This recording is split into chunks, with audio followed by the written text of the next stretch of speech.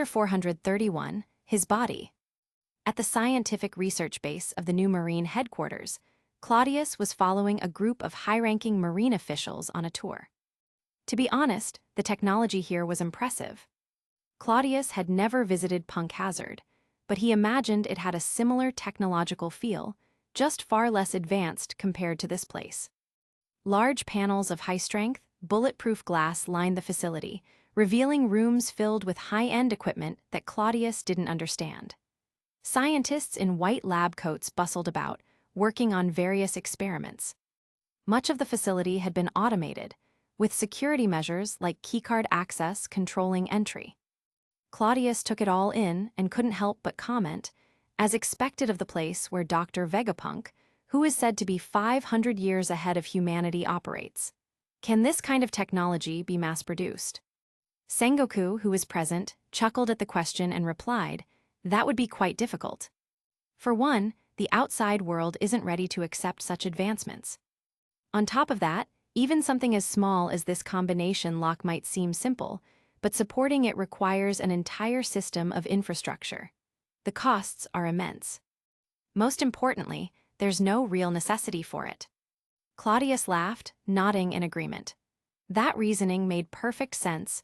After all, in a world full of strange abilities, even the most advanced security systems wouldn't be foolproof. There were Devil Fruit users like Trafalgar Law, who could slice through space itself, or Bluno from CP9, who could create dimensional doors. Against such individuals, even the most high-tech locks were useless. As they talked, Claudius and the group of Marine officers arrived at an underground testing facility. The space was massive, like an entire football stadium had been excavated beneath the ground. And it was there that Claudius laid eyes on the main focus of his visit, the PX pacifistas. They looked just as he had imagined. Lined up neatly in formation, each one bore the likeness of Bartholomew Kuma, their cold, metallic aura making them seem inhuman. Among them, one unit stood slightly apart. That must be the prototype, Unit 0, Claudius speculated. Near the pacifistas, a few scientists were engaged in discussion. Among them, one man stood out, a scientist with wild, curly hair, thick-rimmed glasses, and a pair of small mustaches. Dressed in a white lab coat, he seemed deep in conversation with his colleagues. Claudius had seen pictures of Dr. Vegapunk before, so he recognized the man instantly. That was him, the world's greatest scientist. Since Vegapunk seemed busy, Claudius didn't interrupt. Geniuses, no matter how brilliant, relied on inspiration. If Vegapunk was in the middle of a breakthrough, disturbing him would be a major loss. So, Claudius decided to inspect the pacifistas first and talk to him later. He approached the solitary Unit 0, a massive war machine modeled after Bartholomew Kuma. Standing next to it, Claudius barely reached its waist. Even without understanding the engineering behind it, Claudius couldn't help but act like he did. He reached out and patted the unit's belly. Sure enough, beneath the clothes, it was solid metal. He had heard that this material was incredibly durable.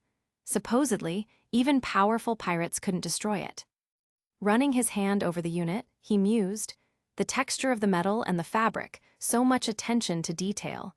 I never thought you'd even dress the robot properly." Sengoku opened his mouth as if to say something. Even Sakazuki, always serious, had a strange look in his eyes. Jin, on the other hand, outright smiled. But Claudius, too focused on observing Unit 0, didn't notice the reactions of the Marine officers behind him. He continued inspecting the unit and muttered, "This build is incredible. Just by appearance alone, it exudes strength. A war machine modeled after Bartholomew Kuma. Once these are deployed, I bet people who don't know about them will mistake them for the real thing.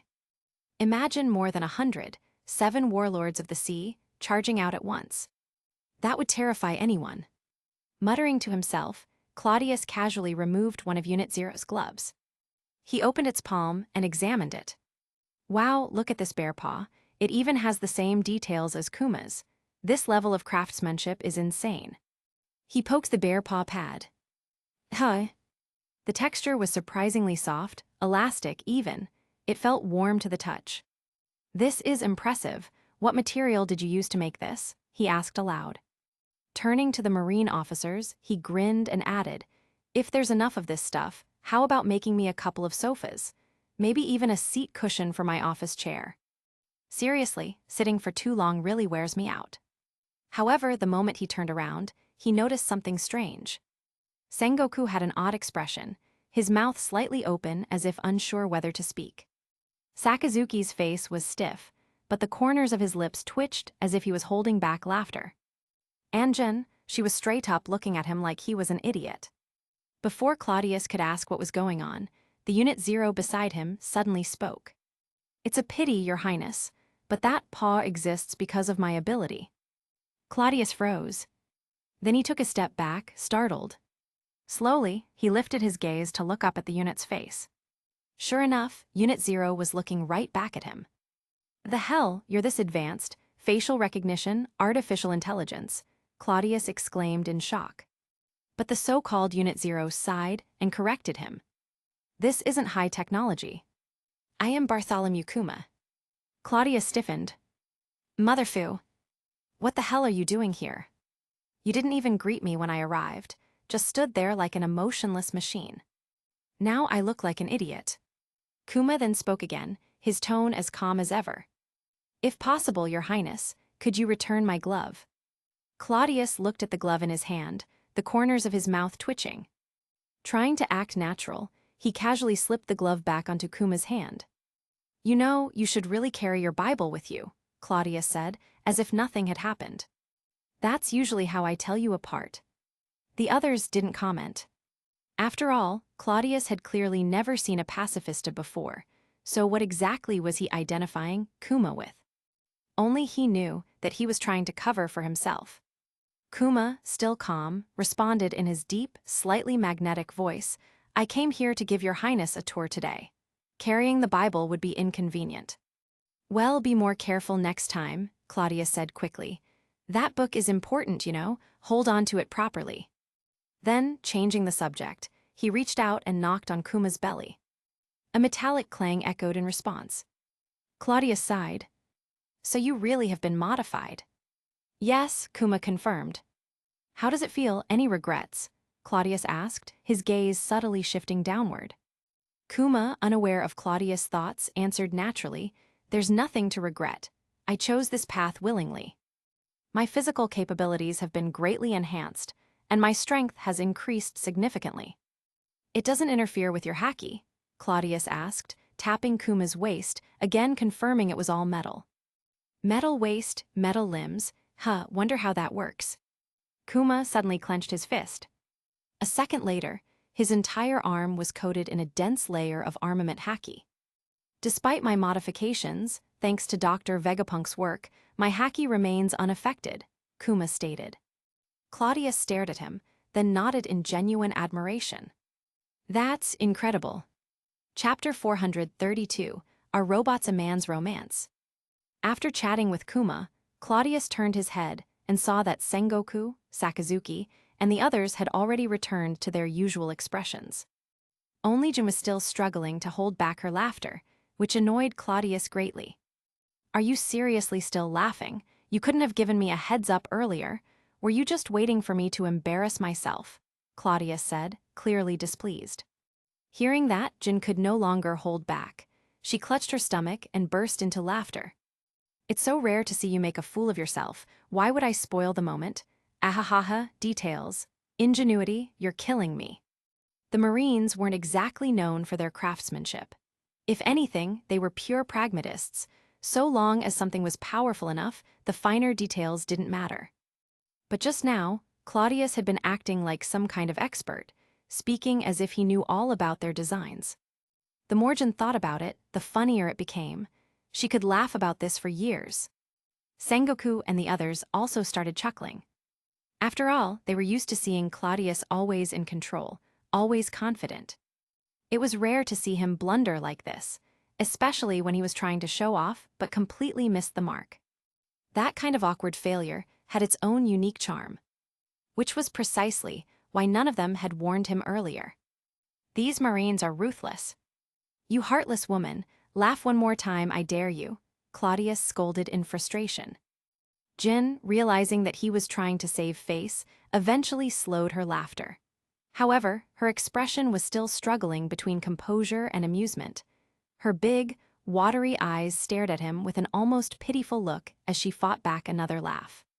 Seeing this, Claudius felt utterly helpless. With a sigh, he waved his hand and said, "Fine, laugh all you want, I give up."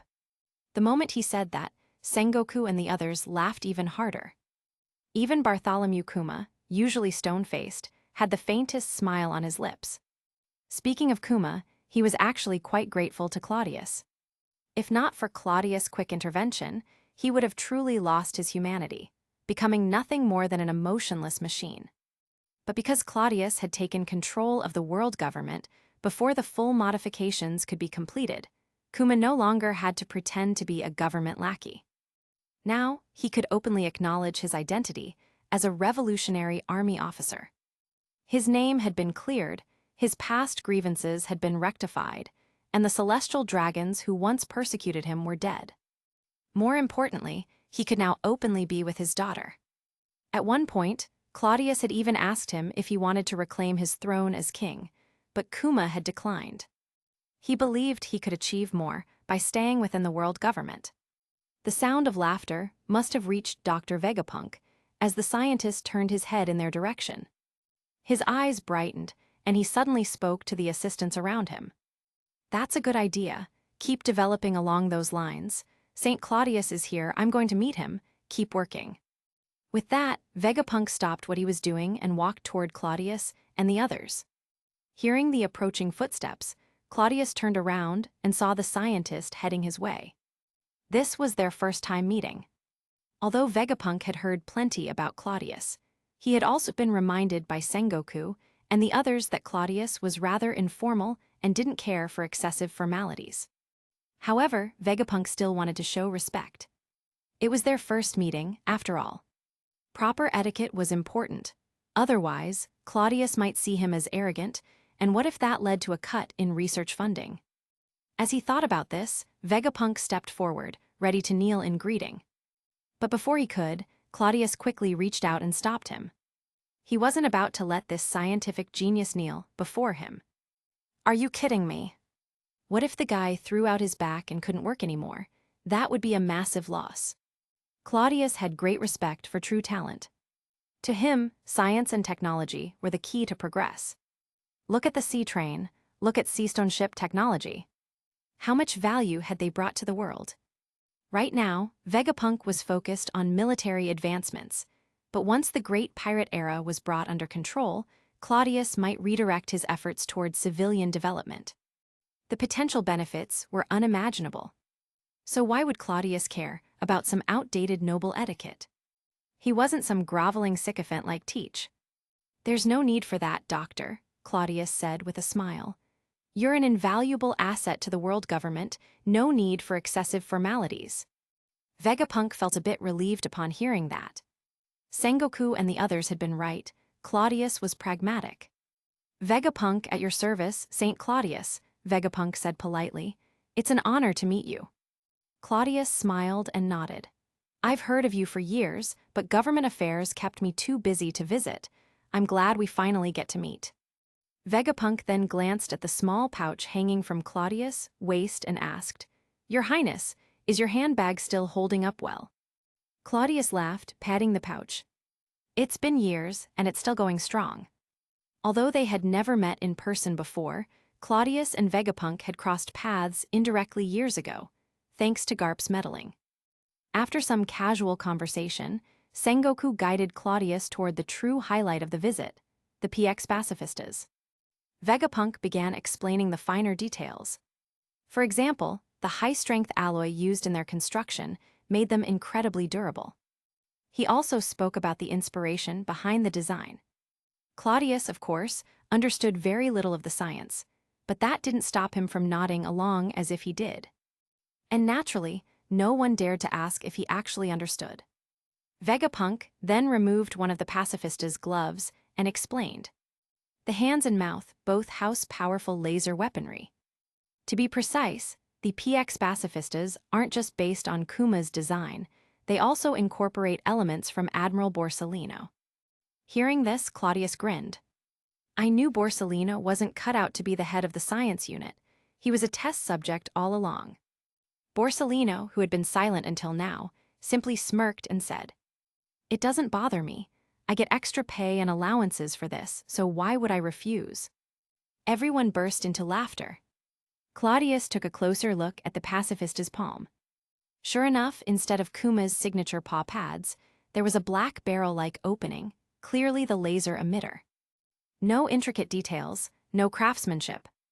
Yep, these Marines have no concept of finesse, just pure function over form. Vegapunk continued explaining. The eyes are also equipped with electronic scanning and facial recognition systems. They can identify Marine personnel and distinguish known bounty criminals. Despite their large size, the pacifistas are incredibly agile in combat. Claudius nodded, then asked, You modeled them after Kuma, but was it really necessary to make them this big? Vegapunk answered without hesitation. Of course, robots should be big. That's the romance of robotics. Claudius froze. That's your reason. You're a world-renowned scientist, and you're talking about romance. But then Vegapunk quickly followed up with a more logical explanation. Additionally, the large size serves strategic purposes. 1, it naturally draws enemy fire, allowing pacifistas to act as shields for Marine soldiers.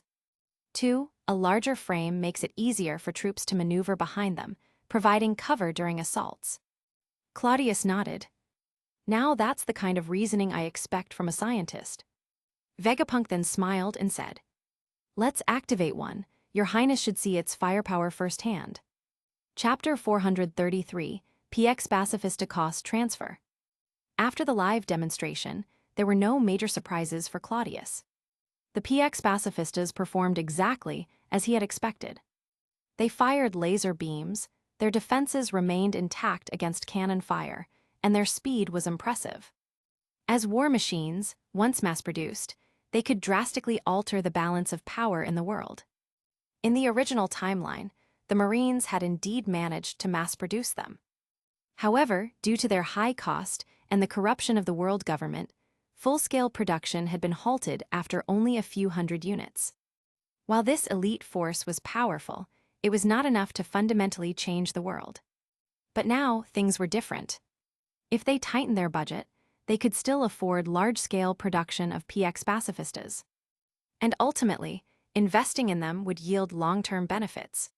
With PX pacifistas reducing chaos at sea and suppressing pirate threats, global trade would thrive. And with economic growth, the world government would reap massive profits. After personally witnessing their effectiveness, Claudius did not hesitate to approve mass production. In my opinion, we should start with some test deployments. Put PX pacifistas on display for the royal families of allied nations. Let them witness their power firsthand. If we position the PX pacifistas as a product that can be sold to these nations, we can shift part of the costs onto them, or even turn a profit. By the way, just how expensive are these things? Claudius asked, sitting in the research base's office with a group of high-ranking officials. Sipping his tea, he waited for a response. Dr. Vegapunk answered quickly, The cost remains quite high. Each one is more expensive than a Marine warship. Sakazuki added in a serious tone, The base cost is around 300 million berries. 300 million, huh?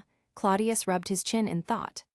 Well, if they're effective, we could sell them to allied nations for 500 million berries each to be used for defense against pirates and external threats.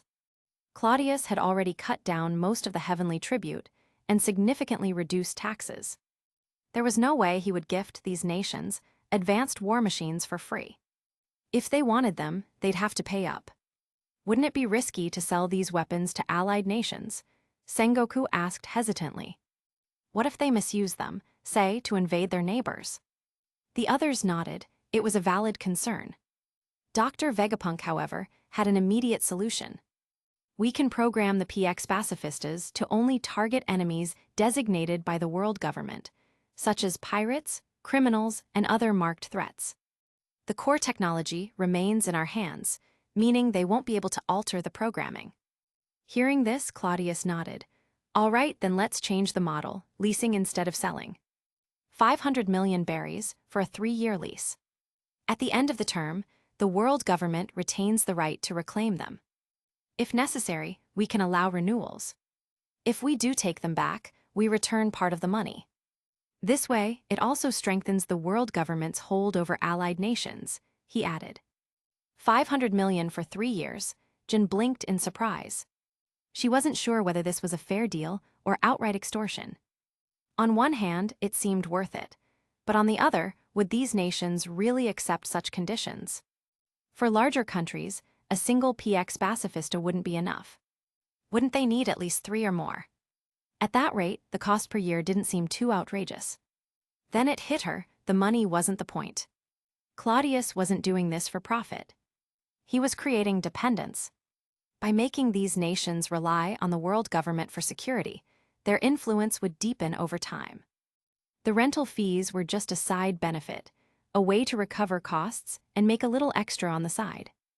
If Tesaro were here, he'd probably be celebrating.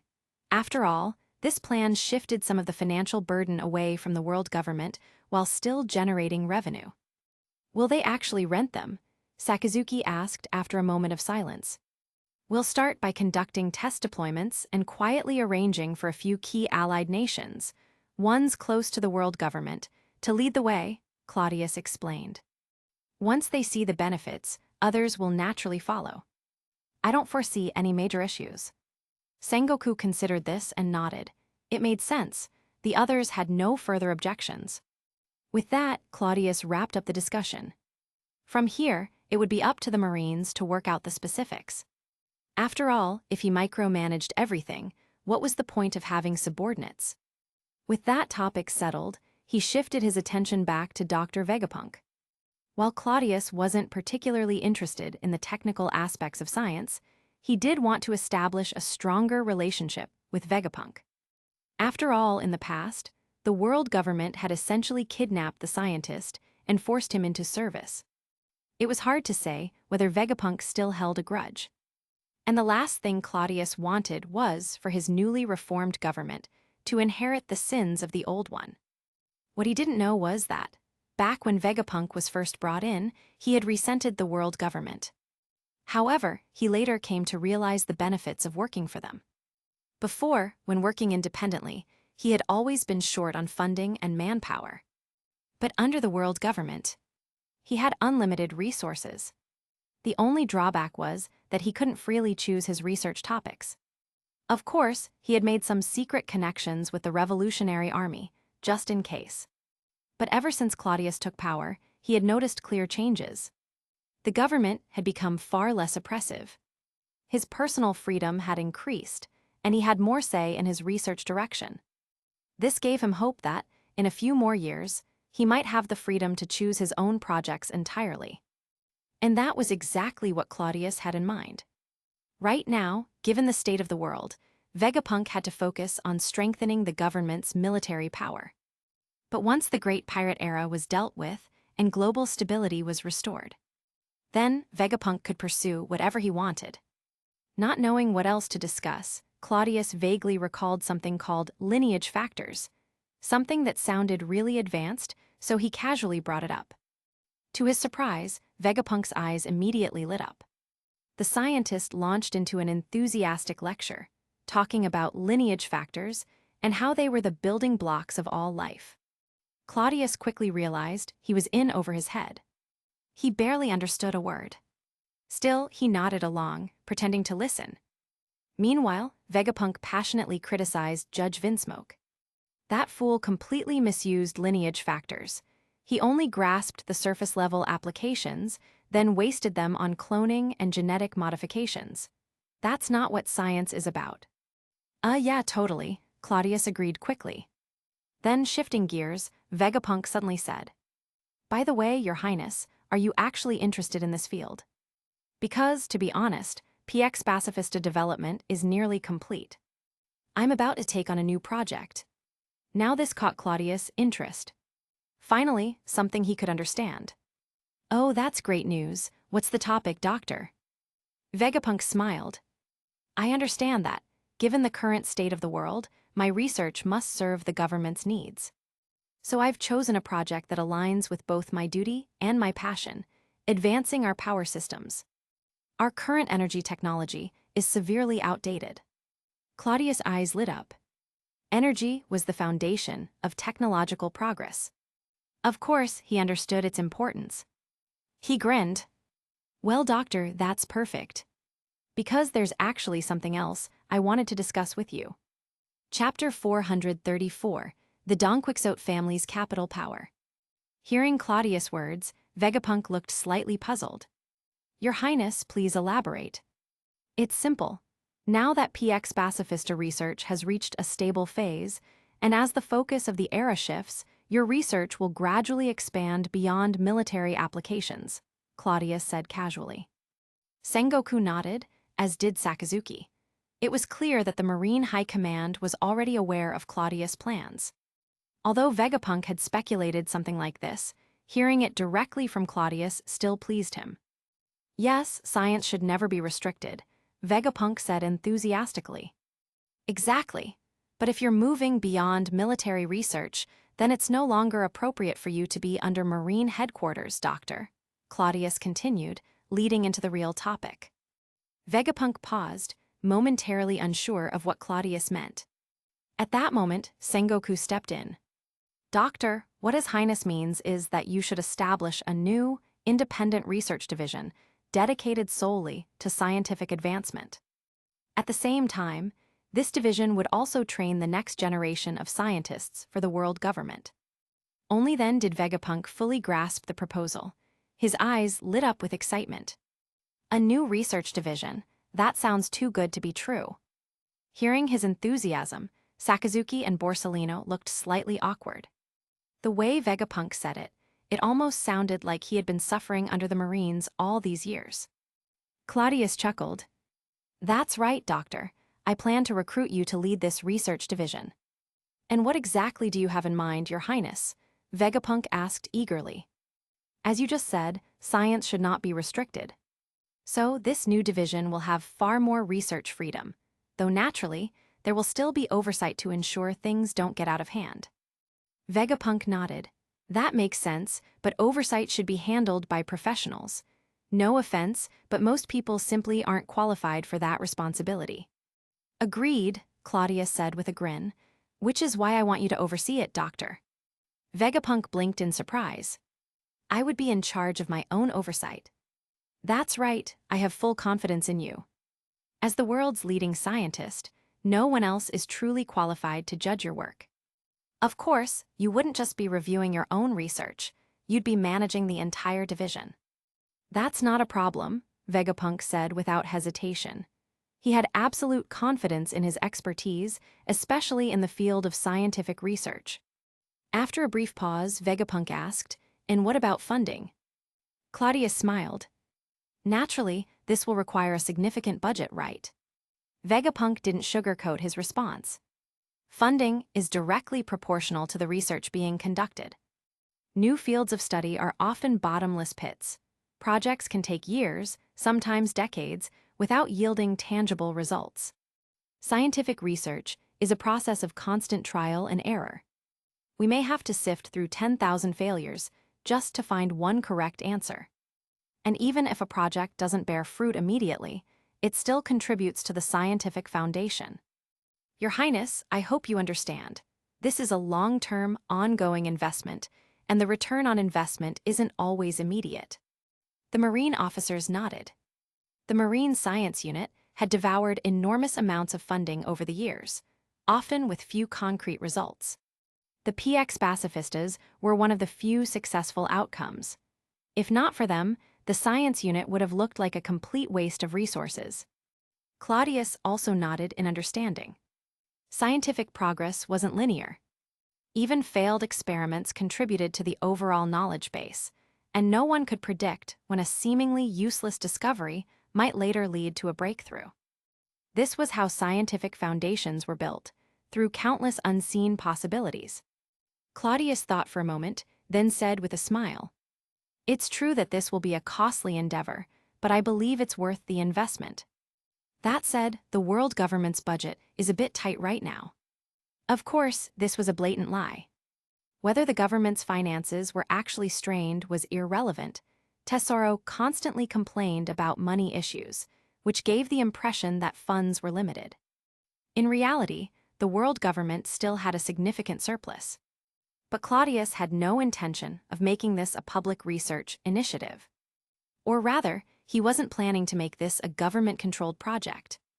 There would be an official branch, of course, but the real cutting-edge research would be privately managed. Specifically, it would be controlled by the Donquixote family. "And what does your highness propose?" Vegapunk asked curiously. "I intend to fund this new research division under the name of the Donquixote family," Claudius declared. Vegapunk was momentarily stunned. Claudius continued with a righteous tone. "Scientific research is a bottomless pit.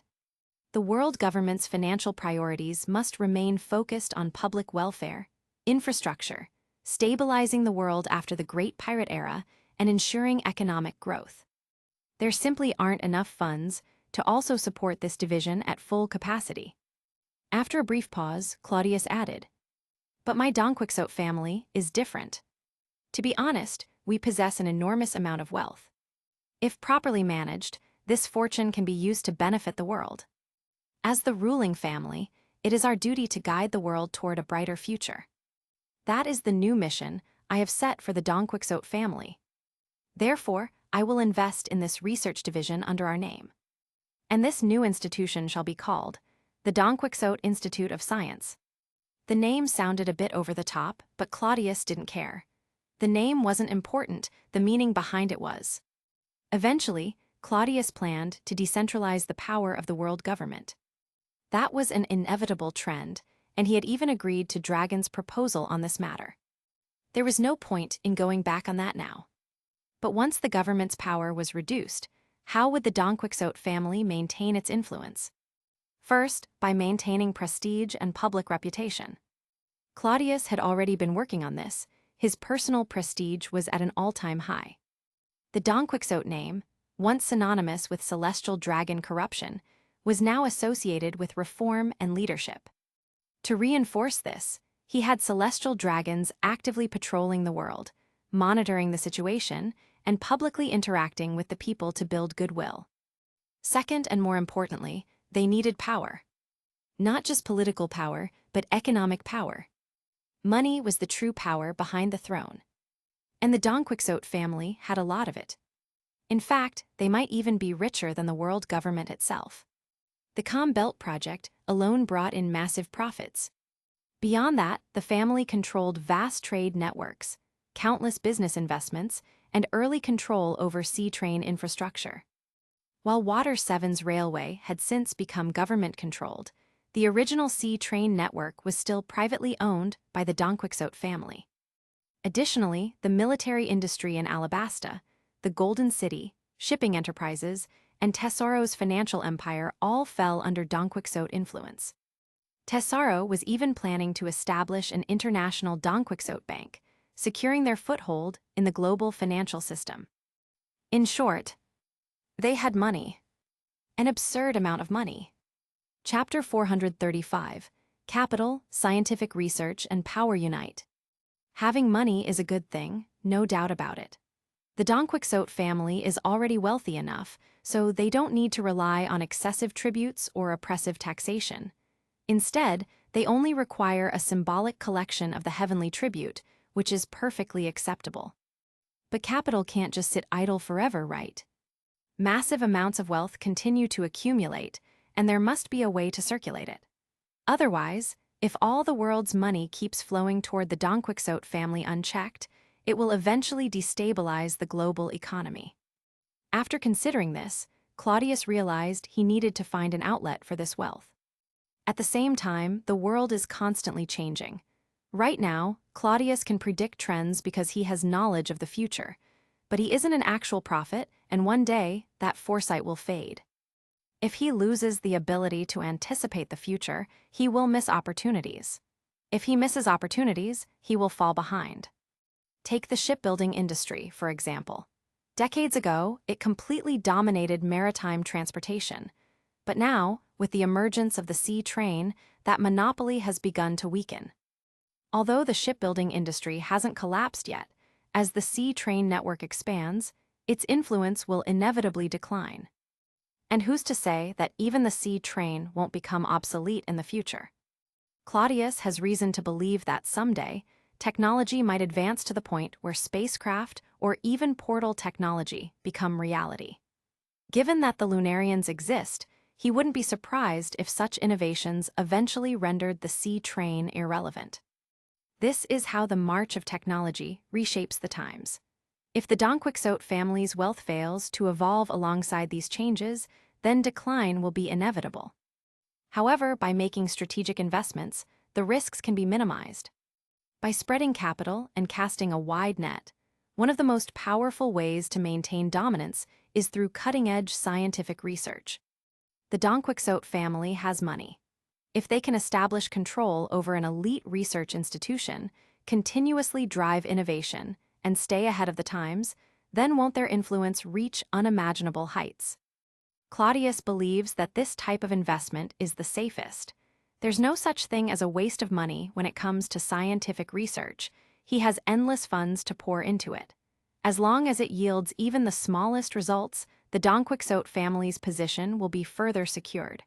And that alone is more than worth it. And when it comes to scientific research, who in the world has greater investment potential than Dr. Vegapunk, the man whose genius is 5 centuries ahead of his time? No one. Claudius intends to invest in Dr. Vegapunk, tying this formidable scientist to the Donquixote family and ensuring their collaboration. By merging scientific prowess with capital and political power, they will forge the most promising research organization in existence. With the backing of the world government, coupled with advancements in scientific research, capital, military strength, and personal power, Claudius can't fathom a scenario where the Donquixote family doesn't grow stronger over time. As long as they don't self-destruct, they will become an unshakable force. Even if Claudius never becomes king of the world, the Donquixote family will still be the hidden rulers of the world. Of course, these far-sighted ideas are beyond the understanding of most people, but that doesn't matter.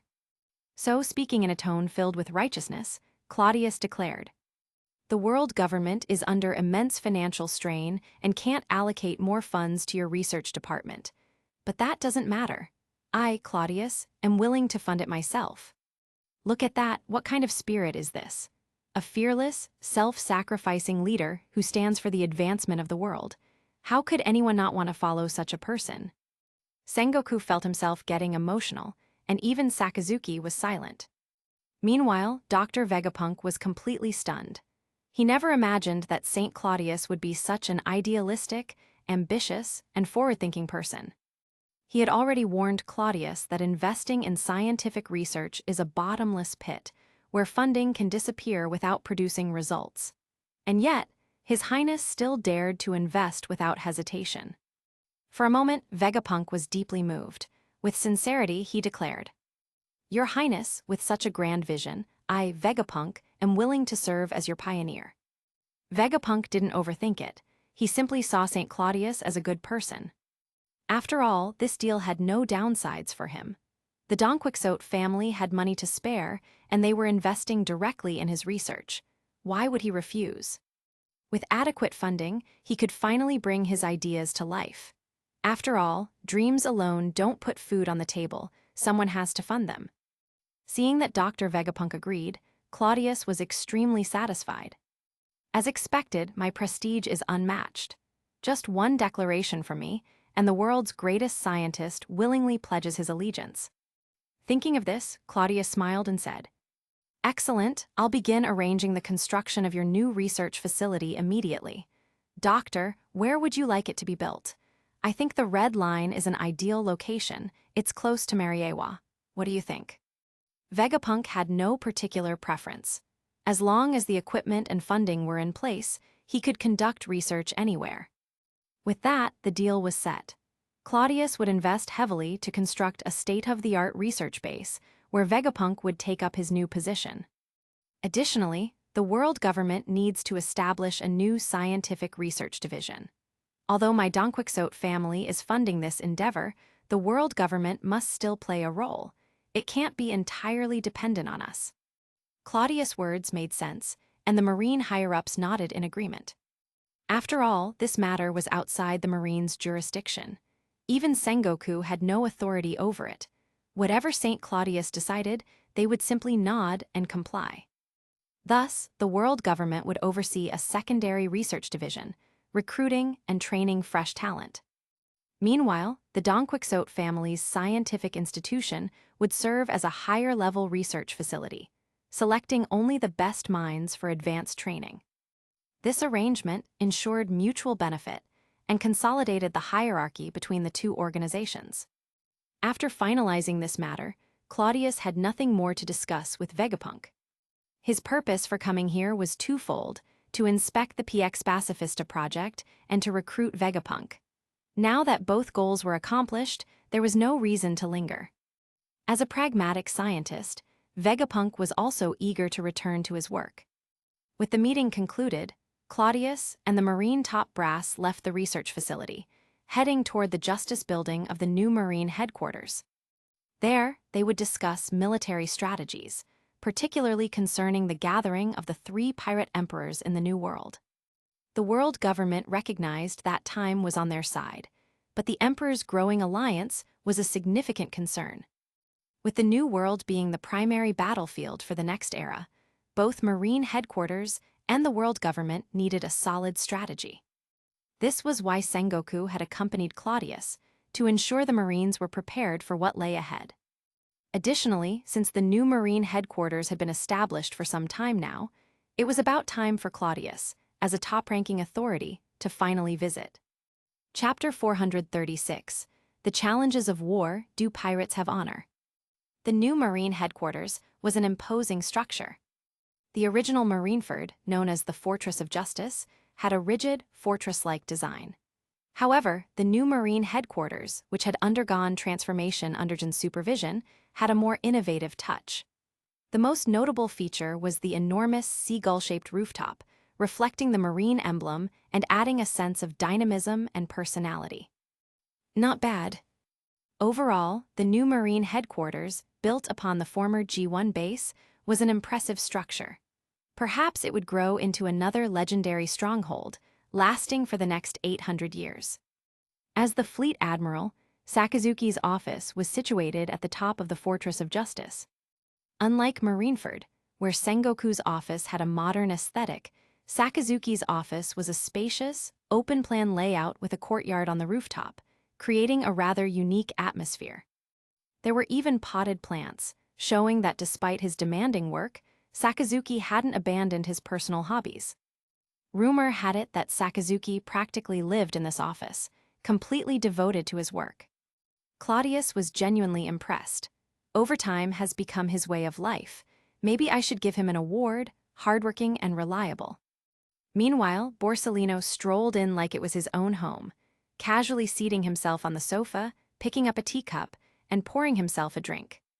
Sengoku, having been here countless times, found nothing surprising and simply took a seat alongside the other Marine bigwigs. Claudius, however, was intrigued and took his time exploring the office. This spacious, open-plan office had 2 entrances, one leading from inside the Fortress of Justice, serving as the main doorway, and another that functioned as a balcony.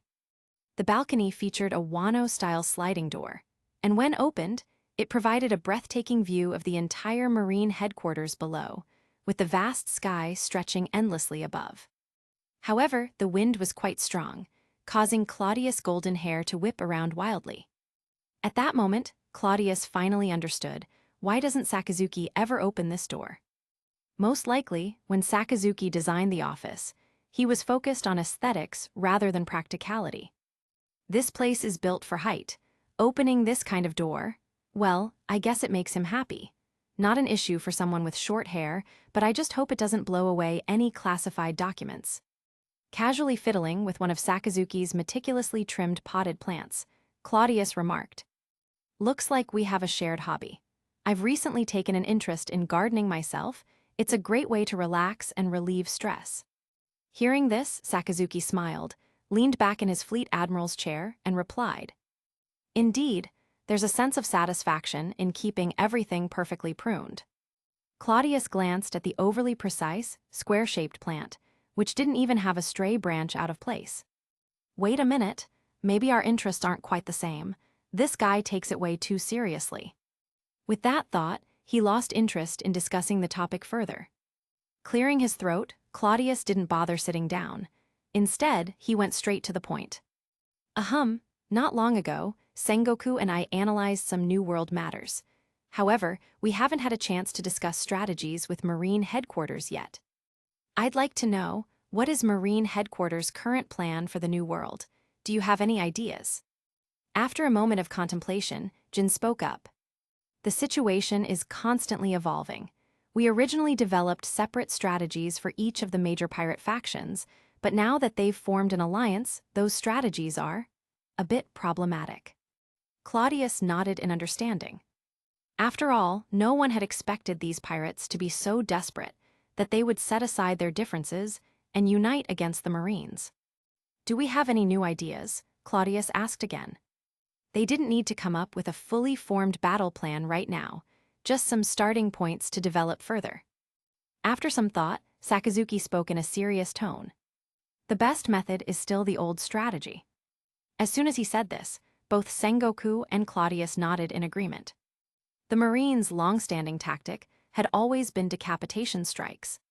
Yes, the Marines were powerful, but their forces were stretched across the seas, dealing with countless pirate crews in addition to the emperors themselves. So, for the longest time, the Marines' most effective tactic had been targeted elimination, going straight for the leaders. Whether it was Charlotte Linlin, Redfield, or Douglas Bullet, they had all been taken down this way. Very rarely did the Marines engage in large-scale wars to completely wipe out a pirate organization. Whitebeard had been an exception. His death had shattered his crew's structure, leaving behind remnants that were gradually hunted down. This decapitation strategy had been used for ages, and while it wasn't a new method, it was highly effective, especially against the disorganized nature of pirate factions. Of course, for it to work, you needed the right conditions: a clear entry point, swift execution, and decisive action to eliminate the leader and top officers. Even if a pirate crew numbered in the tens of thousands, cutting off the head would cause chaos, making them easy to clean up over time. It had worked on Charlotte Linlin in the past. It could work on Kaido now. It had worked on Shiki, too. But there was a problem. Charlotte Linlin had already suffered from this tactic once. She would be heavily guarded against it. Kaido and Shiki weren't fools either. They would have countermeasures in place. Right now, the Marines didn't have a clear opening to execute this strategy. While the old strategy is effective, it relies on favorable conditions. At present, those conditions aren't in place. If we instead opt for a direct military confrontation, slowly wearing them down, would that be feasible? Claudius asked. As someone who wasn't a military strategist, he preferred to consult Marine experts rather than impose his own opinions. Since Sakazuki basically lived in his office, he had undoubtedly analyzed the situation in depth. Without hesitation, he answered, "It's possible, Your Highness. If we engage in a full-scale war, we have absolute confidence in Marines' victory. However, war isn't something we can simply initiate whenever we want. It depends on whether the pirates actually stand and fight, or if they choose to run." Borsellino nodded and added, "Yes, take the Whitebeard pirates as an example. They had a structured chain of command. Once we disrupted that, they had no choice but to stand their ground. But Kaido, Charlotte Linlin, and Shiki, they aren't bound by that kind of system. Even if we capture some of their officers, that alone won't force them into war. And if we do start a war, it'll drag on for years, at least 5. Can Your Highness afford to wait that long?" "Then what if we move the war into their territories?" Claudius asked. Jin immediately responded, "That's feasible, but risky. The real issue is that we can't count on pirate honor to keep them from running." She was right. Even if the Marines invaded their turf, there was no guarantee the pirates would stay and fight. "This is tricky. Do we have any better options?" Claudius asked, his expression darkening. Chapter 437, Fanatic Action. Claudius had given Marine everything: funding, manpower, and full backing. Yet, at such a critical moment, they couldn't even come up with a proper strategy. Wasn't this incompetence? I give you so much money every year. What am I funding? A bunch of freeloaders. Because of this, Claudius' expression darkened. His goal was clear.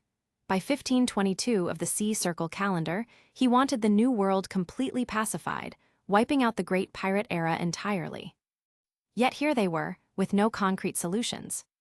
The realization made him furious. His expression turned grim, and an oppressive aura filled the room. Claudius was usually easygoing in conversation, but that didn't mean he lacked authority. Being on good terms with the Marines didn't mean he would tolerate mediocrity. Sengoku, though no longer in the Marines, still considered them his home. Feeling embarrassed, his expression grew stiff. Sakazuki looked visibly ashamed. Even Borsellino, who always slacked off, put down his teacup and sat quietly. Despite her close ties with Claudius, Jin, as an admiral, couldn't help but feel awkward. Meanwhile, Fujitora was absent, likely carrying out a mission. Garp and Tsuru were also not present, leaving the room in complete silence as Claudius' powerful aura bore down on them. After a long pause, Claudius slowly withdrew his aura, and his expression softened slightly. He had made his displeasure clear. The Marines weren't slacking, but at the moment, they simply had no viable solution. So, the worst-case scenario is launching the most brainless war possible, using time and sheer brute force to wear them down, Claudius asked in a low voice. As Fleet Admiral, Sakazuki had to answer despite the pressure. That's correct. If we start the war now and advance steadily, I can guarantee that within 5 years, the New World will be completely cleansed. 5 years, Claudius muttered internally. By then, I'd be hanging out with old men like Zanesha, calling them brother. But he understood. If no better plan emerged, brute force was the only option. Although time-consuming and expensive, it was still preferable to letting the pirates roam freely. He could afford to wait 5 years, but that didn't mean he wanted to. Besides, once the war started, new opportunities might arise. Just as Claudius was about to speak, Jin suddenly whispered, I have some intel that might serve as an entry point. However, the details aren't fully verified, and more importantly, I'm not sure if it's enticing enough. Hearing this, Claudius couldn't help but smile internally. He didn't care how useful the intel was. Any lead was better than blindly waging war. What's the situation? Let's hear it, Jin, Claudius said. Jin nodded. Given the current tension, she didn't waste time and spoke directly. This matter involves internal pirate conflicts and Douglas Bullet. Hearing that name, Sengoku froze for a moment before asking. Bullet, there's news on him. Wasn't he missing for 2 years? After the Battle of Marineford, Bullet had completely vanished. The same went for Redfield. However, unlike Bullet, Redfield had chosen to operate solo, not even showing up at Marineford after escaping Impel Down. There were still occasional sightings of Redfield. Rumor had it that he had awakened a devil fruit power, but for some reason, he seemed to have calmed down, no longer causing havoc. He hadn't made any major moves, just occasionally appearing in reports, seemingly living a leisurely life. Because of this, both Claudius and Marine headquarters had chosen to ignore him as long as he didn't cause trouble. It was a stance similar to their approach with Rayleigh. But Bullet was different. There had been no trace of him. So, when Jin suddenly brought him up, Sengoku was naturally surprised. Claudius also turned to Jin, curious, already forming some guesses in his mind. Jin nodded and continued. Yes, there's been confirmed intel on Bullet. He's been lying low, seemingly searching for something, and now, it appears he found it. We're not sure what he was looking for, but based on the intel I received, Bullet and Festa have established contact. Hearing this, Sengoku frowned. Festa, that guy, Borsellino murmured, looking puzzled. It took Sakazuki, ever the professional, to clarify. Festa, the world's top event planner. He's organized and orchestrated many massive events. If Bullet is teaming up with him, then whatever they're planning, it's big. The question is, will it be enough to draw in those damn pirates? Claudius narrowed his eyes and muttered softly. A fanatic action. At that moment, a sharp gleam flashed in his eyes. He had assumed Bullet would remain quiet after escaping Impel Down, but in the end, Bullet was still playing his old game, the Pirate Expo. This event would attract countless pirates, making it one of the biggest gatherings in recent years. From Cladius' memory, the Pirate Expo wasn't supposed to happen for another 2 years. However, considering Bullet's early release, the timeline had shifted, which made sense. Of course, Cladius knew that this event was one giant trap. But that didn't matter. What mattered was its potential to lure in major players. Right now, the event's attraction was still limited, a simple pirate gathering. But once the rumor spread that the event involved a lost treasure from the Roger Pirates, endorsed by former Roger Pirates member Bullet, it would gain massive credibility. Still, for the 4 emperors, Big Mom, Kaido, Blackbeard, and Shanks, this alone wouldn't be enough to lure them in. But Cladius knew exactly what would change that. The record pointer to Laughtail, the final island, the location of the One Piece. Whoever obtained it would have a direct path to becoming the next Pirate King. Bullet didn't care about that treasure, but other pirates definitely would. Cladius had no doubt, once the news spread, Big Mom, Kaido, and even Shiki would all be drawn in. Even if they knew it was a trap, they wouldn't be able to resist. Because if they didn't go, then what kind of pirates were they? And now, with this foreknowledge, Cladius could lay the perfect ambush. Since the trap was being set by Bullet, it would be far more convincing to the emperors. All that was needed was careful preparation, ensuring they gave nothing away beforehand. That way, when the time came, Shiki and the others would walk right into their graves. Interesting, Cladius mused. If I can get my hands on that record pointer, I won't even need the poneglyphs. I'll have the key to cultivating the next Pirate King. Chapter 438. To catch a big fish, you need big bait. The idea of Laughtail's permanent log pose might sound unbelievable, but in reality, such an item did exist. It was something the Roger Pirates had in their possession after reaching Laughtail. Whether they discovered it there or created it themselves using a stored magnetic field, no one knew for certain. However, after departing from Laughtail, Gall D. Roger had tossed the log pose into the sea, where it was ultimately swallowed by a sea beast. Because of this, even Rayleigh and the remaining members of Roger's crew had long forgotten about it, treating it as if it never existed. After all, trying to retrieve something like that from the vast ocean, especially after over 20 years, was as absurd as searching for pure gold. But somehow, Bullet had learned of its existence. He had never reached Laughtail himself. He had left the Roger Pirates long before they arrived. And yet, of all people, it was him who managed to track down the permanent record pointer that Roger had discarded into the sea. With it, he intended to orchestrate a massive pirate event, challenging the strongest in the world to battle him, so he could prove himself and stand at the top of the world. However, Bullet didn't openly advertise that he had Laughtail's log pose. Instead, he let rumors spread, whispers that there was a treasure from the Roger Pirates at stake. His plan was simple. Whoever can defeat me in this event will earn a special surprise reward, a treasure from Roger's era. In Bullet's mind, only someone strong enough to beat him would be worthy of claiming the prize. Back at Marine headquarters, Cladius snapped out of his thoughts. A very clever idea, Cladius muttered. Jin smiled, but before anyone else could comment, Sakazuki spoke up. The situation is already tense. Even if Bullet manages to organize this event, it's not guaranteed that the 4 emperors will actually show up. Sengoku stroked his beard and nodded. Indeed, the chances of them appearing are quite low. Cladius acknowledged their concerns and said, "That's true, but if the bait is big enough, they will take it." Sakazuki frowned slightly. "Your Highness, what exactly do you mean?" Cladius didn't explain immediately. "First, I'll have someone verify this intel. In the meantime, you should begin preparations."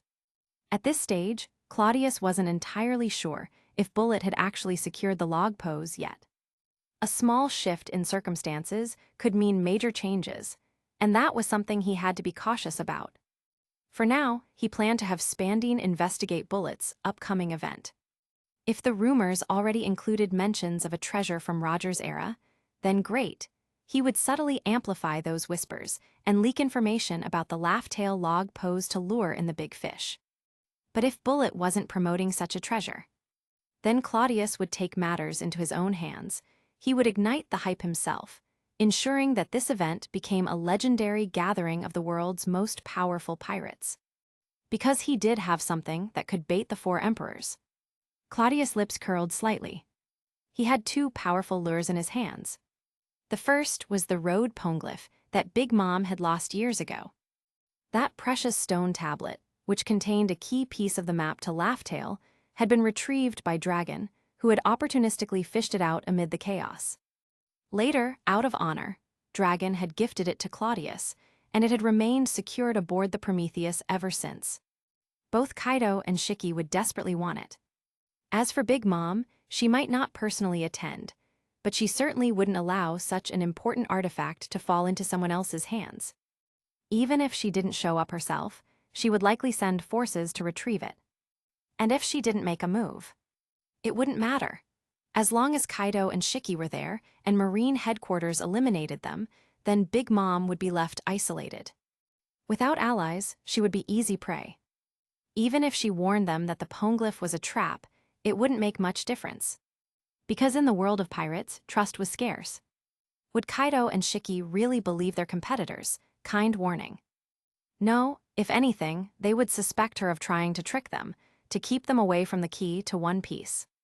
Right now, their so-called alliance was nothing more than a temporary truce, just enough to prevent Marine headquarters from wiping them out individually. But when it came to personal ambition, when the throne of the Pirate King was at stake, all loyalties would crumble. The road poneglyph was the first layer of bait. But it wasn't enough. Claudius needed something more. And so he would use his second lure, Nico Olivia, Robin's mother. Currently, few people knew that Robin could read poneglyphs. Perhaps Claudius himself was one of the very few who understood her importance. Even his own subordinates weren't fully aware of Robin's abilities. But Nico Olivia was different. She was publicly recognized as an Ohara scholar who could decipher ancient texts. Anyone with basic knowledge of Ohara's destruction 18 years ago could easily look up her name. Several years ago, Olivia had been captured and imprisoned in Impel Down. Most people assumed she had been executed, but the truth was far more interesting. And that was the key to Claudius' plan. He would leak information that Nico Olivia had escaped during the Impel Down mass breakout. Then he would spread rumors that she would be present at Bullet's event. Even if Bullet had no treasure or log pose, it wouldn't matter, because there would be a road poneglyph and a scholar who could read it. Now tell me, would the four emperors ignore such an event? Even if they suspected a trap, they couldn't afford to ignore it. If Kaido hesitated, what if Shiki went instead? If Shiki obtained the poneglyph and an Ohara scholar, then wouldn't Kaido lose his chance at One Piece? And if Kaido secretly tried to warn Shiki not to attend, would Shiki trust him? No, he'd assume Kaido was trying to scare away the competition while he went after the prize himself. This was the flaw in pirate alliances. When it came to personal ambition, trust was non-existent. And once they all took the bait, that would be the moment for Marine headquarters to strike. "I'm sorry, Robin," Claudius muttered. "But I'm just spreading a rumor. I don't actually need Olivia to appear. I'm just borrowing her name. I'm sure she won't mind, right?" Although Sakazuki and the others weren't entirely sure what Claudius was planning, they didn't dare delay. Since His Highness had given the order, they would begin preparations immediately. Especially since they had just been scolded, none of them wanted to push their luck. Chapter 439. The arrangements for the four emperors are clear and simple. Holy Land, Mariewa. At this moment, Claudius had returned to Mariewa. He couldn't stay at Marine headquarters indefinitely. After all, he had too many responsibilities to handle. For instance, regarding the potential entry of Elbaf, the land of giants, into the world government, Claudius had to personally oversee and sign off on the necessary procedures. It had already been several days since he had instructed Spandine to investigate Bullet's involvement in the so-called Pirate Expo. Finally, today, Claudius received accurate intelligence. There was no denying that Spandine was highly skilled in intelligence work. Ever since he took control of the CP agencies and Happy Street, and with the additional backing of the World Economy newspaper, his ability to gather information had become incredibly fast, almost unnervingly so. Your Highness, to be precise, this event is called the Pirate Expo. On the surface, it appears to be a grand gathering of various pirate factions in the New World. The main activity revolves around a treasure hunt, Spandine reported through the Den Mushy. Cladius nodded. There was nothing surprising about that. Pirates gathering for a major event, what else would they be doing if not treasure hunting? Have they released any information about the treasure? Cladius asked. Not yet, but we've already gathered solid intelligence. Douglas Bullet has been searching for something ever since he escaped from prison over 2 years ago. He eventually teamed up with Festa, and it seems they've finally found whatever it was they were looking for. Although we can't confirm exactly what it is, the intel suggests that it's likely one of the Roger Pirates' treasures. After all, Bullet was once a member of the Roger Pirates. It's not surprising that he would know about their hidden treasures, so this claim carries a certain level of credibility, Spandine swiftly responded. A treasure from the Roger Pirates, Cladius muttered to himself. He had to admit that Bullet was quite impressive. With the tides of history shifting so drastically, he still managed to track down a log pose. Quite the talent. Before Spandine could say anything further, Cladius asked, "Tell me, do you think the 4 emperors would be drawn to the Pirate Expo if Roger's treasure is used as bait?" Spandine was momentarily stunned by the question, but quickly composed himself and replied, "Your Highness, based on the current situation, I believe it's unlikely. For ordinary pirates, Roger's treasure would indeed be an irresistible temptation. However, for those 4, I doubt it holds the same appeal. Shanks might take an interest since he was once part of the Roger Pirates, but as for the other 3, I don't think they'd be bothered. They wouldn't take such a risk for something like this." "Is that so?" Claudius stroked his chin, deep in thought. Spandine remained silent, patiently waiting on the other end of the Den Mushy for Claudius's next instructions. After a long pause, Claudius finally spoke. "Seems like we'll have to give them a little push." "What are your orders, Your Highness?" Spandine asked immediately. "When they begin promoting this Pirate Expo, make sure to slip in some additional details," Claudius instructed after a moment's thought. "What kind of details?" Spandine inquired. "Spread a rumor that the so-called treasure of the Roger Pirates is actually a permanent log pose leading to Laughtail. Make it sound as if whoever obtains that treasure will have the key to becoming the next pirate king. Leak it as a rumor, something unconfirmed but enticing." Claudius spoke calmly. Spandine, listening through the Den Mushy, was momentarily shocked. He had no idea whether a permanent log pose to Laughtail even existed, but he had to admit, His Highness had an incredibly devious mind. If such a thing were to leak out, wouldn't it cause an absolute frenzy among the pirates? Before he could fully process the implications, Claudius continued, "That alone might not be enough, so let's add another piece of information. Spread the word that the scholar Nico Orbia, who escaped imprisonment, has also been drawn to the road poneglyphs. Make it seem subtle, not too forced. You're an expert in this field, handle it as you see fit." Nico Alvia, the sole surviving scholar of O'Hara who specialized in ancient texts, continuing her research was entirely reasonable. It was only natural for her to be interested in the road poneglyphs. By tying these elements together, it would make the story more believable. Hearing this, Spandine couldn't help but admire Claudius's strategic mind. Though this setup appeared simple on the surface, the more straightforward it seemed, the more effective it would be. Pirates dreamed of becoming the Pirate King. If they hesitated, someone else might seize the opportunity first. And once a gap was created, it wouldn't be so easy to close. If the conflict escalated further, it could even fracture the alliances formed among the emperors of the sea. More importantly, this wasn't even a trap, it was an open conspiracy. The bait was laid out in the open. Anyone who wanted it could take the risk. But who could truly resist? "I understand, Your Highness. I will ensure these rumors spread seamlessly, leaving no traces behind," Spandine responded swiftly. Good, once this matter brews for a while, we'll move to the next phase, Claudius said in a low voice. Understood, Your Highness, Spandine confirmed. After discussing a few more details, Claudius ended the call. Sitting in his office at the World Government Headquarters, Claudius took a sip of tea and reviewed everything in his mind. Finding no flaws in the plan, he let out a small chuckle. There's nothing to worry about with something like this. It will naturally play out as it should. The situation hasn't changed much.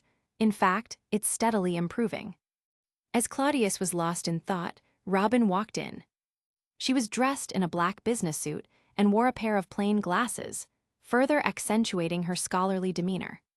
Seeing her, Claudius couldn't help but feel a bit moved.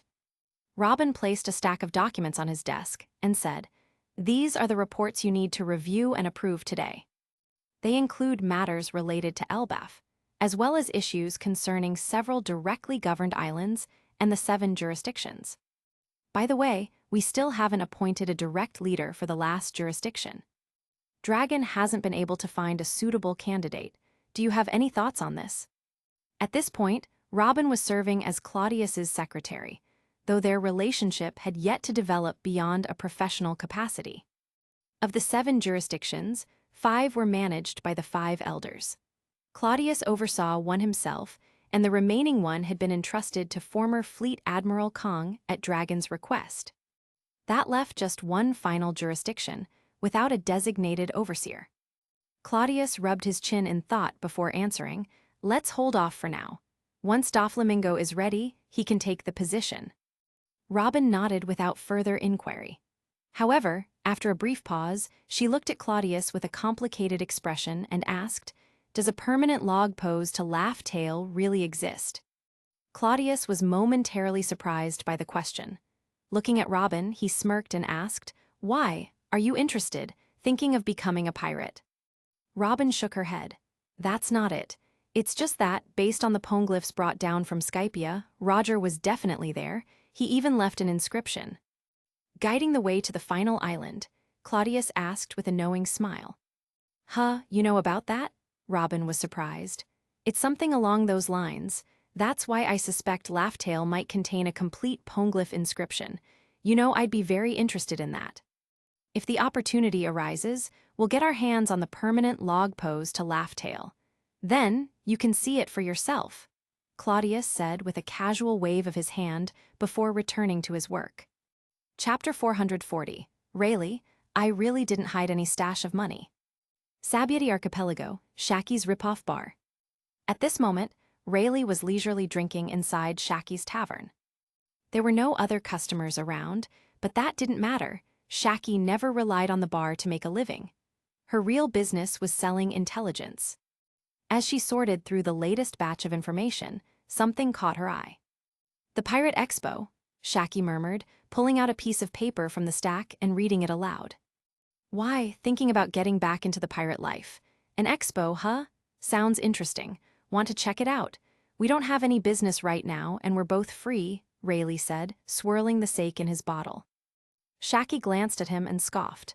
"You might be free, but I'm busy. Do you have any idea how much money you've spent here this month?" "Hey, I have a job too.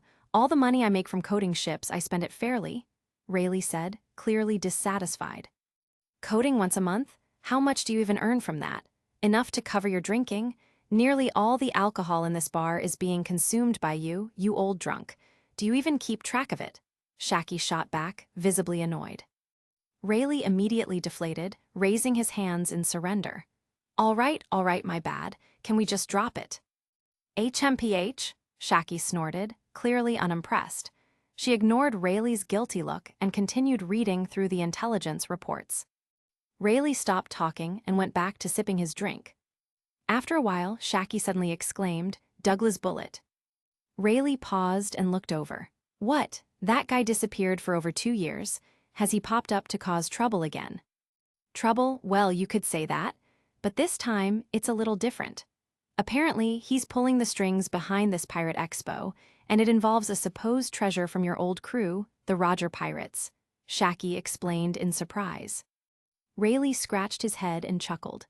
"A treasure from the Roger Pirates? Why is it that I, the vice captain, have never heard of this?" Rayleigh found it quite amusing. The Roger pirates never had any hidden treasure. Sure, back in their prime, they had plenty of wealth. They plundered many valuable things, but they were also extremely generous spenders, especially Roger, who, after learning about his terminal illness, had no interest in saving money. He lived in the moment, spending freely. And as far as Rayleigh knew, they had never buried a treasure anywhere. As the first person to join Roger, Rayleigh was absolutely certain about this. If they had some hidden treasure, why would he still be here struggling to make ends meet? Wouldn't it have been easier to just sail out, dig it up, and live in luxury? Then he wouldn't have to listen to Shacky nagging him every day. Are you absolutely sure there's no treasure? Shacky narrowed her eyes at him suspiciously. She paused for a moment, then added, or, did you stash away some private savings behind my back, Rayleigh?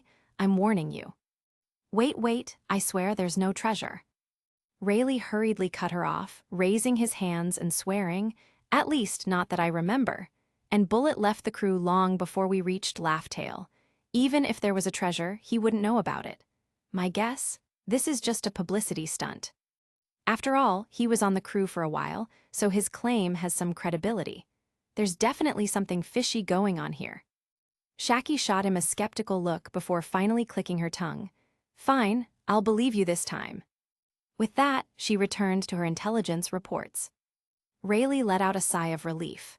But deep down, he couldn't help but wonder, was there really some kind of treasure that he didn't know about? That's impossible, right? Before he could sort through his thoughts, Shacky suddenly gasped again. Rayleigh was startled. What now? Roger's treasure, it's supposedly Laughtail's permanent log pose, Shacky exclaimed. Rayleigh immediately slammed his palm on the table.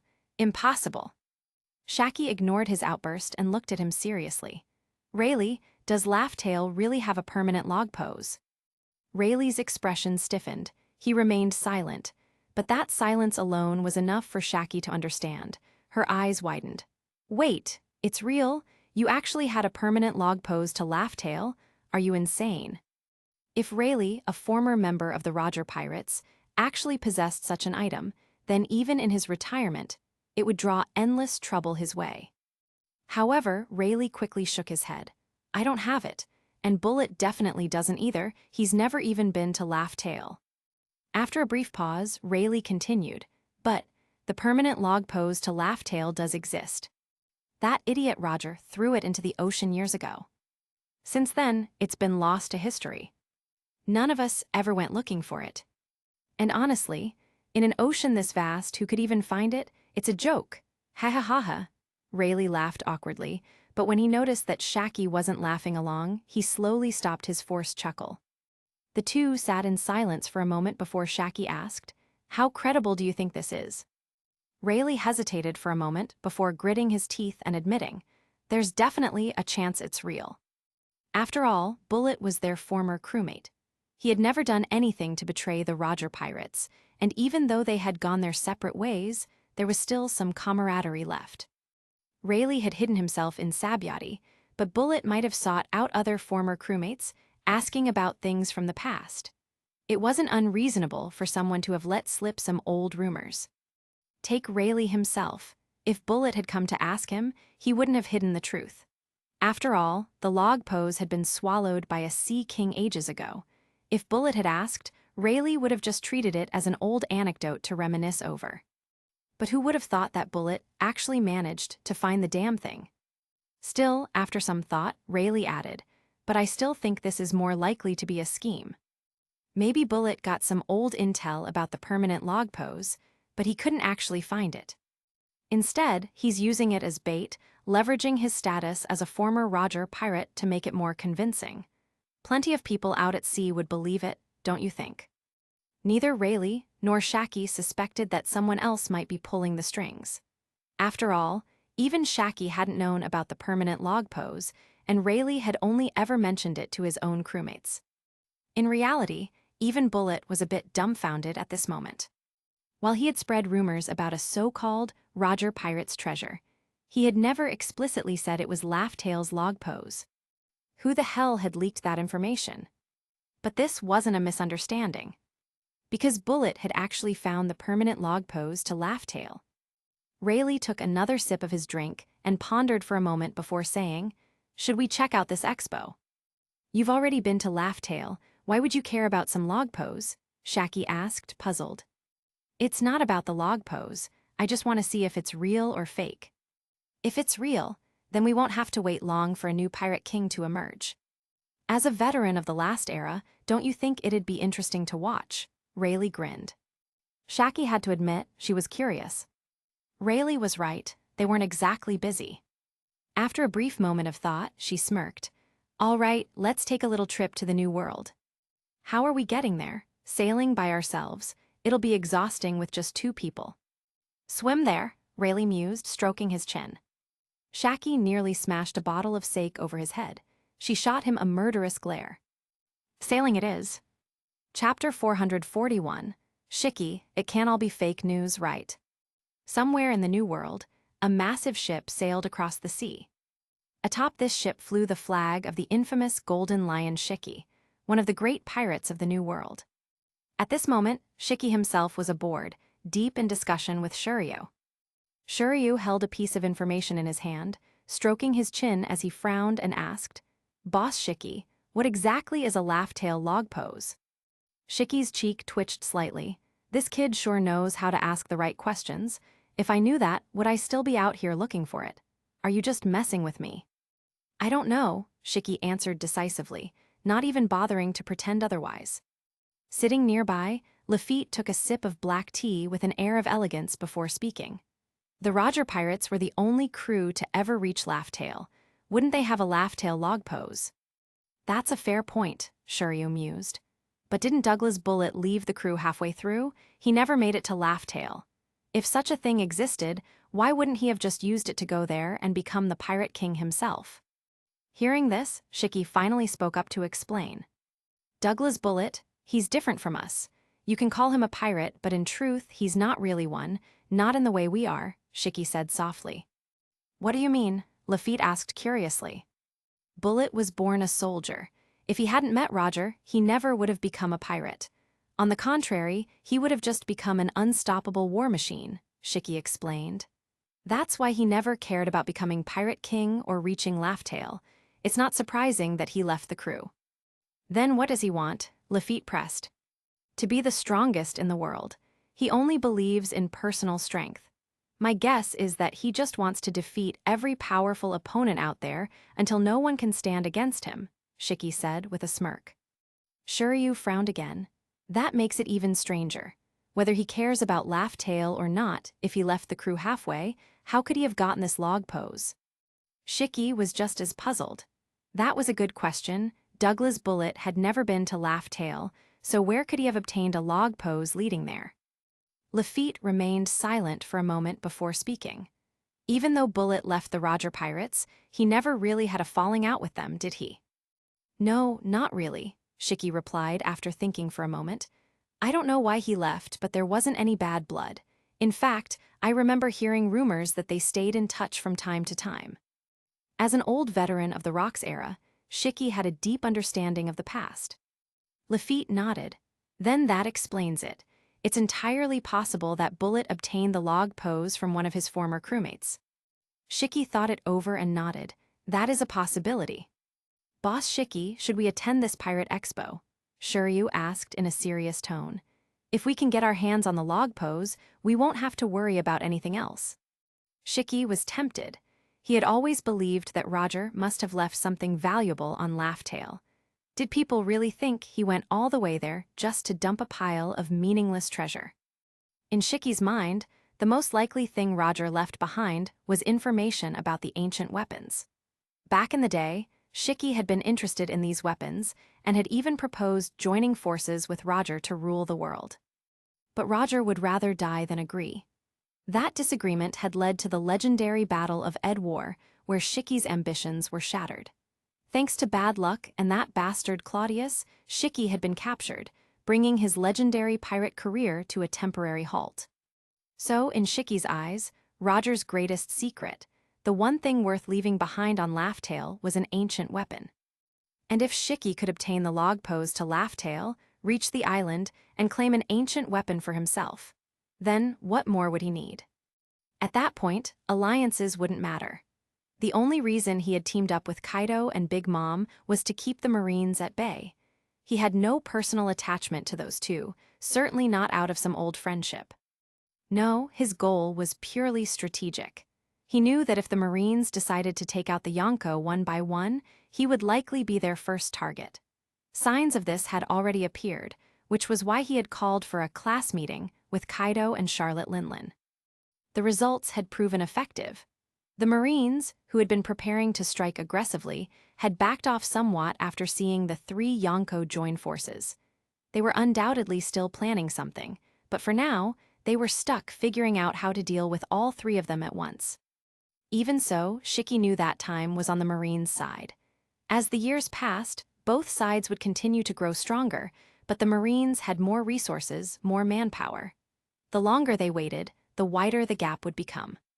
At this rate, their so-called alliance was nothing more than temporary relief. But if he could find Laugh Tale and become the Pirate King, if he could obtain an ancient weapon, then he wouldn't have to worry about anything anymore. He wouldn't need an alliance. As the Pirate King, why would he need to stand on equal footing with Kaido and Big Mom? If they behaved, fine. But if they dared to have any ideas of their own, once he finished dealing with the Marines, he would deal with them next. He would make Kaido and Big Mom cough up everything they had taken from him over the years. At that time, Golden Lion Shiki would stand atop the world, crushing the Marines, dominating the Yonko. The world would bow at his feet. As for Cladius, Shiki would make sure his death was especially miserable. However, despite his excitement, Shiki remained cautious. He wasn't entirely convinced that this so-called permanent log pose actually existed. He also had no idea whether this whole thing was some kind of trap. He didn't suspect the world government or the Marines. On the surface, at least, this whole thing seemed to be orchestrated by Douglas Bullet. Shiki didn't believe for a second that Bullet would ever team up with the Marines or the world government. Still, better safe than sorry. Just then, a subordinate burst into the room, holding a document. "Boss Shiki, big news, there might be a road poneglyph at the expo, and there's even a chance that the last surviving scholar capable of deciphering the ancient script will appear."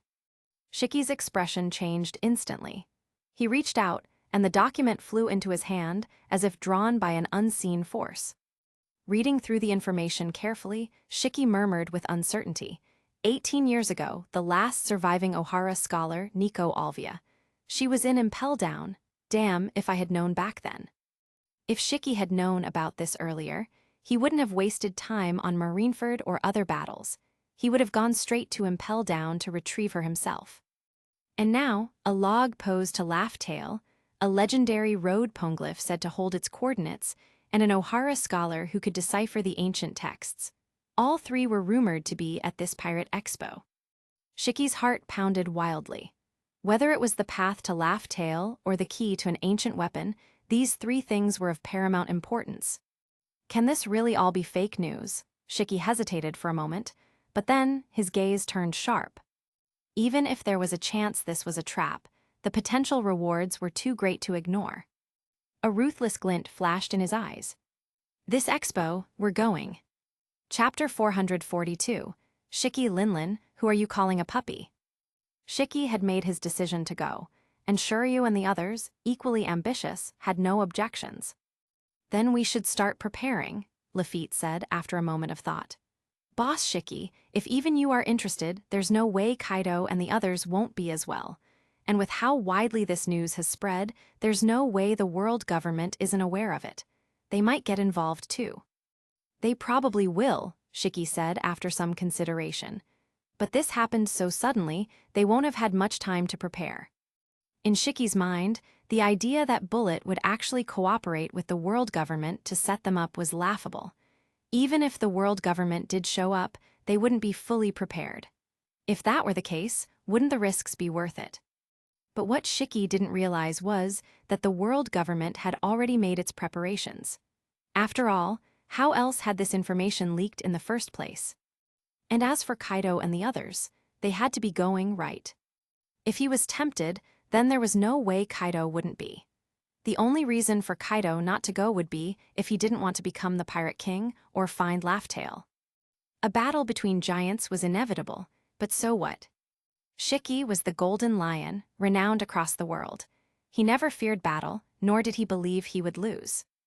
As Shiki was mulling over these thoughts, suddenly, the den mushi beside him began to ring. Glancing at it, Shiki frowned, looking displeased. The caller was none other than that old hag, Charlotte Linlin. Did that old woman get wind of this too? Shiki clicked his tongue in annoyance. But at least on the surface, they were still old classmates, allies even. If it had been anyone else, Shiki wouldn't have even bothered answering. Despite his irritation, he picked up the receiver. Linlin, what do you want? I'm busy. If you've got something to say, spit it out. I don't have time for your nonsense, Shiki said bluntly. On the other end, Charlotte Linlin's expression was equally sour. She didn't particularly like Shiki either, but some things had to be said. Suppressing her irritation, she sneered, "You damn lion, you must have heard the news by now, right? About that so-called Pirate Expo that Bastard Bullet is putting together." Shiki didn't bother hiding anything. He had no interest in playing games. "Of course I have. Sounds like you have too. What, you finally managed to catch wind of something first? For someone with so many legs, you sure are slow on the uptake," he mocked. He was, of course, referring to the fact that Linlin had been captured before, taking a jab at her past humiliation. Charlotte Linlin's face darkened instantly. "You bastard, you think you're any better than me." "Want to fight about it?" Shiki taunted with a smirk. Linlin fumed, "Damn it. Here I am talking to you nicely, and this stupid lion keeps running his mouth." "You've got no class, you know that. You're just as insufferable as ever," Linlin scoffed. Shiki rolled his eyes. "You, of all people, are talking about class? Have you looked in a mirror?" Besides, he was a pirate. Why the hell would he care about class? Before Shiki could fire back, Linlin cut him off. "Enough of this crap. I called to tell you there's a conspiracy behind this Pirate Expo," she said in a serious tone. Shiki chuckled, "Oh really? Like I didn't already know that." But the potential rewards were simply too great to pass up. Even if the eternal pose to Laugh-Tale is real, the source of that road poneglyph is highly questionable, Linlin continued. This time, Shiki didn't immediately snap back. Instead, he paused to listen. "And what exactly is the problem?" he asked. "I suspect that the road poneglyph in question is the same one that was stolen from me," Linlin said darkly. Before Shiki could respond, she continued, "Back then, that bastard Cladius led a raid on Whole Cake Island. I suffered heavy losses, and among them was my road poneglyph. I've been searching for it ever since, so I know a few things about its whereabouts." Charlotte Linlin did still have a copy of the poneglyph's inscription, so losing the original hadn't been devastating. But for someone as possessive as her, having something stolen from her was unacceptable. Over time, she had pieced together some clues, and had reason to believe that the poneglyph had ended up in the hands of the Revolutionary Army. Originally, the Revolutionary Army had been a hidden ally to the pirates, constantly opposing the world government. But once Claudius took control, they switched sides, becoming an official member of the world government. That, in Linlin's mind, was blatant treachery. And if the poneglyph had once belonged to the Revolutionary Army, then it was now in Claudius's hands. Now, all of a sudden, it was appearing at this Pirate Expo. She wasn't buying it. And she was cautious when it came to Claudius. If he was involved, then this whole thing reeked of a setup. So she had called Shiki not out of goodwill, but because she didn't want him to fall into Claudius's trap. For now, when it came to Claudius, they were all in the same boat. Shiki frowned slightly. "And what's your proof?" "Back then," Linlin began, proceeding to explain her theory in detail. Shiki listened carefully. Her reasoning was logical, but... "At the end of the day, this is just your speculation, right?" Shiki finally said. "What if this poneglyph isn't yours at all? What if it's one of the other two that haven't been accounted for?" There were 4 road poneglyphs in total. Kaido had one, Linlin had one before it was stolen, and Roger had found the other 2. One of those had been in Zoo, but the location of the last one remained unknown. Now Linlin was insisting that this was her lost poneglyph. "Yeah, right. Believe what you want," Linlin sneered. I've said my piece. My advice, don't take the risk. Shiki fell silent for a moment. Even if this was the poneglyph that had been stolen from Linlin, so what? It wasn't like she could prove the revolutionary army had taken it. For all Shiki knew, she just didn't want the poneglyph's contents falling into someone else's hands. Either way, Shiki didn't trust Linlin. But his tone softened slightly as he said, "You might be right. I also think this whole thing stinks of a setup. Besides, why now? If an eternal pose to Laugh Tale really existed, why hasn't anyone seen one in all these years?" And now, suddenly, Bullet, who never even made it to Laugh Tale, just happens to have one. Linlin narrowed her eyes through the den mushy. "Exactly. For once, you've actually got a brain, you damn lion." "HMPH," Shiki scoffed. "In that case, I won't go. Things are tense enough as they are, we don't need to be taking unnecessary risks." "Glad you understand," Linlin said with a smug tone. "Anything else, or do you want to team up with me?" Shiki smirked. "Do you want to die?" Linlin shot back. Shiki chuckled, then hung up the den mushy. Shuryu, lighting a cigar, asked, "Boss Shiki, are we still going?" Shiki sneered. "Of course we are. You think that old hag can talk me out of it? Not a chance." Chapter 443. Charlotte Linlin, Advance and Struggle, Retreat and Perish. On Cake Island in Tato Land, Charlotte Linlin sat upon her throne, holding a den mushy in her hand, her expression unreadable. Standing below her with his arms crossed was Katakuri, his gaze cold and serious. He had been imprisoned alongside Charlotte Linlin in Impel Down and remained there for a long time. It wasn't until the eve of the Summit War at Marineford, when Shuryu betrayed the Marines, that he escaped alongside him. During the Marineford War, Katakuri had barely taken any action. Instead, he stayed on the sidelines, carefully observing and preparing for Charlotte Linlin's escape. After all, what was the point of breaking out of Impel Down only to stir up chaos at Marineford and risk getting captured again? His caution had paid off. He had successfully helped Charlotte Linlin break free from Garp's pursuit, allowing them to return to the New World. But things didn't settle down after that. A fierce battle had broken out between them and the Beast's pirates, and it had taken great effort for the two of them to reassemble the scattered remnants of the Big Mom pirates. Even so, the Big Mom pirates were nowhere near their former glory. At best, they had recovered about 70% of their previous strength. Charlotte Linlin didn't bother hiding her conversation from Katakuri. After a moment of contemplation, she asked, "Katakuri, do you think that bastard Shiki has really given up?" Without hesitation, Katakuri replied, "Impossible. Shiki will definitely go."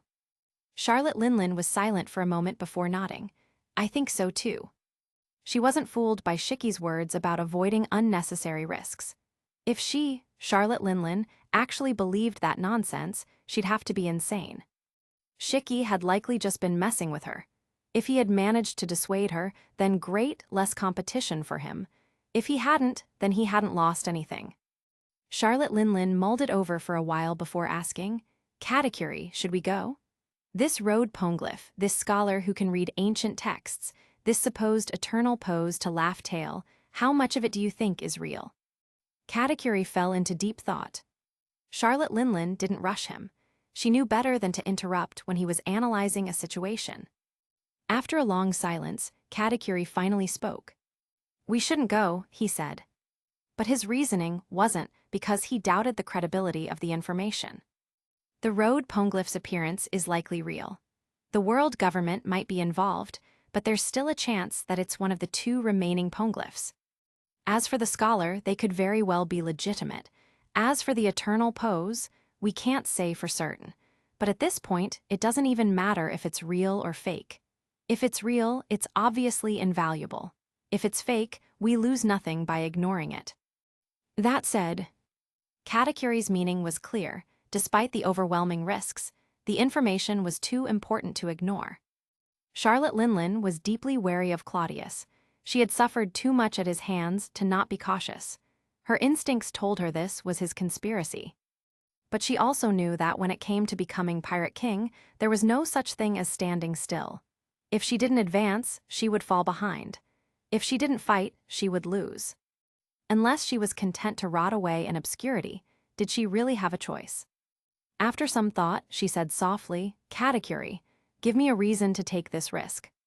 She didn't need some grand speech about becoming Pirate King or reaching Laughtail. She already understood all of that. Katakuri knew this, so after a brief pause, he simply said, "Because Shiki will go, and Kaido will go too." Charlotte Linlin was about to snap at him for stating the obvious, of course they'd go. But just as she was about to speak, she suddenly stopped. And then she understood. Yes, Shiki would go, there was no doubt about that. And Kaido, that reckless fool, feared nothing. He had never suffered at Claudius's hands, so even if this was a trap, he wouldn't care. He'd charge and head first regardless. Which meant one thing: the so-called pirate alliance they had formed was already fracturing. If there was a conspiracy at play, Shiki and Kaido would likely suffer heavy losses. If things went badly, Claudius might even kill them. And Charlotte Linlin knew that was a real possibility. After all, she had barely escaped his grasp herself. If Shiki and Kaido died at this pirate expo, then Charlotte Linlin would be next. She and her crew alone weren't strong enough to resist the full force of the Marines and the world government. On the other hand, if there wasn't a conspiracy, or if there was, but Shiki and Kaido survived and succeeded, then what? If either of them got their hands on the eternal pose to Laughtail, then the pirate alliance would definitely fall apart. It would be every man for himself. If either of them obtained the location of Laughtail, they'd waste no time in heading straight there to claim the One Piece for themselves. And whatever treasure lay on that island, whether it was an ancient weapon or something even more powerful, it would completely shift the balance of power. Pirate King, absolute strength, the means to destroy everything. At that point, why would they need an alliance? They would crush Marine headquarters, seize the New World for themselves, and then, what came next? Shiki had always wanted to dominate her. If he obtained the power of Laughtail, would she have any option other than submitting to him? Absolutely not. Charlotte Linlin finally grasped Katakuri's point. If Shiki and Kaido were going, then not going would make her the most vulnerable player in the game. Sure, maybe nobody would come out on top. Maybe the world government's conspiracy would succeed and everyone would fail. But the odds of that were too low to gamble on. If she didn't go, she would lose. No matter how things played out, the only way to not lose was to go and fight. And if there was a world government trap, wouldn't it be better if all three of them were there, instead of just one or two? If they worked together, they might just be able to get through it. And if there wasn't a trap, then she would have the chance to claim the prize herself. Either way, the worst option was to sit back and do nothing. After coming to terms with this reality, Charlotte Linlin exhaled deeply and muttered, "If this is a conspiracy, then it's damn near flawless, completely unavoidable." Katakuri, seeing that his mother had reached the same conclusion, nodded. Yes, a brilliant scheme, perhaps even an inevitable one. Charlotte Linlin nodded slowly. Then we prepare, we're going. This whirlpool of chaos, whether I want to or not, I have no choice but to jump in. Understood, Mama, Katakuri replied, his expression calm as he turned and left. They wouldn't just charge in recklessly. If they were going to step into this storm, they would be prepared. Chapter 444, The Massive Pit Left by Emu. News of the Pirate Expo was spreading in secret. Though widely circulated, it was only reaching those directly connected to the matter. On the surface, however, there was no public announcement. The World Economy newspaper had not reported a single word about it, treating it as if it didn't exist. A smokescreen. After all, World Economy News was now effectively an official newspaper. The fact that it wasn't covering the event suggested that the world government was deliberately controlling the narrative. Perhaps they didn't want too many pirates getting involved. Makes sense. After all, the circulating rumors claimed that a road poneglyph would be at the expo. If that were true, then the world government definitely wouldn't want pirates showing up. What if one of them actually found Laughtail and became the Pirate King? This line of reasoning made it seem less likely that the world government was behind some grand conspiracy. But in the end, belief depended on perspective. The wise saw wisdom, the skeptical saw deception. Whether one chose to believe or not was irrelevant. Claudius certainly wasn't going to lose either way. The four emperors remained quiet, pretending to be uninterested, but Claudius knew better. No matter what choice they made, whether they attended or stayed away, the result was the same. They might gain something, but Claudius would definitely come out on top. And as far as he was concerned, once they thought it through, they had to go. Alabasta, the royal palace in Albana. In the first half of the Grand Line, deep within Alabasta's capital, Crocodile sat in the palace, looking down at a summons in his hand. It was an official call for the 7 warlords of the sea. His expression was one of irritation. "Maybe it's time I finally quit being a warlord," he muttered. Daz Bones, standing beside him, smirked. "And if you do, would they really let you go?" Crocodile rolled his eyes. That joke isn't funny. Seriously, what difference did it make to him whether he was a warlord or not? Even without the title, who would dare to challenge him? As long as he stayed loyal to Claudius, nothing else mattered. He had bigger concerns anyway. Alabasta was undergoing major changes. Claudius had ordered an expansion of military production, increasing the supply of warships. Internal policies were shifting, with plans to transition Alabasta into direct governance under the world government. But before any of that could be completed, this summons had arrived. The warlords were being ordered to head to the New World, to attend the Pirate Expo. Back in his early years, Crocodile had ambitions of becoming a legendary pirate. He had dreamed of claiming the title of Pirate King. But he had followed the wrong man. Captain John had betrayed him, and he had ended up being picked up by Claudius. From that point on, he had risen through the ranks under Claudius's guidance, climbing all the way to the highest levels of the world government. On paper, he was still a 7 warlord of the sea, but in reality, he was a ruler, king of the desert, Alabasta's true overlord. At this point, the title of Pirate King was meaningless to him. Why would he care about being the ruler of a bunch of thieves? He had seen too much, learned too many secrets. He knew that the pirate era was running out of time. Even Claudius seemed to be laying the groundwork to manufacture a pirate king.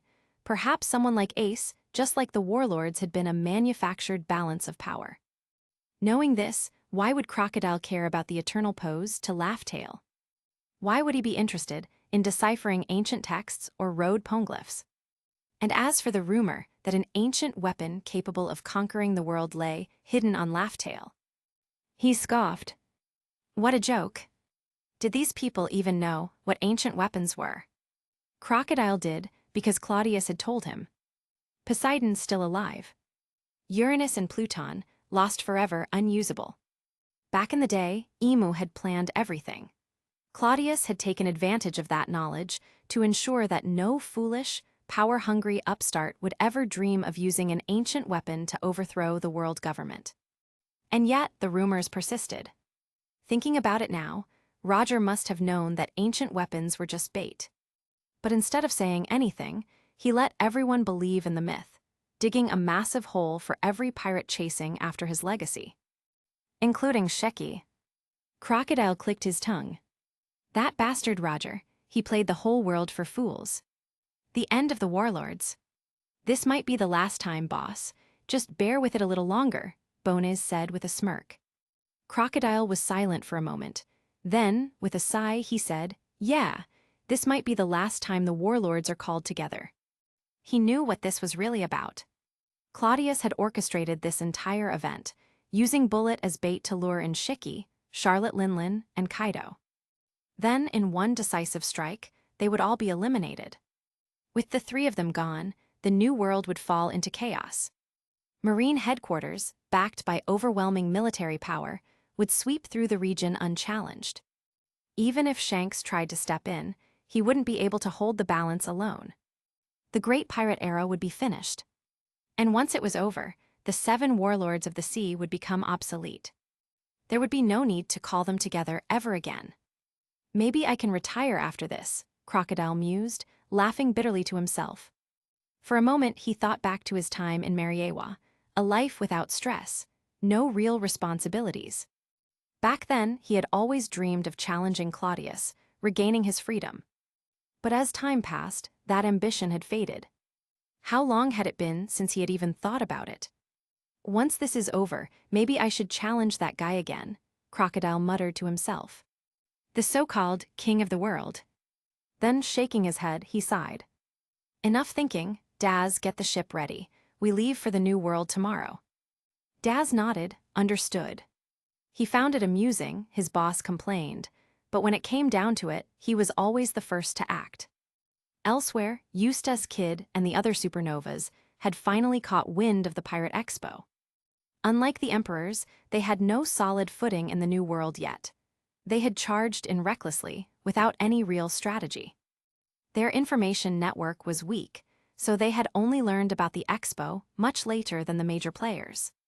Still, the moment he heard about it, Kid's reaction was predictable. A log posed to Laughtail, doesn't that mean I'm about to become the Pirate King? He declared arrogantly. Killer, standing beside him, was more cautious. Wouldn't an event like this attract a lot of big shots? Kid shrugged.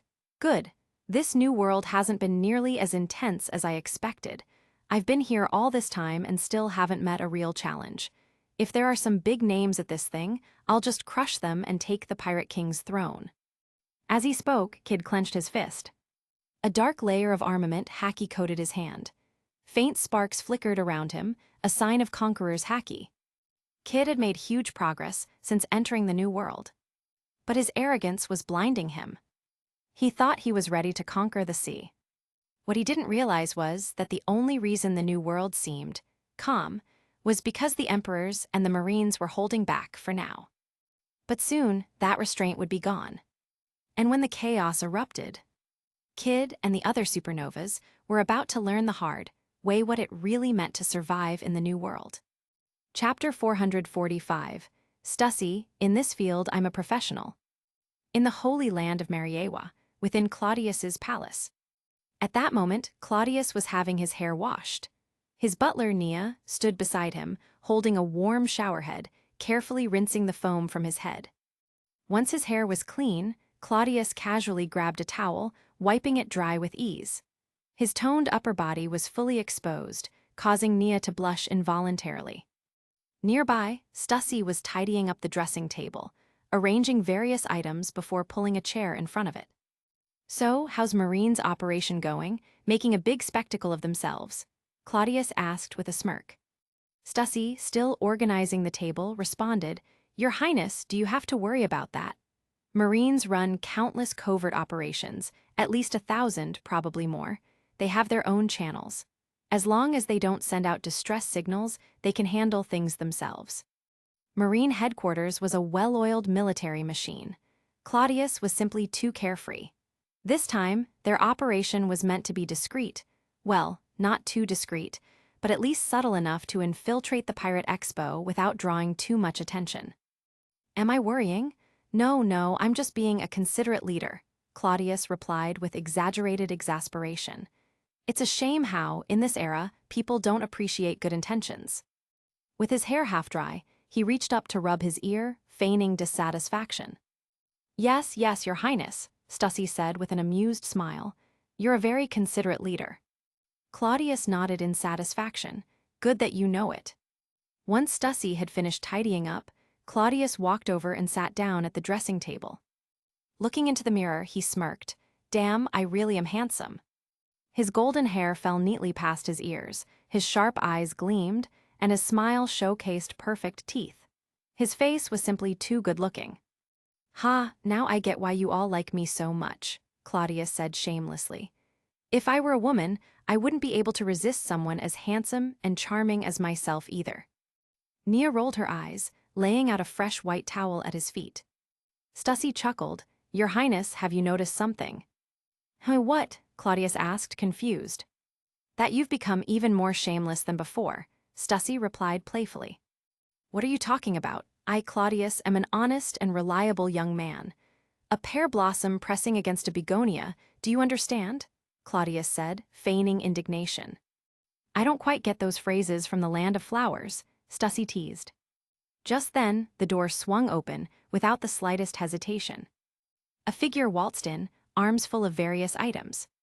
It was none other than Doflamingo. He casually tossed a pink feathered coat onto the bed, followed by his ever-unbuttoned white shirt, his flashy leggings, and a pair of loafers. Even his iconic orange sunglasses were removed and placed on the table. "I've brought everything you need, cousin," Doflamingo said, clapping his hands. Claudius glanced over and grinned. "Good. This is your invitation," Doflamingo said, pulling an elegant envelope from his pocket and handing it to Nia. As expected, all the warlords were invited, VIP status, but I wonder if Kaido got one as well. Nia handed Doflamingo a golden wig. He held it up, smirking. "Phew, cousin, you really know how to play around," Doflamingo chuckled. The Pirate Expo, hosted by Douglas Bullet, was primarily a grand event for pirates. Naturally, as one of the largest factions within the pirate world, the 7 warlords of the sea had all been invited. Despite their affiliation with the world government, they still bore the title of pirates, and that was enough. Doflamingo had received an invitation, but he wouldn't be attending. Instead, Claudius would go under his identity. Claudius had even named the entire operation Operation Fanatic. After a moment of playful banter, Doflamingo placed the golden wig atop his head and for once removed his sunglasses. His eyes were perfectly normal. Contrary to some people's wild theories, he didn't have tiny, beady eyes hiding behind those shades. Considering his actual younger brother, Rocinante, had a fairly standard appearance, it wouldn't make sense for Doflamingo to look that different. Doflamingo and Claudius were cousins, sharing similar bloodlines and features. Back on Cake Island, Claudius had even disguised himself as Rocinante before. Now, Doflamingo, wearing the golden wig, stood before the dressing table, examining himself in the mirror. Not bad," he murmured. The resemblance to Claudius was uncanny, though the temperament was slightly different. Claudius had an air of nobility, an aura of superiority built from years of refinement. Doflamingo, on the other hand, carried a wild, unrestrained edge. "Phew, maybe I should switch up my look more often," Doflamingo mused. "Still, it's a shame I won't get to see this grand event myself. I'll be stuck here in Mariewa, playing your stand-in, huh?" "You get to be king of the world for a while, isn't that enough for your ego?" Claudius teased. Doflamingo was strong, but for this mission, strategy mattered more than raw power. The decision was made: they would swap identities. Claudius would infiltrate the Pirate Expo as Doflamingo. Doflamingo would remain in Mariewa, assuming Claudius's role, ensuring the world believed Claudius hadn't left. That way, when Doflamingo suddenly made a grand entrance, it would catch everyone off guard. A perfect setup. "Well, when you put it that way," Doflamingo chuckled. "While you're here, make sure to handle the government matters I assigned you," Claudius instructed. "You are the king of Dressrosa, you shouldn't need me to spell it out for you." "Of course, cousin," Doflamingo said lazily. "Whatever you say." At that moment, Queen Stussy approached, holding a pair of scissors and some makeup tools. "Your Highness, shall we begin?" she asked. Claudius looked at himself in the mirror one last time and sighed. "This face has served me well for decades, and now I have to change it," he lamented dramatically. No one paid attention to his theatrics. Annoyed, Claudius huffed. "Fine, get it over with, Stussy. Time to show off your skills." Stussy smirked. "In this field, I am a professional."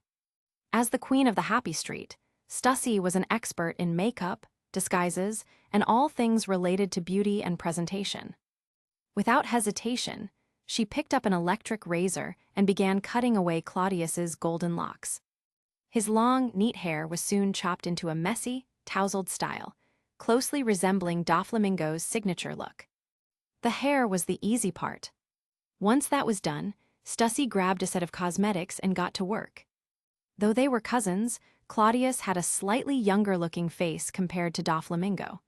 To fix that, she carefully applied subtle makeup to make him appear older. Doflamingo also had a slightly darker skin tone than Claudius, so some adjustments were needed there as well. Bit by bit, the transformation was coming together. Soon, the world's deadliest masquerade would begin. Chapter 446. Claudius, are you teaching me how to do things? Stussy worked on Claudius's face for a while, carefully touching up every detail.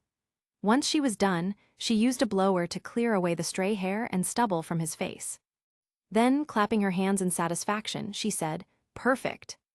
Looking into the mirror, Claudius saw that his appearance had completely transformed into that of Doflamingo. He reached out, touched his chin, and said, "Impressive. My dear Stussy, with your skills, you could run a high-end beauty salon."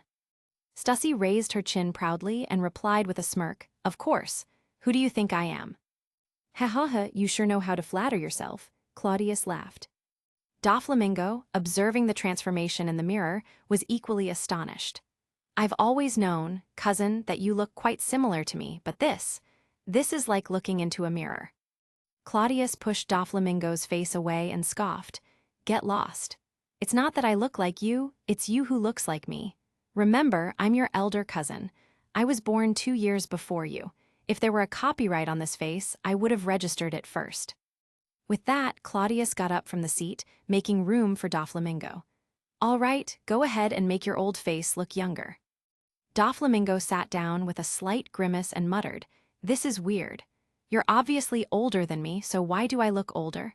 This doesn't make sense." In truth, at 39 years old, Doflamingo wasn't old at all. He looked like a rock singer in his early 30s. But compared to the monstrous vitality of Claudius, the difference was significant. As Doflamingo took his seat, Stussy got busy again, brightening his slightly dull complexion and refining the details. Meanwhile, Claudius walked over to the window, not paying much attention. He took off his pants and put on Doflamingo's signature leggings. The two had similar builds, so Claudius could wear them just fine. However, since he had never worn such tight-fitting clothes before, he felt a bit uncomfortable.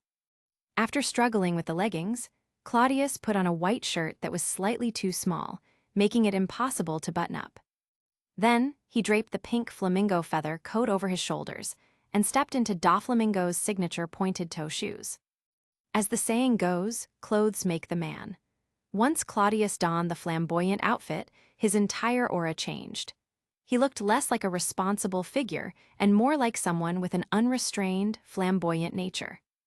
"I gotta say, Doffy, your fashion sense is really something else," Claudius chuckled. Doflamingo, still sitting in front of the mirror, responded, "I think it looks pretty stylish." "And don't forget the sunglasses," Claudius murmured before putting on the orange-lensed shades. At that moment, it truly felt as if he had become Doflamingo. Could it be that the sunglasses were the key to it all? Standing across from him, Nia examined Claudius carefully before nodding and saying, "There's a 70 to 80% resemblance, Your Highness."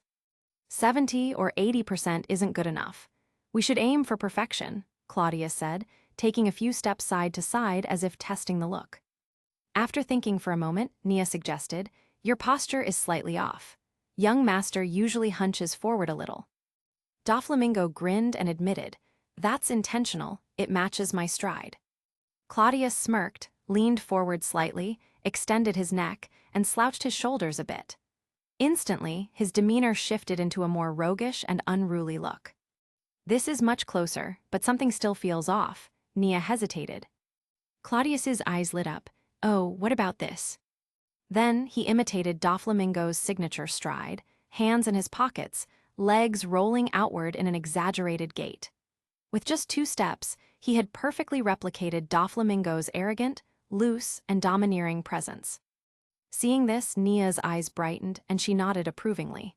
"That's it, that unruly, gangster-like vibe, completely identical to the young master. That shameless, roguish air. Your Highness, you've nailed it." Claudius burst into laughter. "Hey ha ha ha, I'm Claudius after all." Doflamingo, however, was less than pleased. "Hold on, Nia, what do you mean by gangster-like and shameless? Is that how you see me?" Without hesitation, Nia replied, "Huh. Young master, are you not aware of it yourself?" Stussy chuckled and teased, "You do have a bit of a rogue's charm. You can't really blame people for pointing it out." Doflamingo sighed helplessly. "It's called being bohemian, it's fashion, you people just don't understand." "But a lot of people call you the heavenly yakshur of the seas," Nia joked. At this point, Doflamingo's makeup was complete. He stood up, put on a golden wig, and straightened his posture. Before, he had been wearing more formal attire, but now, his entire presence felt exactly like Claudius. "Now I am the king of the world," Doflamingo said with a smirk. Yeah, keep dreaming, Claudius scoffed. Stussy handed Claudius's brown-black cloak to Doflamingo. He draped it over his shoulders, then pulled out a cigar, lighting it up before biting down on it. If someone unfamiliar saw them now, they probably wouldn't notice anything off. Standing side by side, the resemblance between Claudius and Doflamingo created a strange mirroring effect. Anyone who didn't know better would never suspect their identities had been swapped. Doflamingo patted Claudius on the shoulder and grinned. "Cousin." Claudius responded with a smirk, "I usually call you Doffy. Pay attention to the details, cousin." The general look is set.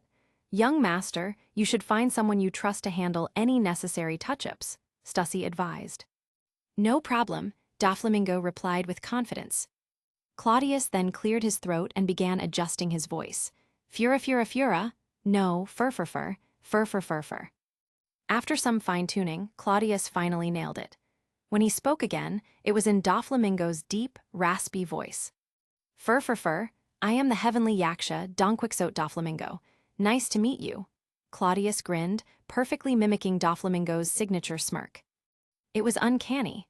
The words sinister charm fit him perfectly in this moment, just as they did for Doflamingo. Right now, Claudius's smile could only be described as wickedly charismatic.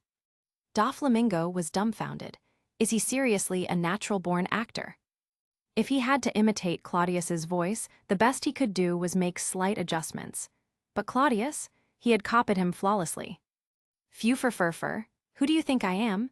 I originally wanted to be a great actor, but somehow I ended up becoming the king of the world," Claudius joked, still using Doflamingo's voice. "Stop, stop, that's the problem. The tone is off. Young master doesn't sound as shameless as your highness," Stussy quickly corrected. Claudius narrowed his eyes, his expression darkening. A few veins bulged slightly on his forehead as he lowered his voice, adopting a menacing tone. "Are you teaching me how to do things?" Hearing this, Nia chuckled. "Now that's spot on." Chapter 447, Dragon, Why Do I Feel a Bit Off? At the Ministry of Civil Affairs within the World Government Headquarters, Dragon was sorting through some documents on his desk.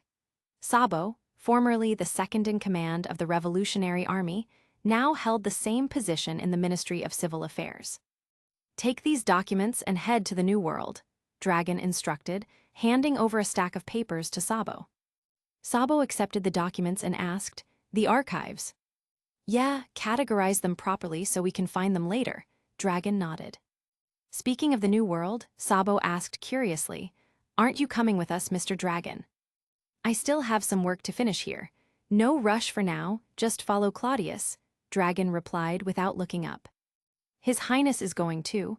I thought he'd stay in Mariewa," Sabo said in surprise. "I didn't ask him, but do you really think he'd sit this one out? He'll definitely oversee it personally, maybe even get involved himself." "Sigh, I really don't want to go. I've already become a civil servant, so why do I still get missions like this?" Dragon grumbled. "Ha ha ha, well, this is important. Ending the Great Pirate Era and bringing stability to the New World is just as crucial as our administrative work, isn't it?" Sabo said with a smile. Dragon chuckled and replied, "Yeah, that's exactly why I agreed to go. I haven't stretched my legs in a while, so I might as well check it out." After a short pause, Dragon murmured with a hint of emotion, "Quelling the Great Pirate Era is indeed crucial. If we succeed, the world will become more peaceful and stable. At that point, we can truly focus on our vision, utilizing our talents to create a better future for the people." "Exactly," Sabo nodded before adding with a grin, "but who knows? Maybe this won't be a serious battle at all. What if it's just for fun? Kaido and the others might not even be there." "Ha ha ha, that's not entirely impossible," Dragon laughed. Then, gathering some more documents from his desk, he said, "Let's head out together." "Huh, changed your mind? Are you coming to the New World with us?" Sabo asked in surprise. "No, I meant let's leave this office together. These documents require Claudius's signature, so I'm heading upstairs to see him," Dragon clarified with a smile. With that, he and Sabo left the Ministry of Civil Affairs office. At the corridor's entrance, they prepared to go their separate ways, one heading up, the other down. "I really need to talk to Claudius about this. This headquarters building is outdated." It's time we install an elevator, Dragon complained, dreading the long climb. Agreed. Fortunately, I'm heading downstairs, so it's not my problem, Sabo joked, holding the files. All right, we'll part ways here. See you in the new world, Dragon said with a nod. Are you sure we shouldn't wait for you? Sabo teased. No need, why don't you trust me? Dragon asked with mock annoyance. Hey ha ha ha, Sabo laughed as they finally separated. Dragon then began his ascent to the top floor. Though his strength made physical exertion a non-issue, there was something oddly exhausting about climbing stairs. It was almost like a strange curse, as if no matter how strong you were, climbing beyond 6 floors would tire you out. Panting slightly, he finally reached the door of Claudius's office. He knocked twice, and before long, the door opened. It was Nia. Claudius and the others had already relocated from the palace and were inside, briefing Doflamingo on certain matters. Mr. Dragon, you're here, Nia greeted him with a smile. Dragon nodded and grumbled. Seriously, listen to me, install an elevator in this headquarters. Nia chuckled, I completely agree. As Dragon stepped into the office, he saw Claudius seated at his desk, a document in hand, looking somewhat hesitant. Doflamingo stood beside him, pointing at the document as if offering advice. Meanwhile, Stussy was lounging on the sofa, a wine glass in hand, appearing completely relaxed. Looking at Claudius and Doflamingo standing together, Dragon felt an odd sense of discomfort. Something about the scene felt unnatural, but he couldn't quite put his finger on it. Something feels off, Dragon muttered to himself before stepping forward and dropping his stack of documents onto Claudius's desk. These need your signature. Various policies concerning our Ministry of Civil Affairs, including refugee matters. I think, Dragon began, only to be interrupted by the puzzled expression on Claudius's face. Even though all the nations under the world government belonged to the same faction, conflicts and wars still broke out due to national interests and royal feuds. The world government generally did not interfere in these disputes, as each country had its own sovereignty. However, if a nation was unable to handle a crisis on its own, it could request assistance from the world government, which would then intervene to mediate and maintain order. Losers had to accept their fate. Land concessions and reparations were common outcomes, but victors couldn't go too far either. Massacres and complete annihilation of nations were unacceptable. Everything had to remain within a controlled framework. In such conflicts, refugee crises often arose. In the past, the world government didn't bother dealing with them.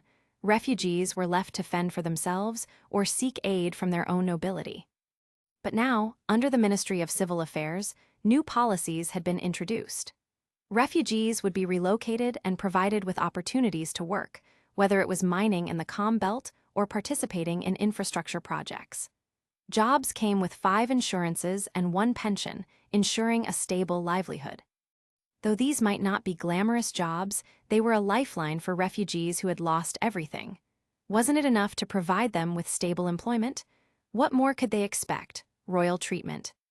Of course, participation wasn't mandatory. Once a refugee saved up enough money to restart their life, they'd be free to leave, with a government-provided ferry ticket to ensure a smooth transition. Seeing Claudius's confused expression, Dragon asked, "Why are you looking at me like that? Wasn't this your own plan? I think it's quite solid." Claudius hesitated before asking, "I just sign here." Dragon frowned. "What's with your voice? It sounds hoarse." Claudius coughed lightly and replied, "I've been a bit under the weather lately." "Really?" Dragon didn't think much of it and nodded. "Yeah, just sign it.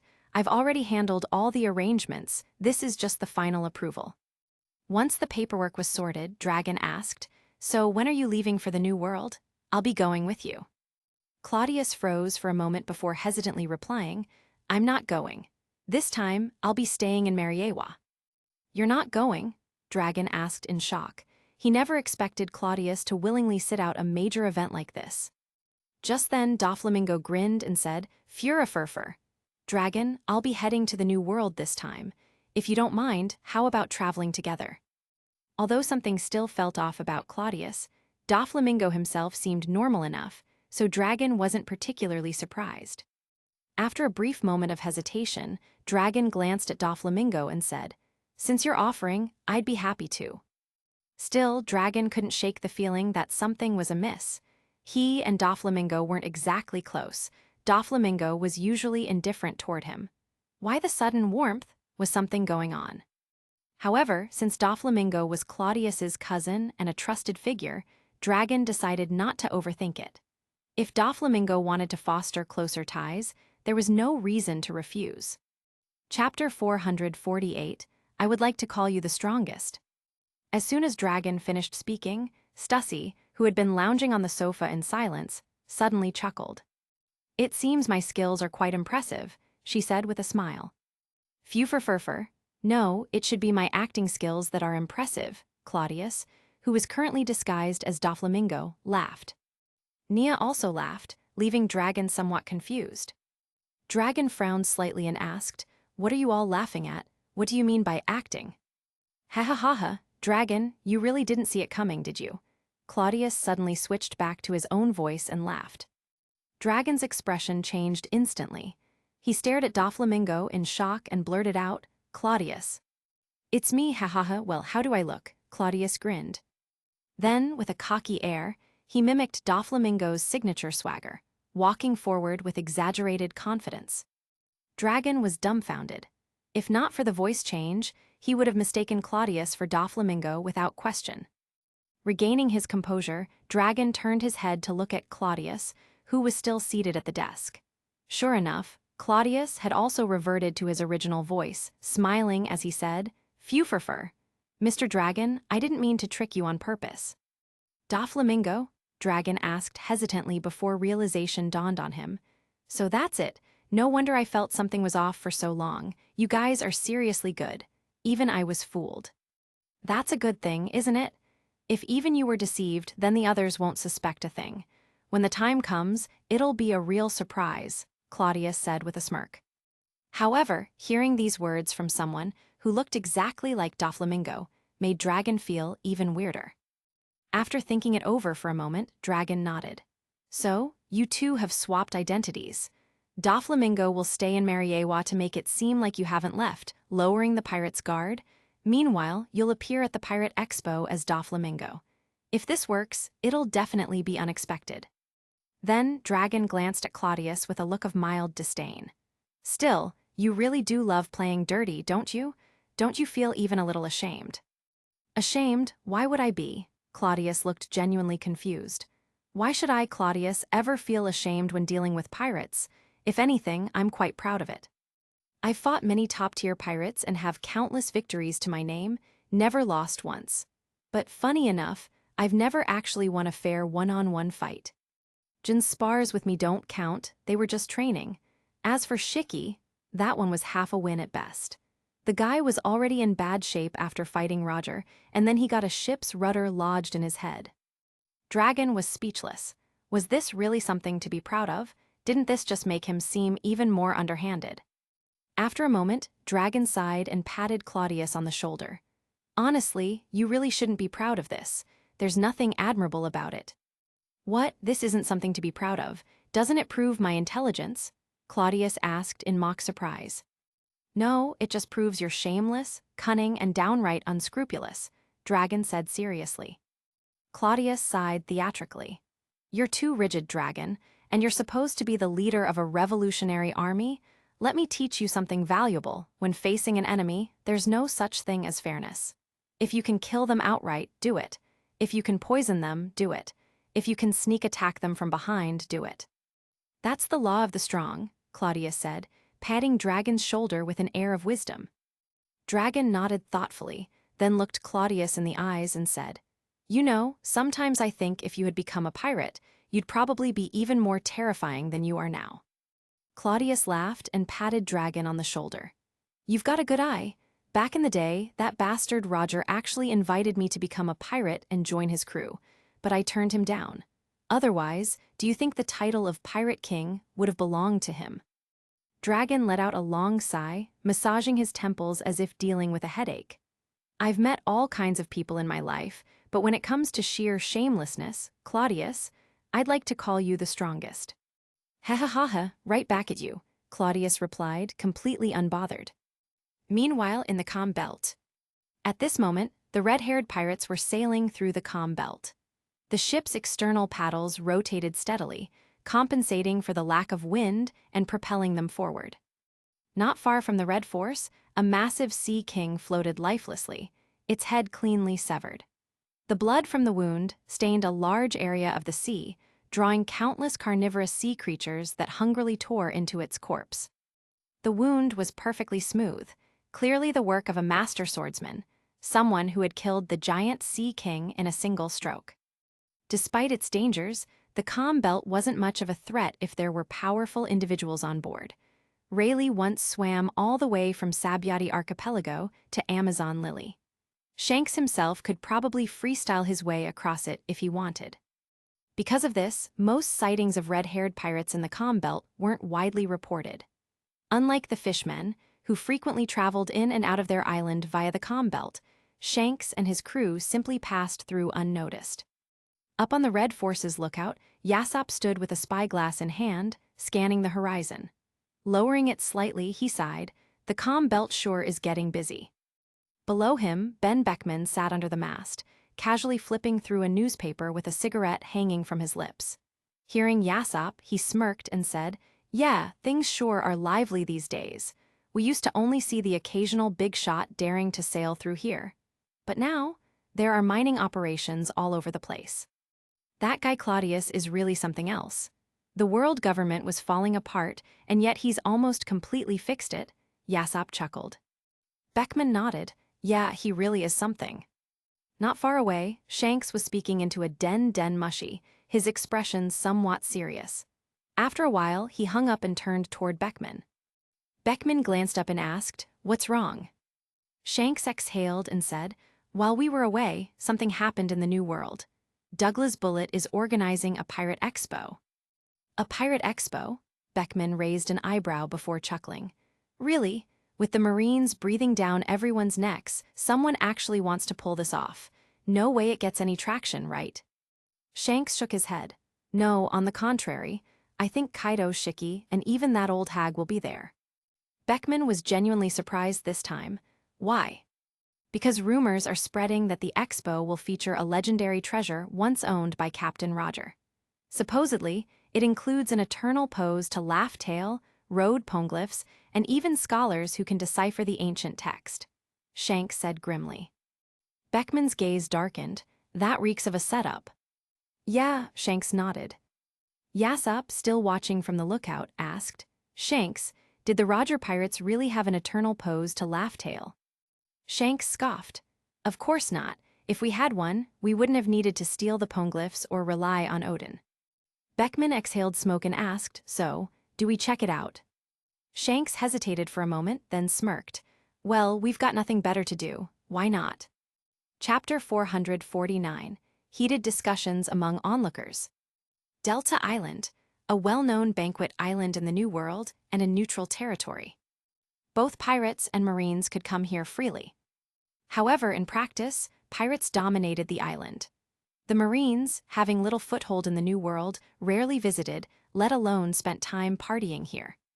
Besides, Marines didn't have the luxury of indulging in revelry like pirates, making this island somewhat of a pirate paradise. As a result, most other factions tended to avoid it. While it was technically neutral, its reputation leaned heavily toward the pirate side. True neutrality, on the other hand, was something only places like Golden City could claim, officially sanctioned by the world government. Even if Kaido, Charlotte Linlin, or Shiki the Golden Lion showed up there, the Marines would turn a blind eye. This time, however, the Pirate Expo had been set to take place on Delta Island. The event had been widely publicized, drawing a massive crowd of pirates to the island. In addition, various other factions, whether they came to spectate, see who would come out on top, or grab whatever benefits they could, had also gathered in large numbers. At a tavern entrance. In front of a tavern on the island, a burly bald man with a fierce expression stood guard. A large tattoo covered his chest, marking his affiliation. Every now and then, pirates would approach, hoping to enter for a drink, only to be blocked by the man. This man was none other than Daz, also known as Mr. One of Crocodile's most trusted subordinates. "You bastard, do you even know who we are? Ever heard of the T-Beard pirates? Our captain has an 80 million berry bounty. Get out of the way." A pair of rowdy pirates glared at Daz, clearly displeased by his domineering stance. Daz sighed, sounding slightly irritated. "If you're small fry, don't waste my time." "What the hell did you just call a small fry?" Enraged, one of the pirates reached for the massive sword at his waist. Shing! A flash of cold steel, followed by a spray of blood. Daz casually flicked the blood off his arm and glanced at the two pirates now lying on the ground. "Yes, that's exactly what I meant," he said flatly. The surrounding onlookers flinched at the sight. But then again, this was the pirate world. This kind of thing was hardly surprising. Suddenly, a commotion erupted further down the street. The crowd quickly made way as a young man, wearing an orange cowboy hat, strode forward. An ace tattoo was inked on his arm.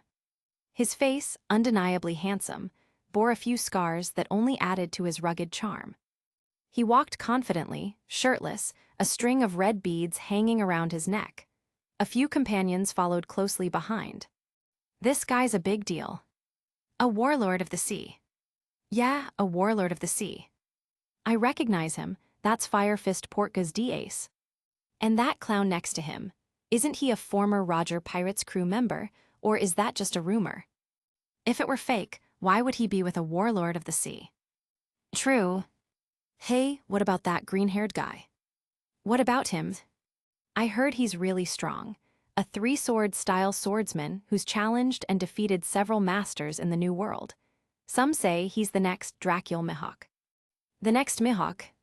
"Yeah, when Mihawk first set out to sea, he challenged swordmasters worldwide and never lost a single duel. That's how he became the world's strongest swordsman, right? Fire Fist Ace is heading toward the tavern. That bald guy is in trouble." Amid the chatter, Ace remained unfazed, admiring the scenery of Bridget Island. Soon, he arrived at the tavern entrance, where he immediately noticed Daz Bones standing guard. "Mr. Bones," Ace greeted casually. Daz responded with a respectful nod. Ace grinned. "If you're here, that means Crocodile is inside, right?" "Yes, Boss Crocodile Enel, Her Highness Hancock, and Mihawk are all inside," Daz Bones confirmed. A gathering of warlords of the sea, ordinary riffraff, had no business entering. That's why Daz was stationed at the entrance, to keep out the weak. Ace chuckled. "So that means only me, Doflamingo, and Bartholomew Kuma are missing, huh?" "Bartholomew Kuma made it clear he wouldn't attend," Daz stated calmly. "Huh, he's not even here for a drink?" Ace asked, puzzled. "No," Daz replied, unfazed.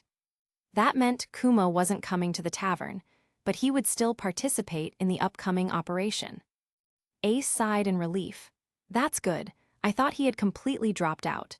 This is my first time working alongside you veterans, so I should head in and get briefed." After exchanging a few more words, Ace entered the tavern with his crew. The gathered crowd, hoping for a fight, was left disappointed. "What, no fight? That bald guy just bullies the weak and fears the strong." "Not necessarily. Didn't they seem familiar with each other?" "Here I found some intel. That bald guy is Daz Bones, a subordinate of Warlord of the Sea Crocodile. Of course he recognized Fire Fist Ace. So they were allies." "You guys are late, didn't you hear? Earlier, the pirate Empress Boa Hancock also entered the tavern. That means at least 3 warlords of the sea are already inside." "Wait, is this turning into a warlord summit?" "Damn, our captain doesn't stand a chance now." "If the warlords of the sea are gathering, do you think the 4 emperors will show up? What about the Marines?" "Hard to say, but there are Marine warships docked in the harbor. They're definitely here. We just don't know how many or if any high-ranking officers came." Of course the Marines wouldn't ignore something like this. If the warlords of the sea are here, won't the 4 emperors show up too? Otherwise, who's going to stop the warlords from getting their hands on Laugh-Tale's eternal pose? If they succeed, they'll be the biggest winners. Once the next Pirate King rises, the 4 emperors won't even matter. So this could turn into an all-out war between the warlords of the sea and the 4 emperors. Maybe, but ordinary pirates like us won't stand a chance. The worst generation is here too. I saw Eustace Kid fighting Urouge at the East Town entrance earlier. It was a brutal match. Supernovas, they call themselves the worst generation, but in the New World, they're just nobodies. They're not even close to the warlords or the four emperors. Yeah, that's true. The onlookers continued their lively discussion. Then someone suddenly asked, "Hey, do you think the king of the world will show up?" St. Claudius. Wishful thinking, didn't you read today's newspaper? St. Claudius is currently inspecting Sabiati Archipelago and just gave a public speech about reforms. He's cracking down on lawless zones and strengthening security. It'll be much harder for rookies to enter the New World now. So His Highness isn't coming. What a shame, I wanted to see him in person. With the four emperors and warlords of the sea clashing, why would His Highness dirty his hands? Speaking of which, shouldn't we get the hell out of here before things explode? Are you kidding? A war between warlords and four emperors, this is a once-in-a-lifetime event. I'd regret missing it. Chapter 450, Hancock, the Power of Love. At another port on Brisrail Island, Claudius was dressed in an extravagant outfit, sporting a pink flamingo feathered coat, an unbuttoned white shirt revealing his chiseled 8-pack abs, and flashy tight pants. On his feet, he wore a pair of loafers. He also had a pair of orange sunglasses on and kept his hands in his pockets as he walked down the street with a slight forward lean, exuding an air of arrogance. Wherever he passed, the crowd instinctively moved aside. On one hand, it was because Claudius, currently disguised as Donquixote Doflamingo, was one of the 7 warlords of the sea, one of the major pirates that no one dared to provoke. On the other hand, Doflamingo also held another identity, an exiled celestial dragon. Even though he hadn't exercised those privileges in the past 2 years and didn't demand people kneel before him, his status was still undeniable. Phew, that guy is doing pretty well, Claudius chuckled while holding a newspaper. The headlines featured news of Claudius inspecting Sabiati Archipelago and delivering several public speeches. This should help ease their suspicions to some extent. Walking alongside Claudius was Dragon, who was also in disguise to avoid attracting attention. Pirates like Kaido, Charlotte Linlin, and Shiki might not blindly trust the news reports. But since Doflamingo had appeared at Sabiati Archipelago as Claudius, their intelligence networks would be able to confirm the situation. This meant Claudius was no longer on the island, significantly reducing suspicions of any underlying schemes. Initially, people like Shiki had only been mildly skeptical of the world government's involvement in this event, especially since it was publicly orchestrated by Douglas Bullitt. Now that Claudius had been seen elsewhere, his non-participation implied that perhaps the world government wasn't involved in anything nefarious here after all. With that, the greatest source of doubt was eliminated, allowing them to let their guard down. Listening to the murmurs of the crowd, Dragon smiled and said, "Did you hear? Crocodile booked out an entire tavern. Ace and the others are already there. Bartholomew Kuma said he'd act alone, so it seems like Heavenly Yaksha is the only one who hasn't arrived yet." Claudius smirked. Kuma has always preferred acting solo, so that's no surprise, Dragon mused. Bartholomew Kuma had a decent personality, but he was rather reserved, rarely spoke, and often carried around his Bible, reading it in silence. Even now, despite the Revolutionary Army becoming a key part of the world government's operations, his demeanor remained unchanged. His involvement in this mission was straightforward. He would step in when necessary, but otherwise act independently. Claudius wasn't concerned about it. A strong individual having some quirks was perfectly normal. Inside the tavern, at the moment, the 7 warlords of the sea were gathered around a table. Hancock sat with a newspaper in hand, her expression filled with dissatisfaction. Didn't His Highness say he'd come with us? Why is he still at Sabiati Archipelago? Will he even make it in time? I don't think so, Enel replied regretfully as he poured himself a drink. Mihawk, holding a document in his hands, remarked, "Whether Claudius comes or not doesn't concern me. But this summons for the 7 warlords did interfere with my plans." "What plans?" Crocodile asked curiously. Mihawk was the only warlord who remained somewhat independent. "However, Due to his unexpected involvement in the events surrounding the reverie, he had earned a considerable amount of trust, making him more than half an ally at this point. As a result, the others had grown more comfortable around him. Mihawk responded seriously. It's planting season on Kuragana Island. Huh, Mr. Mihawk, are you planning to have a baby? Ace asked in shock. Mihawk's face stiffened slightly before he clarified in a deep voice. I meant planting crops. You farm? Ace was even more surprised. Is it that strange for me to farm? Mihawk frowned in slight irritation. Of course it is, Ace replied without hesitation. So, your original plan was to farm, and this gathering disrupted that? Crocodile smirked. Yes, it's important because there's no one on Kuragana Island but me, Mihawk explained seriously. Don't worry, once this is over, I'll have someone send you 2 boatloads of rice. Alabasta's land may be a bit barren, but we can still grow enough to support you, Crocodile teased. No, you misunderstand. I want to make wine. Only crops grown on Kuragana Island produce the authentic flavor I'm after, Mihawk corrected him. Crocodile's eye twitched slightly, deciding not to continue the conversation. Mihawk went on, I'm not interested in the log pose to laugh tale. My mission this time is different from yours. I'm here to stop Shanks if he shows up and causes trouble. As he spoke, Mihawk raised the document in his hand, which was his official summons detailing his assignment. Then we'll leave that to you, Crocodile said, eager to move on from the awkward topic. Without His Highness here, it feels like something is missing, Enel remarked, looking bored. Hearing this, Hancock's expression brightened. She stood up and excitedly suggested, I understand. It's that feeling of lacking motivation. Enel, why don't you call His Highness and ask if he's coming? If not, I can go pick him up myself. As the world's most beautiful woman, can you show some restraint? Mihawk smirked. Hancock's face turned red before she snapped back angrily. Mihawk, do you want to fight? Ace, watching these big shots argue so casually, felt a little out of place. As the newcomer among them, he couldn't help but feel the pressure. Just then, the tavern doors swung open, and Cladius strolled in nonchalantly, followed closely by Dragon, who removed his hat to reveal his face. Crocodile glanced at the doorway and clicked his tongue in irritation when he saw Doflamingo. He had never gotten along with Doflamingo. They had been rivals for years, always at each other's throats. Seeing him now only annoyed him.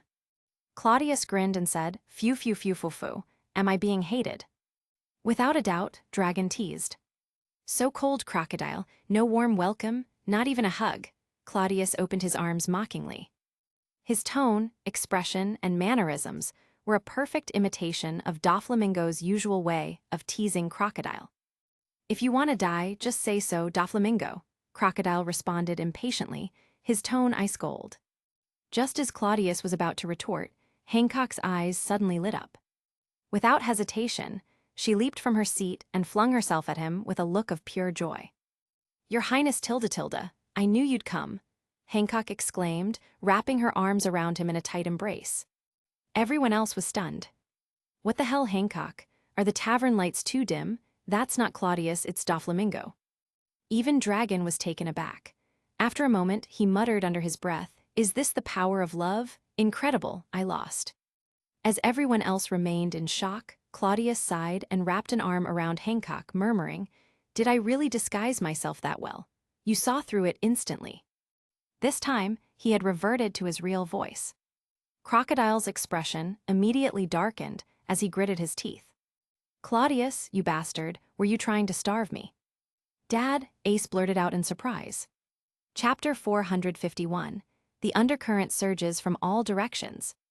Inside a marine warship docked in the harbor, Sakazuki sat in the cabin. Accompanying him were the marine admirals, Fujitora, Borsellino, and Jin. Of course, several vice admirals were also aboard, serving as a cover. This was a half-truth. The Marines had deliberately leaked some information, subtly spreading the word that an admiral was leading the mission. Rumor had it that Borsellino was the one in charge. On the surface, the operation seemed to be led only by vice admirals.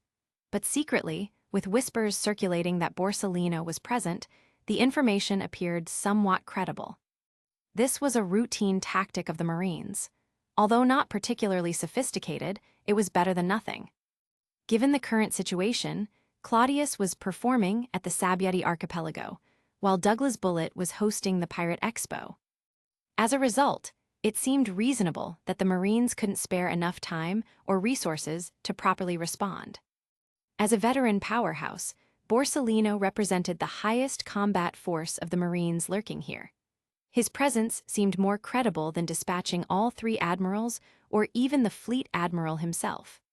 There was no need to question whether Borsellino alone could withstand the pressure of so many pirates. After all, weren't the 7 warlords of the sea still around?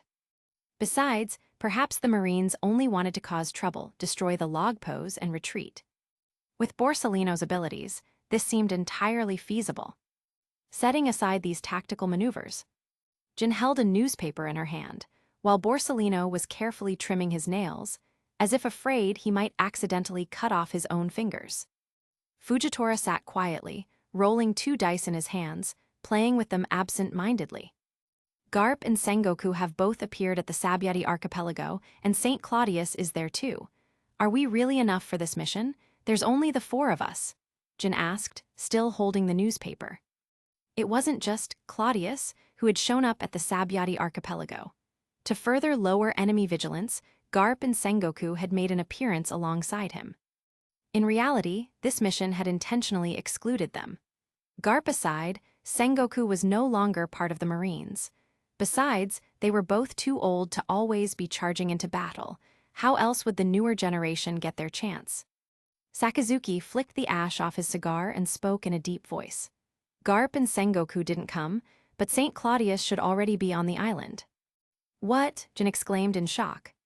She quickly unfolded the newspaper again, scanning its pages. How is that possible? Does he have a clone technique or something? Isn't he at the Sabyati archipelago?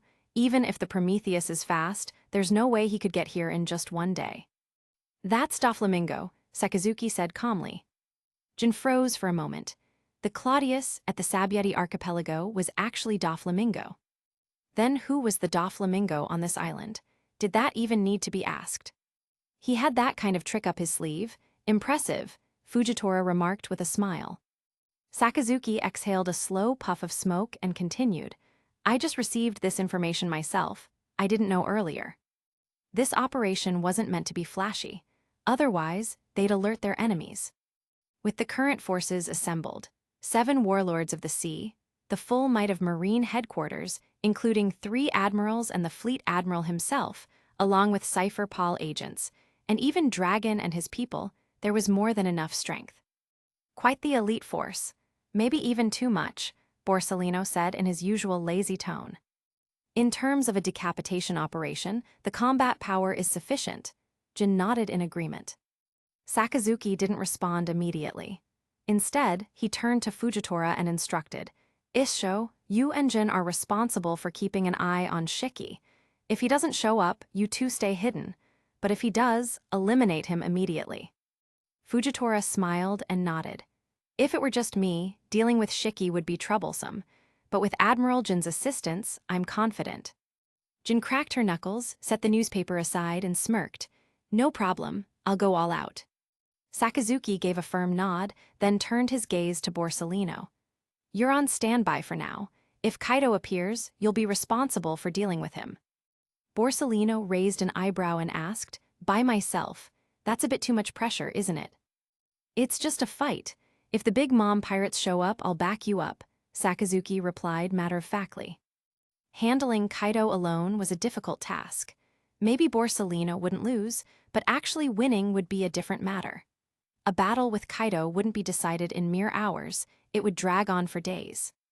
But if it was just about holding Kaido off, the pressure wasn't as high. This time, Borsellino simply nodded in response. Then he asked, And what about the big mom pirates? As per the plan, they aren't our responsibility. The 7 warlords of the sea will handle them, Sakazuki said after a brief pause. His Highness is going after Charlotte Linlin. Isn't that overkill? Borsellino chuckled. Years ago, he had personally witnessed St. Claudius beat Charlotte Linlin into the ground, leaving her barely recognizable. Was he just looking for another soft target to crush? Sakazuki shook his head. No, his main targets this time are Kaido and Shiki. Charlotte Linlin isn't worth too much attention, just focus on our own tasks. With that, Sakazuki fell silent, and the others had no more to say. Jin picked up the newspaper again. Borsellino curled his lips and continued trimming his nails. If it weren't for the people around him, he might have taken off his shoes and started on his toenails. Fujitora raised the dice in his hand and asked Sakazuki, "Fleet Admiral, care for a little wager?" Sakazuki was momentarily stunned, then a faint smile appeared at the corner of his mouth. Why not? Meanwhile, in the underground base on Delta Island, Festa was speaking with Douglas Bullet. At that moment, Festa held a small buttoned device in his hand, introducing it. With just a press, the island hidden beneath the sea will be launched skyward by a massive ocean current. Bullet wasn't interested in the mechanics. Instead, he asked, "Is everything ready?" Of course. The log posed to Laughtail is already stored in that ship's treasure, Festa replied with a nod.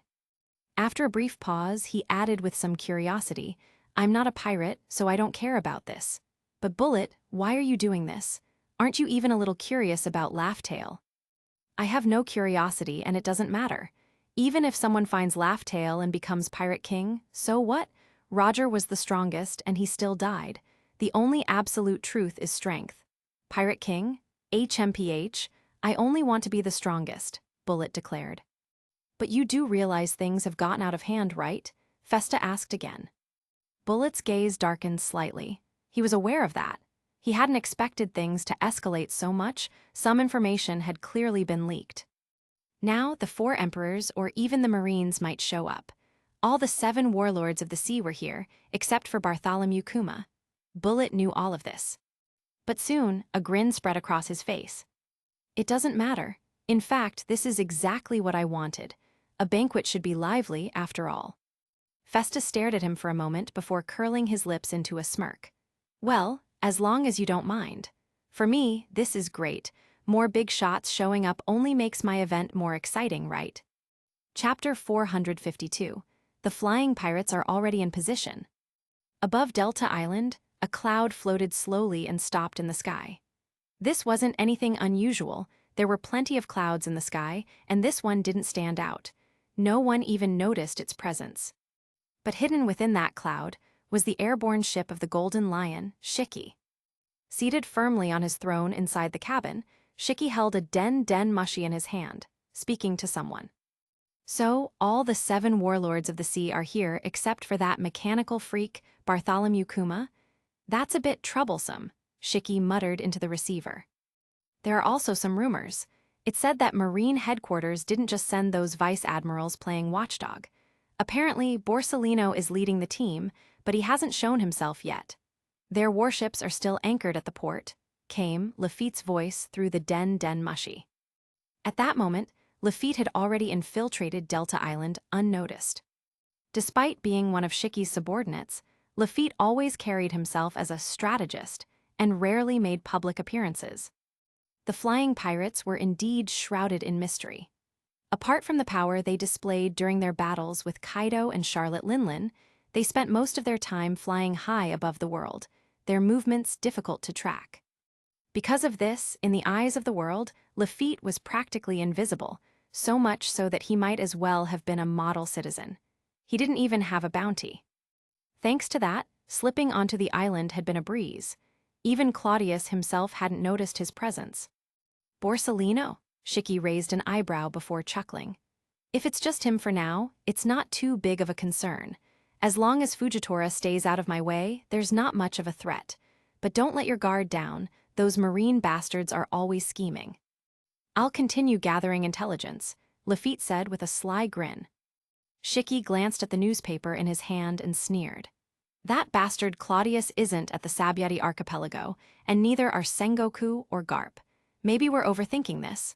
Or could it be that the real schemers here aren't the Marines, but the world government?" "I think that's likely. But it's hard to say what Douglas Bullet is up to," Lafitte responded, still smiling. Shiki wasn't overly concerned with these details. Instead, he thought for a moment and asked in a deep voice, "Besides us, what about Kaido, Linlin, or that red-haired brat? any signs of movement. No, there's been no activity from Wano Country or Whole Cake Island. Could it be that they're really not coming? Lafitte mused. No, ha, Shiki sneered. If they have even half a brain, they won't just sit this one out. Of course, if they don't show, that's fine too, fewer competitors, right? But that also means fewer people to help us deal with the 7 warlords of the sea and the Marines, doesn't it, Boss Shiki? Lafitte replied with a knowing smile.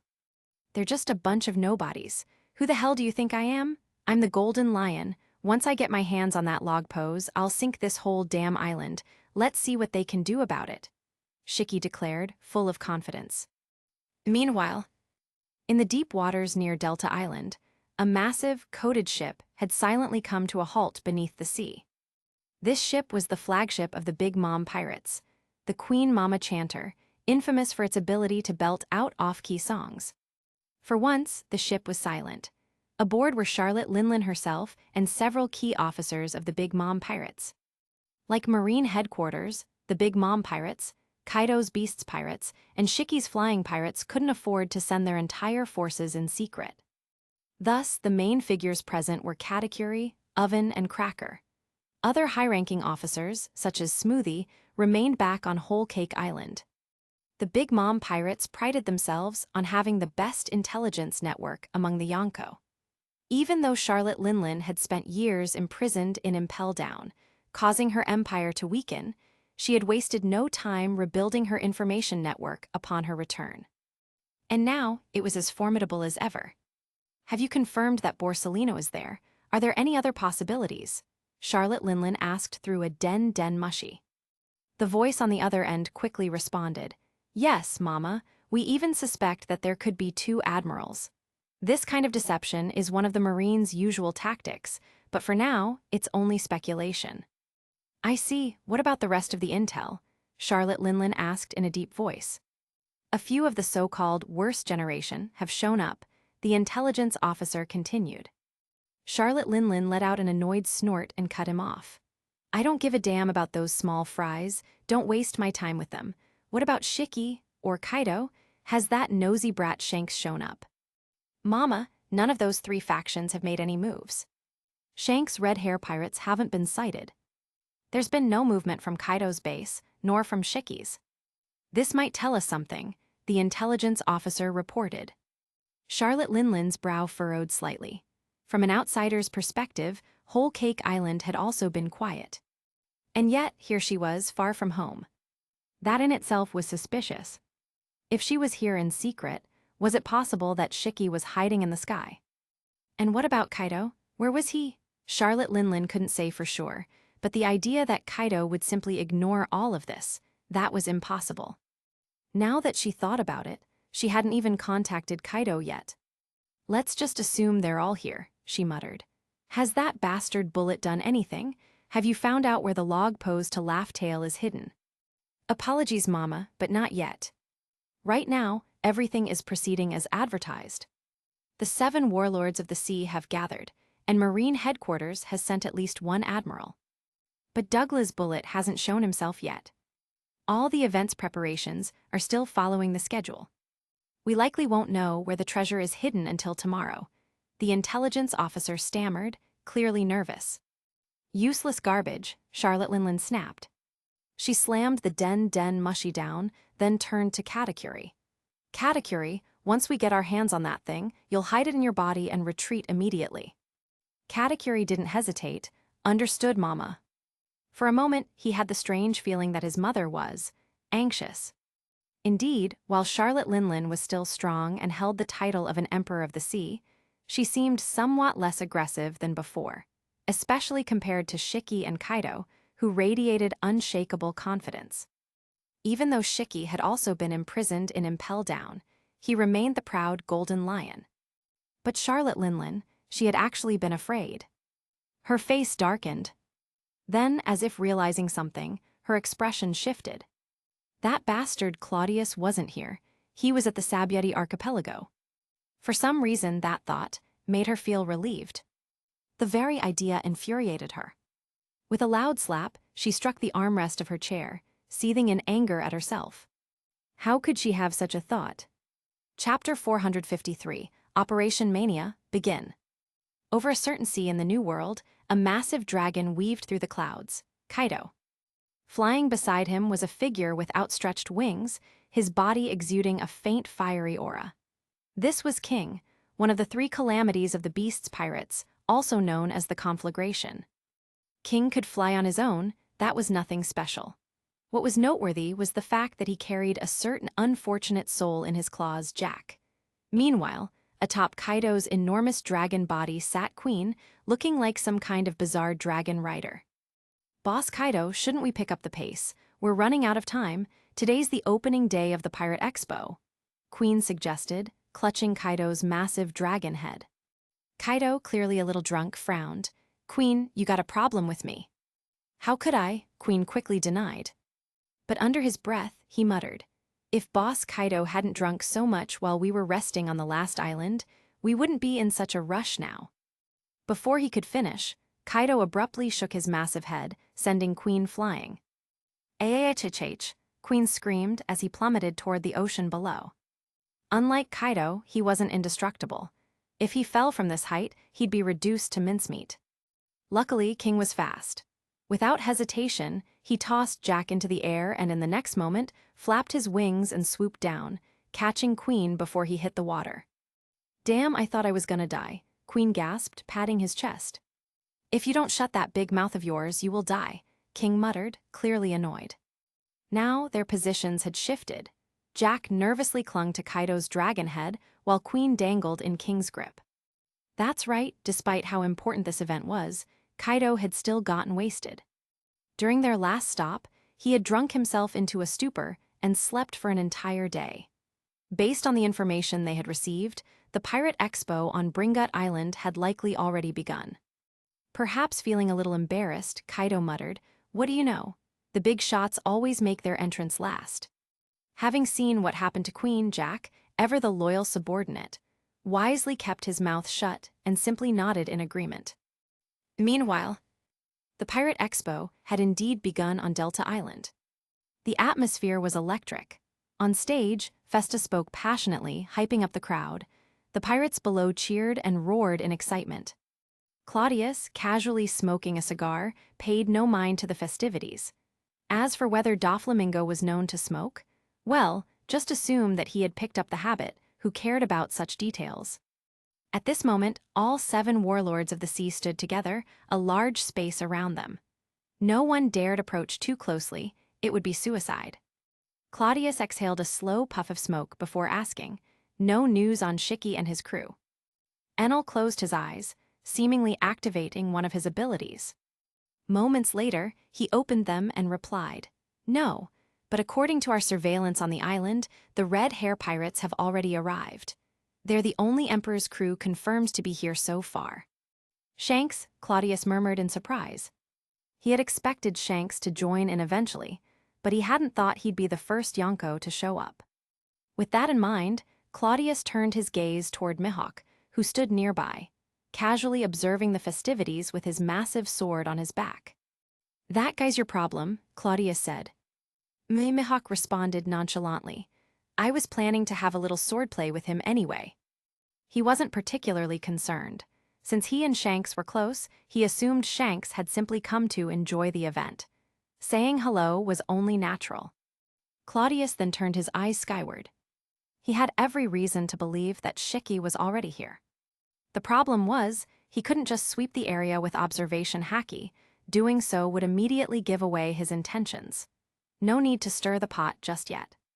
Besides, Shiki was probably thinking the same thing.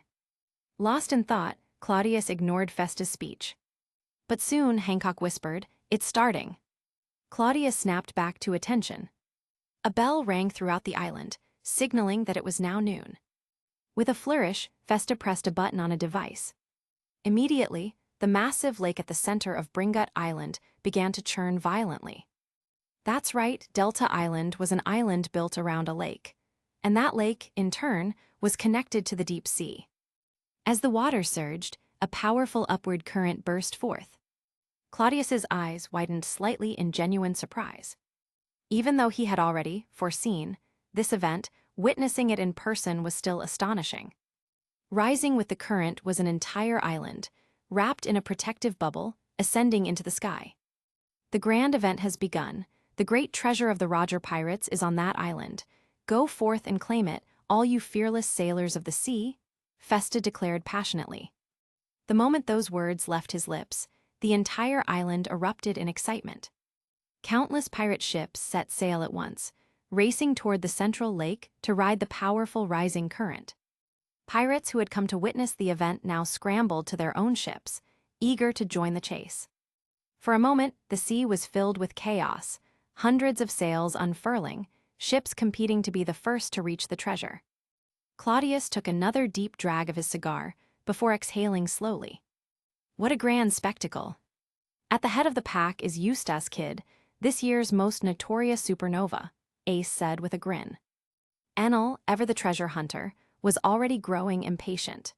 Truthfully, even if there hadn't been an official reason for him to attend this event, he would have joined just for the thrill of treasure hunting. Your Highness, I'm heading out, Enel said excitedly. Claudius chuckled and nodded. Go ahead, but don't forget why you're here. Understood, Enel grinned. With a crackling explosion of lightning, his figure vanished. While countless pirates struggled to reach the floating island, Enel's ability let him bypass them all in an instant. Mihawk, meanwhile, observed the sea of ships with interest. A smirk played at his lips. The Red Force, looks like Shanks is aboard. I'll be taking my leave as well. Without waiting for a response, Mihawk slung his black sword onto his back and strode toward a random pirate ship. A few flashes of his blade later, the ship, which had originally been heading toward the rising current, abruptly changed course, now sailing straight toward the Red Force. Claudius merely waved his hand. Do as you please. What about you? Crocodile asked, also biting down on a cigar. I'm staying put. I want to see how long Kaido, Charlotte Linlin, and Shiki can hold out before making their move, Claudius said with a grin. In that case, I won't be staying either, Dragon said softly. His body flickered, then dissolved into the wind, vanishing without a trace. Hancock, meanwhile, scowled at Crocodile and Ace until they left. Then, she turned and clung to Claudius's arm. Your Highness, now it's just the two of us. Claudius calmly withdrew his arm. I'm Doflamingo right now. Keep that in mind, Hancock. Hancock pouted. Does this count as an affair then? HMPH. You really need to tone down the theatrics, Claudius muttered, flicking her forehead. Chapter 454. I see death on your face. The island that had been blasted into the sky by the rising current wasn't very large. Enel had already arrived, but he didn't rush to search for the eternal pose to Laugh Tale right away. He already knew where to look. Before coming here, Claudius had provided him with the relevant information. Most likely, the pointer was hidden aboard a dilapidated ship. But he wasn't in a hurry. After all, the main purpose of this so-called treasure hunt was to lure in the likes of Golden Lion Shiki, Kaido, and Charlotte Linlin. So instead of heading straight for the ship, Enel took his time exploring the island. Who knew, he might stumble upon some other valuable finds. Any hidden treasures around here? Enel murmured to himself, twirling his golden staff between his fingers. Meanwhile, Eustace Kid had also made it to the island. Hey, we're coming in too fast. At this rate, we'll crash, Captain, Killer warned, watching in alarm as their ship hurtled toward the island from above. Kid grinned wickedly. This is the best way. The weaklings will get crushed and won't be able to cause trouble. Perfect. As he spoke, electromagnetic energy crackled around his arm. A moment later, an invisible force slowed the ship's descent. Not long after, Kid's vessel landed safely on the island. Meanwhile, other pirate ships, less fortunate or less skilled, came crashing down, shattering on impact. Let's go, we're getting that log pose, Kid declared, leaping off the ship. The island wasn't very big. By the time Kid found the ruined ship, several pirates were already fighting around it. The ship was in bad shape, but it was overflowing with treasure. Gold, jewels, and valuables were piled up like sand, spilling from the wreckage. Naturally, this attracted a chaotic free-for-all as pirates battled to claim the riches. Off to the side, Basil Hawkins wasn't participating in the brawl. Under the protection of his crew, he sat calmly, drawing tarot cards for a reading. As he flipped them over, his usual impassive expression turned slightly more serious. Fate tells me there's a 90% chance the eternal pose to Laugh-Tale is on that ship, Hawkins murmured. With that, he gathered his tarot deck, stood up, and issued his order. This nonsense has gone on long enough. Clear the area, we're taking that ship. Yes, Captain, his men responded. The Hawkins pirates charged forward, cutting down the weaker pirates with ease. The few survivors fled in terror. Just as Hawkins was about to board the wreck ship, Kid spotted the commotion. Seeing Hawkins make a move, Kid smirked cruelly. So, a mystery man suddenly shows up, huh? That just confirms it, the log pose must be here. Let's take him down. On board the ruined ship, one of Hawkins' subordinates moved carefully, ignoring the piles of gold at his feet as he searched for the log pose. Then something felt off. A split second later, gold coins shot from the ship and pierced his body. The man staggered back, coughing up blood. But instead of collapsing, a small, tattered scarecrow fell from his body, one of Hawkins' infamous voodoo dolls. Elsewhere on the island, a completely unrelated pirate suddenly screamed in agony. 2 large holes appeared in his chest, blood pouring out as he collapsed dead. His nearby crewmates panicked, looking around wildly. They thought an unseen assassin was among them.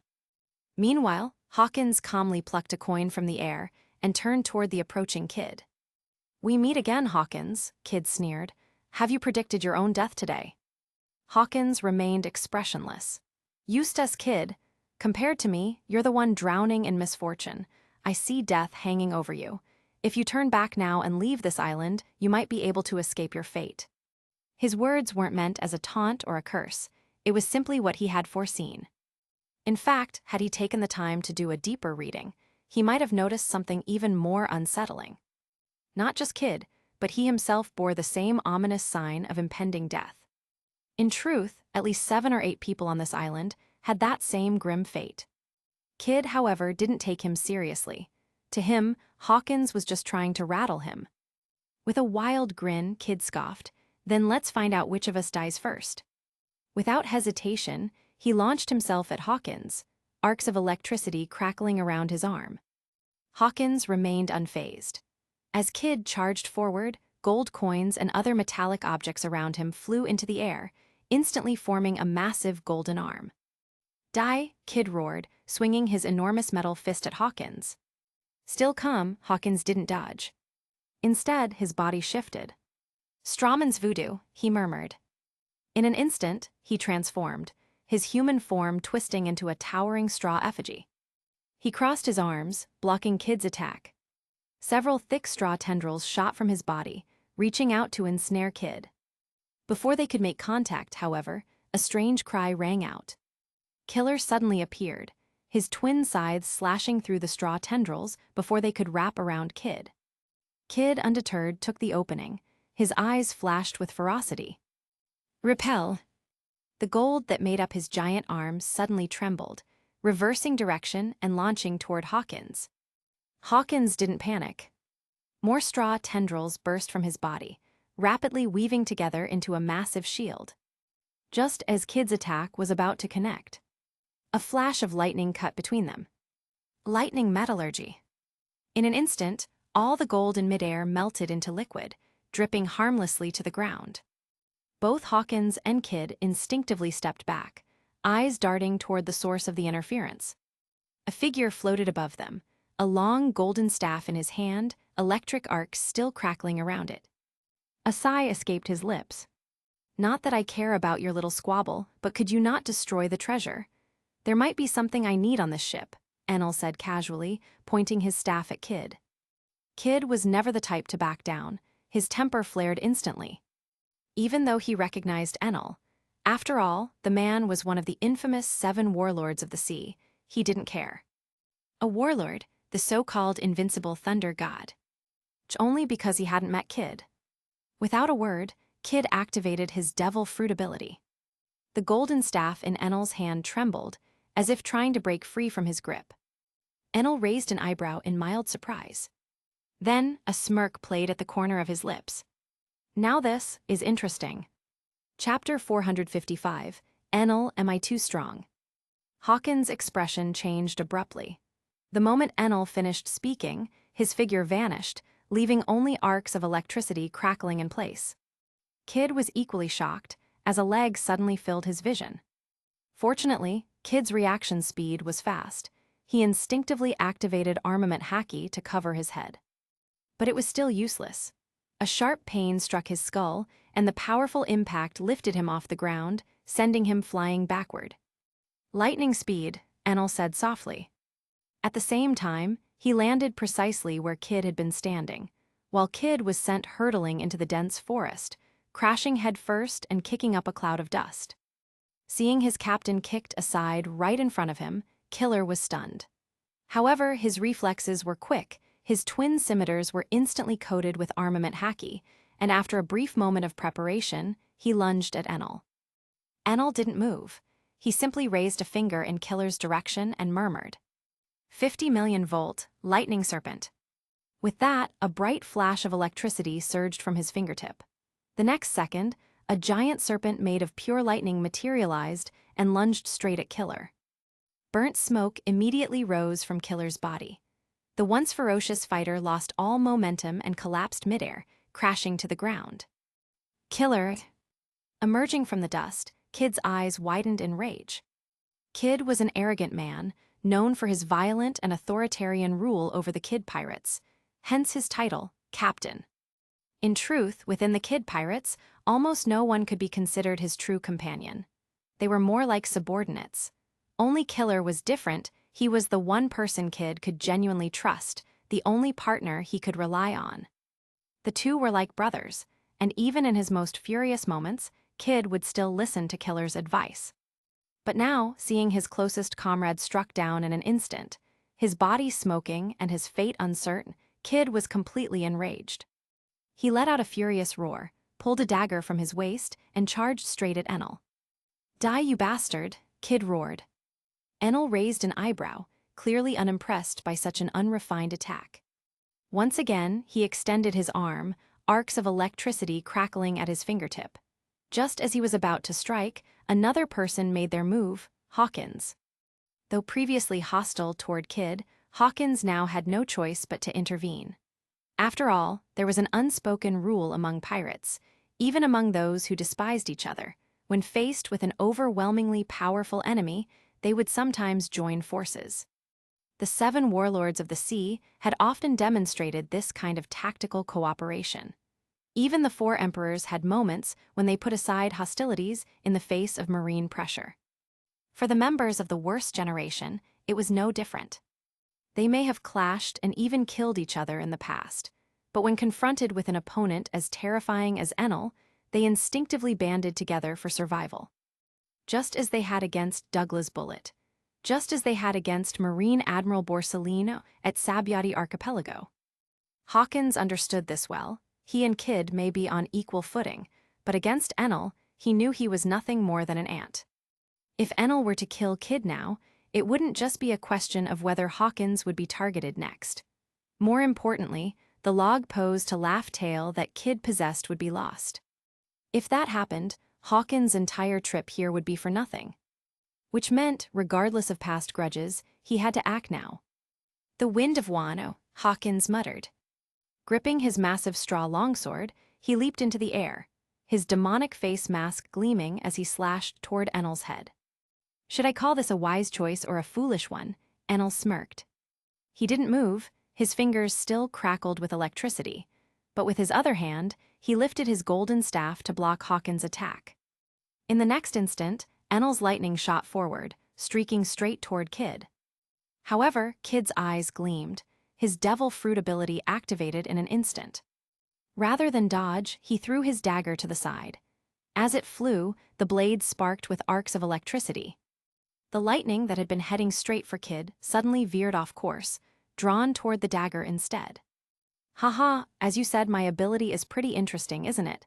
Kid grinned savagely, his tone triumphant. Enel was mildly surprised. He hadn't expected Kid to actually alter the trajectory of his attack. Although it had been a casual shot on Enel's part, it was still a high-powered lightning strike. In truth, Kid's devil fruit ability was quite formidable. It functioned similarly to electromagnetism, though it wasn't as overwhelming as Enel's rumble fruit. With careful manipulation, it could indeed influence Enel's lightning to a certain degree. And that slight deviation in trajectory was enough for Kid to close the distance. Retracting his outstretched arm, Kid's magnetic power activated. The dagger he had thrown instantly returned to his palm. Coating it with armament haki, he bared his teeth and roared. Die Enel. At a glance, it seemed like a dangerous situation. But Enel remained unfazed. He had plenty of ways to counter this. He could simply unleash a massive surge of lightning to engulf everything around him. If Kid dared to charge in, he'd be marching straight to his own death. However, there was one problem. If he used such an attack, it might also damage the log pose in the small ship nearby. If that happened, His Highness would definitely kill him. Damn, if I had my observation haki active, I wouldn't even have to think about all this. Is it my fault for being too arrogant? Maybe I really am just too strong? Enel mused to himself, still calm even in the middle of combat. The truth was, if he used advanced observation haki to predict the future, neither Kid nor Hawkins would pose any threat at all. But unlike that freak Katakuri, Enel wasn't the type to constantly rely on foresight. After all, where was the fun in that? So, he rarely used observation haki. In a flash of light, Enel vanished from sight just as Kid lunged forward, causing Hawkins' sword strike to miss completely. Jolted by the failed attack, Hawkins hurriedly withdrew his blade, but by then, Enel had already appeared behind him. Thunderstorm Thunder Dragon, Enel murmured, extending his palm. In an instant, a massive thunder dragon erupted from his hand.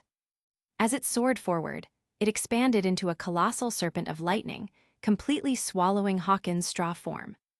Bastard, Kid roared in fury. The enormous thunderbolt didn't stop after consuming Hawkins. It shot forward at blinding speed, closing in on Kid in an instant. Hawkins' attack hadn't even landed yet. That's how fast this was. Sure enough, Kid was swallowed up as well. The two fighters were blasted away at the same time, their bodies flung into the distant jungle amidst a violent explosion. Enel smirked, satisfied. But before he could enjoy his victory, a sharp, metallic DJ sound suddenly rang out. Just as he turned toward the source, his waist exploded.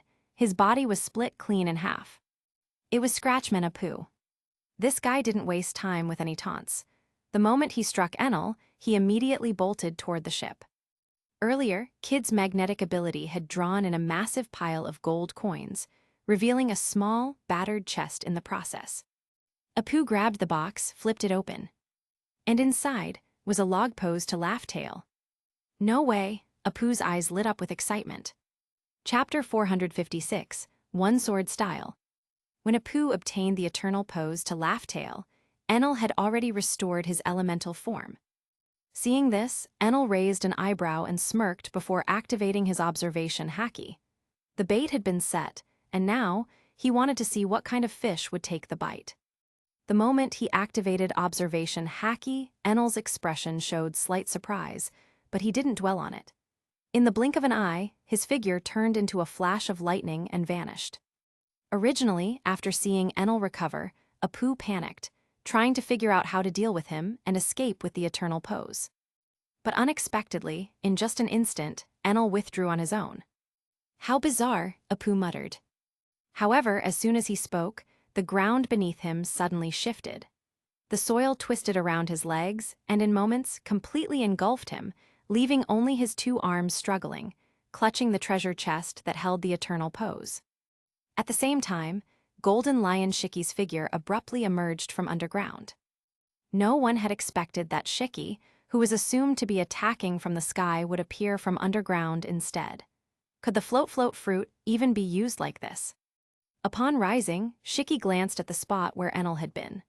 The ground showed signs of disturbance, but Enel had moved too fast, preventing Shiki from launching a sneak attack. Thunder fruit? What a troublesome guy. Shiki clicked his tongue in annoyance before turning his gaze to Scratchman Apu, now trapped by his ability. To Shiki, the worst generation were all just small fry, not worth his attention.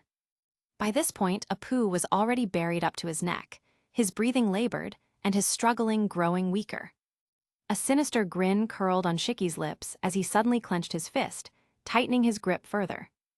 With an audible crack, the soil constricted violently, and a muffled, gruesome sound followed, something being crushed within the compressed earth.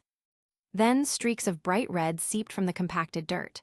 Apu's arms, now limp, dangled lifelessly, still holding the treasure chest. Ruthless and efficient, Shiki had killed a worse generation pirate in mere seconds. Apu never even had the chance to resist. Under Shiki's power, he was crushed into nothing but a bloody pulp, his remains mixing with the soil. Heaven and hell were separated by only a moment. Just seconds ago, Apu was giddy over obtaining the eternal pose, yet before he could even utter his final words, he was dead. While crushing Apu, Shiki reached out for the treasure chest. But just as he was about to take it, a faint crackle echoed in his ears. Electric arcs. Alarm bells rang in Shiki's mind. As expected, in the next second, Enel's figure materialized beside him, his golden staff swinging toward him. Thunder alchemy snakebind, Enel whispered. Electricity surged through the golden staff, and it seemed to come alive, transforming into a golden serpent lunging to bind and restrain Shiki. "Do you take me for a fool?" Shiki sneered. Without much movement, the ground responded to his will. A block of earth rose instantly, entangling itself with Enel's golden serpent staff. At the same time, Shiki reached out for the treasure chest again. But Enel was faster. As if predicting Shiki's move, because he actually had Enel's hand flicked into the treasure chest, snatching the eternal pose before Shiki could react. Shiki's fingers grasped nothing but an empty chest. "Bastard!" Shiki roared, immediately drawing one of the swords at his waist and slashing fiercely toward Enel's midsection. However, Enel didn't even attempt to block. Now that he had secured his objective, he turned into lightning and blinked away, leaving Shiki's attack slicing through empty air. Before arriving here, Enel had only one mission: to secure the eternal pose. He couldn't allow the eternal pose to fall into the hands of the truly powerful. After all, it was meant to be bait. If the wrong kind of fish swallowed it and escaped with it, how could the plan proceed? For instance, if Charlotte Linlin had appeared, Enel wouldn't have stopped her from grabbing it, because Big Mom was not someone who could easily flee. But Shiki, that was a different story. With his float fruit, even if others were distracted fighting, Shiki could remotely control the eternal pose to fly away and deliver it to his subordinates. That was unacceptable. Just as Enel landed back on the ground, his instincts flared, and he immediately took a step backward. In the very next second, the ground split apart, and a razor-sharp wind blade erupted from below, piercing the sky. Then, Shiryu of the Rain emerged from the broken ground. "Boss Shiki, looks like your plan has completely failed," Shiryu remarked. "That guy's observation haki is strong, he can even see the future. Failing against someone like that is normal, don't let him escape," Shiki muttered. Technically, Enel could flee any time. But if he did, how would they bait the bigger fish? "This is such a pain," Enel thought, sighing inwardly. Shiryu wasted no time. His sword, Thunderstorm, was coated in armament haki, slashing straight for Enel's chest. Thunder flickered across Enel's body as he prepared to dodge, his future sight showing him Shiryu's next move. "Knave," Enel smirked. But in that moment, his vision shifted. He had foreseen yet another attack. It wasn't just one slash. Shiki's original attack suddenly split into thousands of flying slashes, cutting through the air and covering the battlefield. "Lion Song Red Fang," Shiki whispered, his lips curling into a cruel smile. Shiryu also smirked, about to follow up with another strike, but before he could act, a powerful slash suddenly flew in from the distance. Shiryu frowned and instinctively turned. Raising Thunderstorm, he barely blocked the incoming attack. But the sheer force pushed him backward, forcing him to take 2 hasty steps to stabilize himself. "Who?" Shiryu demanded. A voice calmly responded. "Eyes, ears, nose, tongue, body, and mind. These 6 elements define perception, each bound by desire, suffering, and the world's 36 afflictions." Emerging from the dense forest, Zaro stepped forward. Shiryu squinted, feeling that the man looked familiar, but unable to recall his identity. Zoro didn't bother to introduce himself. He raised his black blade Enma, took a deep breath and declared, "One sword style." As the words fell, he exploded forward with unimaginable speed, his movement leaving behind multiple afterimages. Shiryu barely had time to react. His sword, Thunderstorm, was hastily reinforced with armament haki, but Zoro's blade had already struck. 6 roots cleansed. Zoro roared, his voice deep and resolute. A devastating force surged through Shiryu's sword. The ground beneath him shattered instantly. His hands trembled as the pressure fractured his grip, blood dripping from his fingers. And then, Zoro's blade sent Shiryu flying. Chapter 457, Cladius, I didn't expect Kaido to be the most reserved one. As Shiryu was sent flying by Zoro's sword strike, Zoro twirled his black blade, Shusui, twice in the air in an effortless display of skill.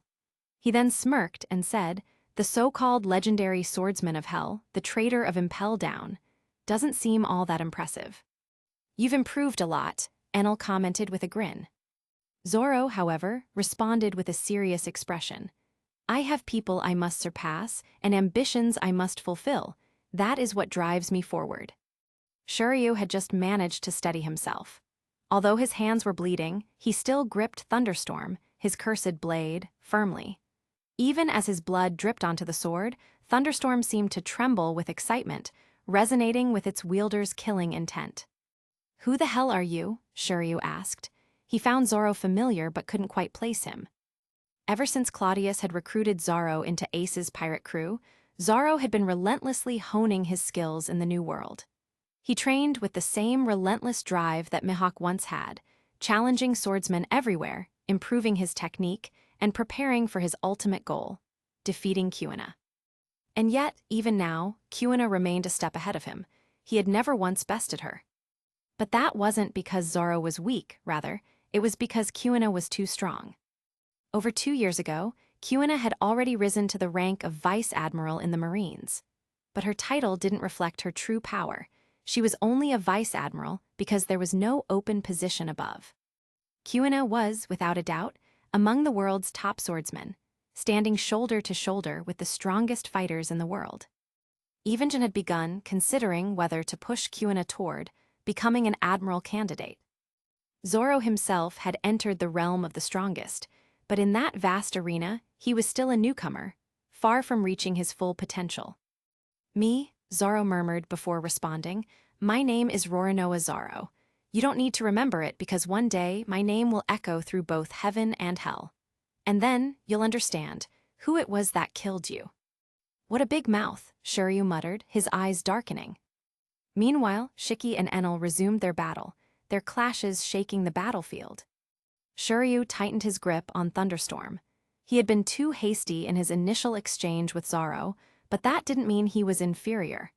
If he applied the right pressure and handled the fight carefully, the outcome was far from decided. Zoro, however, ignored Shiryu's thoughts. Instead, he began reciting a battle mantra to himself. This time, Shiryu didn't get distracted. He took the initiative. With a quick step forward, Thunderstorm gleamed with bloodlust and his gaze turned razor-sharp. "One sword style, Hell's Haze." Zoro's eyes narrowed as he responded, his sword flashing with cold steel light. "Ascending Tower." Zoro's blade rose from below, perfectly intercepting Shiryu's Thunderstorm. But instead of stopping, Zoro freed one hand and grabbed another sword from his waist. A silver gleam flickered. Shiryu immediately reacted, exerting strength in his arm to press Thunderstorm downward at an angle, deflecting Zoro's second blade. The second blade was Sandai Kaitsu. "A three-sword style user, that's rare," Shiryu murmured. Zoro was about to respond, but Shiryu suddenly spat out the cigar in his mouth, aiming it straight for Zoro's face. The unexpected distraction forced Zoro to dodge slightly, creating an opening. Blazing hell. Seizing the chance, Shiryu redirected Thunderstorm, narrowly avoiding Zoro's sword trail, and slashed straight at Zoro's chest. Zoro reacted instantly. Raising his arm, he reinforced it with armament haki and blocked the attack directly.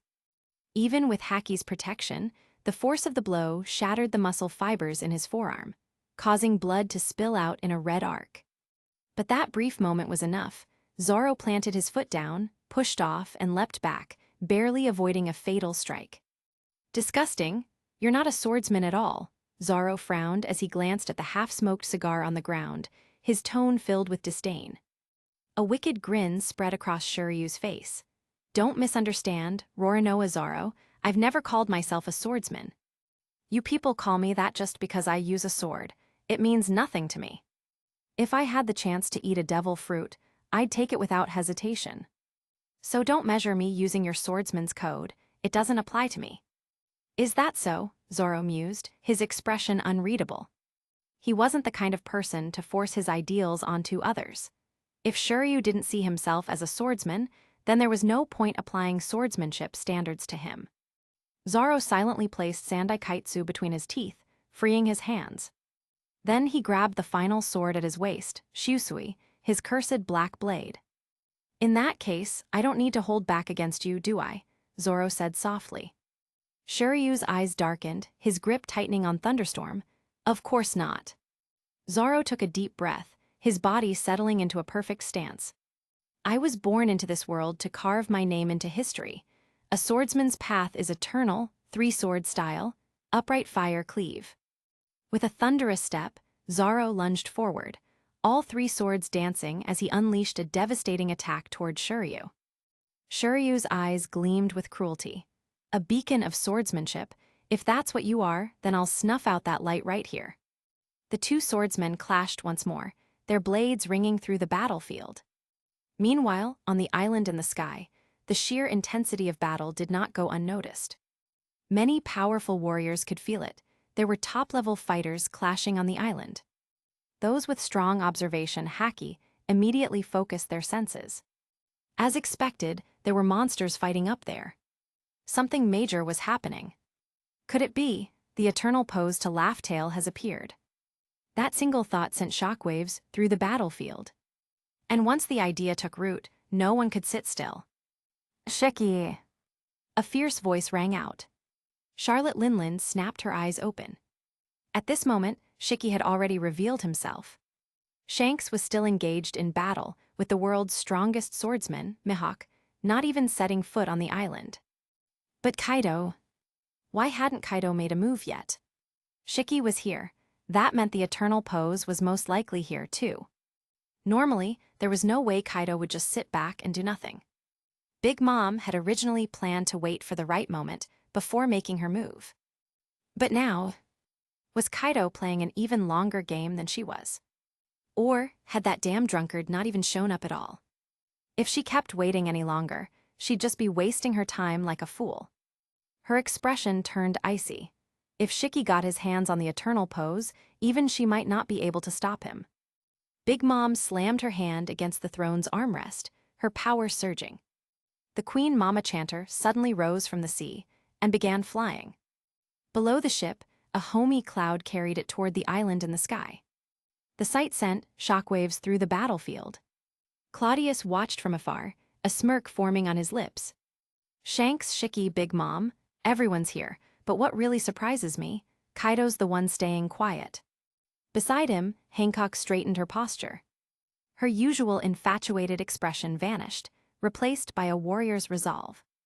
According to the plan, I am to engage Big Mom, correct? She asked. Claudius nodded. That's right. Then I shall take my leave first, Your Highness, Hancock murmured. Chapter 458, The Power of the Pirate Empress. On the marine warship, Sakazuki was analyzing the battlefield. This doesn't make sense. Shiki, Charlotte Linlin, and Shanks have all appeared, yet Kaido is still holding back. Sakazuki muttered, puzzled. Originally, he expected Shiki to be the one who held back the longest, making his move at the very end. That would have been ideal. By then, all the key players would be gathered, and the Marines could strike decisively. But contrary to expectations, Shiki was the first to act. Meanwhile, Kaido remained completely inactive, with not even a trace of his presence. According to the plan, Fujitora and Jin were supposed to move after Shiki, but Sakazuki temporarily held them back. The timing wasn't right yet. If the Marines revealed their full power too soon, including all 3 admirals, the situation could become uncontrollable. Luckily, Enel had engaged Shiki, keeping the battle contained for now. Could it be that Kaido isn't coming at all? Jin frowned. Sakazuki hesitated for a moment before responding. That shouldn't be the case. There's no way that guy would ignore something this important. Well then, Borsellino said lazily, shouldn't we start making a move? Sakazuki remained silent for a few seconds, then shook his head. Not yet. Hold position. We wait and observe. Fujitora, who had been considering the situation, suddenly suggested, in my opinion, why not let the vice admirals act first?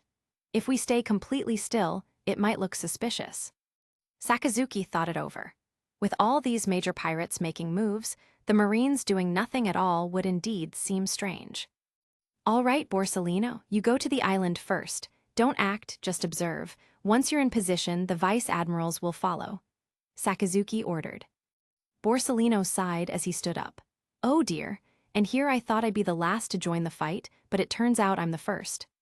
Despite his complaints, he soon disappeared in a flash of golden light. Shortly after, the Marines sprang into action. Borsellino arrived on the island, seemingly just spectating the battle between Shanks and Mihawk, while the vice admirals began to land as well. Thanks to Jeppo, most vice admirals had no trouble reaching the island. Some high-ranking Marine officers followed, while those unable to ascend remained below, capturing weaker pirates who were also stuck at sea. Among them, Smoker stood out, 3 cigars in his mouth, wearing dark sunglasses, his marine coat billowing behind him. The epaulets on his shoulders marked his status as a vice admiral. Now stationed at G5, Smoker held more autonomy and influence than most vice admirals. The G5 branch was notorious for its unruly nature, and Smoker fit right in. Behind him, Tashigi held a den mushi, seemingly relaying orders. Understood, I will pass the orders to Vice Admiral Smoker, she confirmed before ending the call.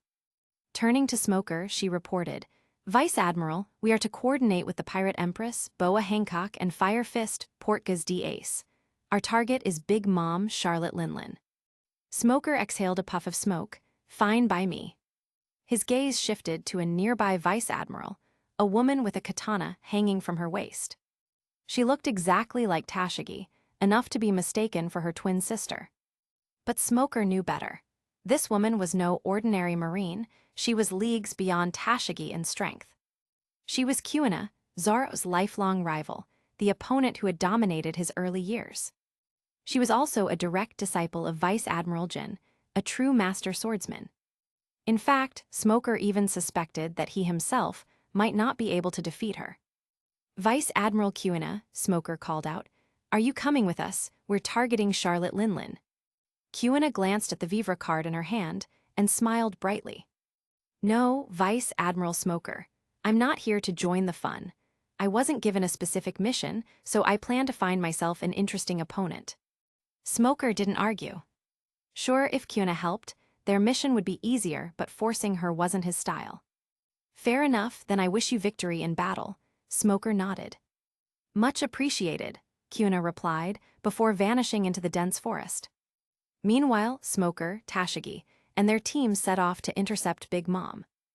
On Big Mom's flagship, the Queen Mama Chanter, Charlotte Linlin's ship soared through the sky, quickly closing in on Shiki's location. From what she could see, Shiki was engaged in battle with someone powerful. Judging by the flashes of lightning, it was likely Enel, the self-proclaimed thunder god and former warlord of the sea. Deciding not to waste time, Big Mom prepared to descend. As the ship neared the island, still tens of meters above ground, a sudden figure leaped from below, soaring towards the ship at impossible speed. At first glance, it looked as insignificant as a mayfly striking a tree. But in the very next instant, boom! Empress's smashing kick.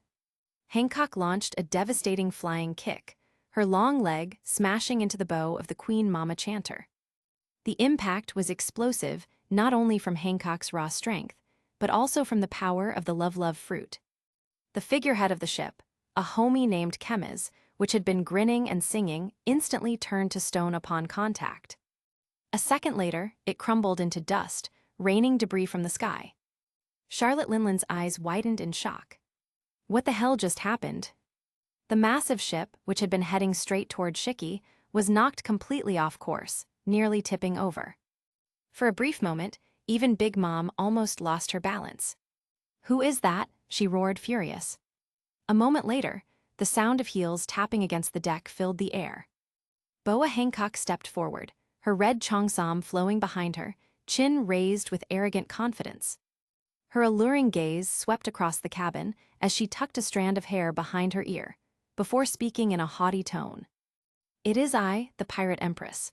I suppose you must be furious, yes. But I don't see why, after all, my beauty is simply overwhelming." For a split second, even Charlotte Linland was stunned, momentarily caught off guard. But it lasted only a moment. Linland's expression twisted with rage, and she bellowed, "Boa Hancock, you dare stand in my way? Do you have a death wish?" As soon as she spoke, Cracker, one of her sweet commanders, charged forward. With a flash of steel, he thrust his sword, Pretzel, directly at Hancock's head. Too slow. Hancock tilted her head slightly, letting the blade pass just inches from her face. As the gust of wind from the attack ruffled her hair, Hancock's foot shot out in a blindingly fast counterattack. Perfume femur. Her kick struck Cracker's chest, activating the Logia Fruit's power. Cracker's entire torso petrified on impact, then shattered into dust. But the true Cracker, a thin, wiry man, emerged from within the rubble, landing beside Katakuri. Hancock smirked, as expected, hiding in your biscuit armor. Chapter 459. Crocodile, are you afraid of being a fool? On the same island, Crocodile walked alone through a dense forest. Soon, he emerged from the trees and looked ahead. There, amid the wreckage of a destroyed ship, Zoro was locked in battle with Shiryu of the Rain. Both had sustained injuries, but the fight remained undecided. It looked like they would continue exchanging blows for a while. In the distant sky, another fierce battle was raging. Enel and the Golden Lion, Shiki, clashed violently. Thunder roared as Enel's lightning crackled through the air, while the overwhelming power of the lion fruit distorted the battlefield. Crocodile remained still, calmly removing the cigar from his mouth. He exhaled a slow puff of smoke and muttered to himself, "Seems like Enel doesn't need any help for now, but why hasn't Kaido shown up yet?" In the sky not far away, Charlotte Linland's ship hovered. Crocodile caught sight of it just as Hancock kicked it down from the air. A powerful and intense flame had erupted in that direction moments ago. Most likely Ace had joined the fight, making his move. Charlotte Linland wasn't someone to be taken lightly, but with Hancock and Ace fighting her, the outcome was uncertain. Regardless, they should be able to hold her off for some time. What, the Big Mom pirates might have backup? Well, doesn't Hancock and her side have support too? The Marines should be making their move by now. Crocodile had no intention of getting involved just yet. Despite the chaos, everything was still going according to plan. From an overall perspective, their side held the advantage. Among them, Enel was the key. After all, he was the one holding the laugh-tail eternal pose. Fortunately, Enel was strong enough to fend for himself. No matter how powerful Shiki was, stealing something from Enel would require tremendous effort. Whether he could even pull it off was another question entirely. The unpredictable Kaido. Let's see what happens, Crocodile thought, deciding to wait and observe whether Kaido would appear. At that moment, a rustling sound came from the dense forest behind him. Crocodile frowned slightly and turned to look. After a moment, his expression became somewhat surprised. "Why are you here?" Crocodile asked, his tone laced with skepticism. Stepping out of the shadows was Doflamingo. Crocodile immediately understood what was going on. His voice was casual, almost as if he were speaking to Cladius. A sly grin spread across Doflamingo's face. He chuckled wickedly, "Phew for fur, don't be so cold, Crocodile. Can't we get along a little better? If you keep talking to me in that annoying, disgusting tone, don't blame me for being rude," Crocodile said flatly, his eyes flashing with an unreadable glint. Doflamingo laughed again and said, "So cold? My apologies, Crocodile. But if we got along better, wouldn't that make my dear cousin happy?" A sharp glint flickered in Crocodile's eyes as he softly muttered, "Claudius." Of course, Doflamingo nodded naturally and took a few steps closer. Crocodile didn't move, but the moment Doflamingo entered a 3-meter range, he struck. A flash of yellow light, a razor-sharp sand blade, sliced directly toward Doflamingo's waist, aiming to cut him down without hesitation.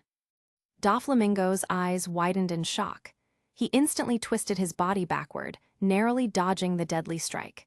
As he retreated, he put some distance between them and shouted in surprise, "Hey, what the hell? You really trying to kill me?" "HMPH," Crocodile snorted coldly, offering no explanation. He raised his hand as golden sand swirled around him. "Sables," Crocodile muttered.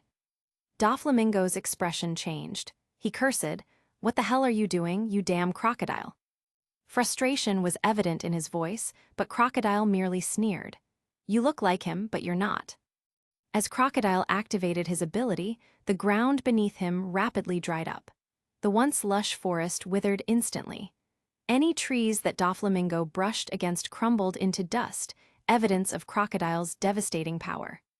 Upon hearing Crocodile's remark, Doflamingo's gaze darkened. He no longer hesitated. With a swift leap, he flipped through the air several times before landing safely at a distance, effortlessly evading Crocodile's swirling sand. Strange, my disguise was flawless.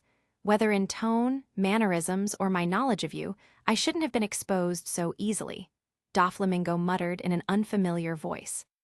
Crocodile clenched the cigar between his teeth, standing there like a true underworld king. The golden sand around him rippled ominously. A wicked smirk played on his lips as he exhaled another puff of smoke. "Yeah, your disguise was perfect. If you're wondering how I saw through it, you can only blame your bad luck." At first, Crocodile hadn't noticed anything off. Given the situation, it was reasonable to assume this was Cladius in disguise. However, the moment Doflamingo spoke, something felt off. Back on the island, Cladius had occasionally imitated Doflamingo to tease Crocodile. Crocodile had made it very clear that he found it annoying, and after one particularly harsh warning, Cladius had stopped doing it altogether. Yet now, this Doflamingo had used that same irritating tone. That was Crocodile's first red flag. So he decided to test it. He casually dropped Cladius' name, and sure enough, this Doflamingo hesitated before responding unnaturally. That confirmed it. This was a fake. The real Doflamingo was currently in the Sabyati archipelago.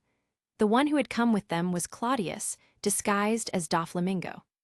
If yet another Doflamingo appeared now, it could only mean one thing: an enemy infiltrator. Without hesitation, Crocodile struck, aiming to eliminate the imposter before they could act. But to his surprise, this faker wasn't just good at disguises, they were strong as well. Now exposed, the fake Doflamingo finally dropped the act. As the disguise melted away, a woman stood in its place. She had sharp features and a sinister, wild expression. "So it's you, huh? The filthy fox Katarina Devon," Crocodile sneered. His voice dripped with contempt.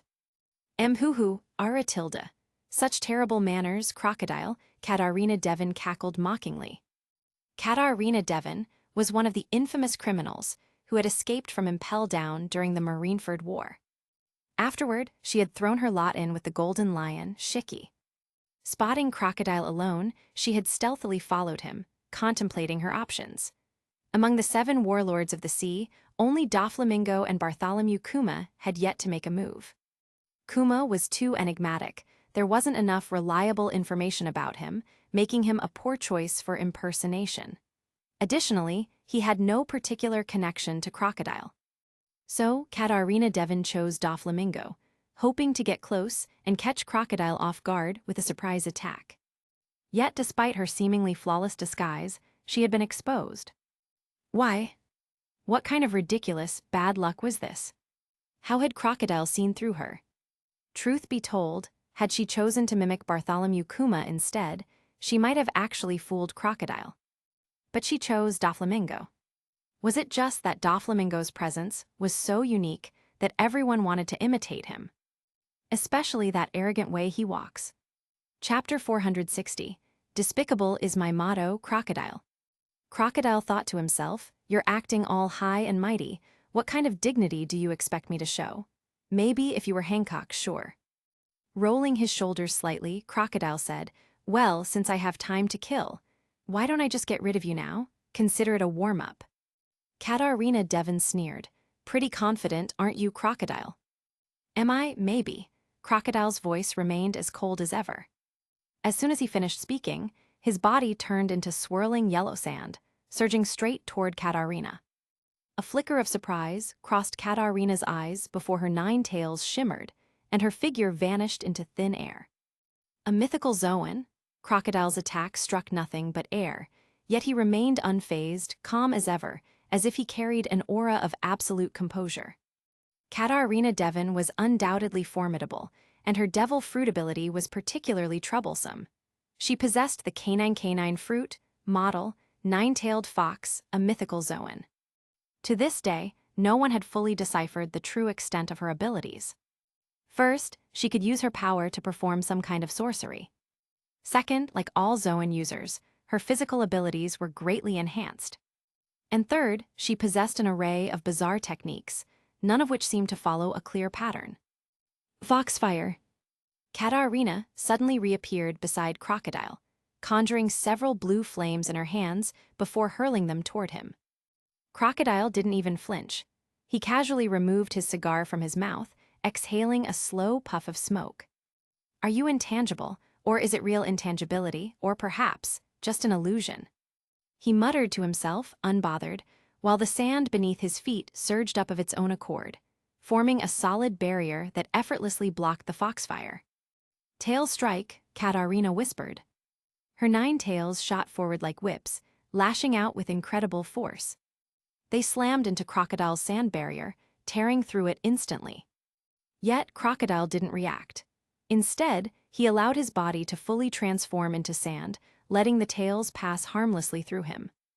"Zoan users do have powerful physical strength," Crocodile muttered, as if making an idle observation. Then, in a sudden move, he reached out and grabbed one of the tails. As soon as he did, the corrosive power of the sand fruit activated. However, his brows furrowed slightly. "Hoo-hoo, Crocodile, you think I don't know your ability?" Katarina taunted. "My tails aren't made of flesh and blood, they're just fur. If you like them so much, you can have them." Before Crocodile could react, the tail he was gripping exploded into a cloud of fine, blinding fur. Crocodile narrowed his eyes. Immediately, he stomped his foot and leapt backward, sensing an imminent attack. Sure enough, in the next instant, Katarina appeared where he had just been. Her 5 fingers had transformed into razor-sharp claws, aimed directly at Crocodile's heart. "Fast reaction," she sneered. Then her form flickered, and she vanished again. This time, Crocodile let out a faint sigh, his patience wearing thin. Enough of this flashy nonsense. He crouched down, pressed one hand to the ground, and muttered in a low voice. "Ground deaths." From the center of his palm, the earth rapidly dried and crumbled into sand, not just superficially, but completely, turning everything into a deepening desert. Crocodile closed his eyes momentarily, sensing the terrain. Then, all at once, his eyes snapped open. His body dispersed into sand and disappeared into the wind. Katarina had been using illusions to conceal herself. The moment Crocodile vanished, an alarm rang in her mind. Trusting her instincts, she lunged forward, trying to escape whatever was coming. She managed to dodge most of the attack, but a sharp pain flared across her lower back, as if slashed by a blade. The wound wasn't deep, but it was enough to make her turn and look. Crocodile had reformed from the sand, a small, ornate dagger in his hand. "As I thought, it's an illusion, not true intangibility," Crocodile murmured. Spreading his awareness through the desert battlefield, he could sense Katarina's movements like a set of coordinates.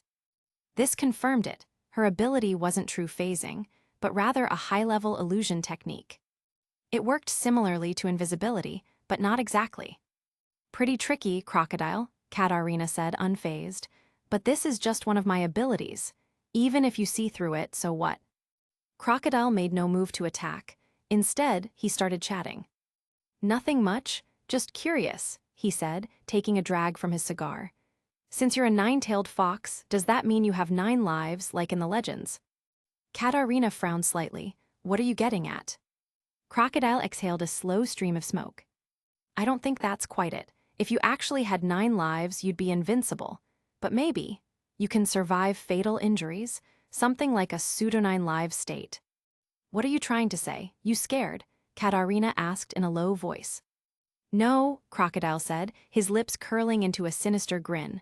I just want to test something. Before Katarina could respond, a wave of weakness suddenly washed over her. Her body felt sluggish. A poison. You're noticing it now. Took you long enough, Crocodile sneered. There's no way. Normal poison wouldn't work against me, Katarina gasped. You're right.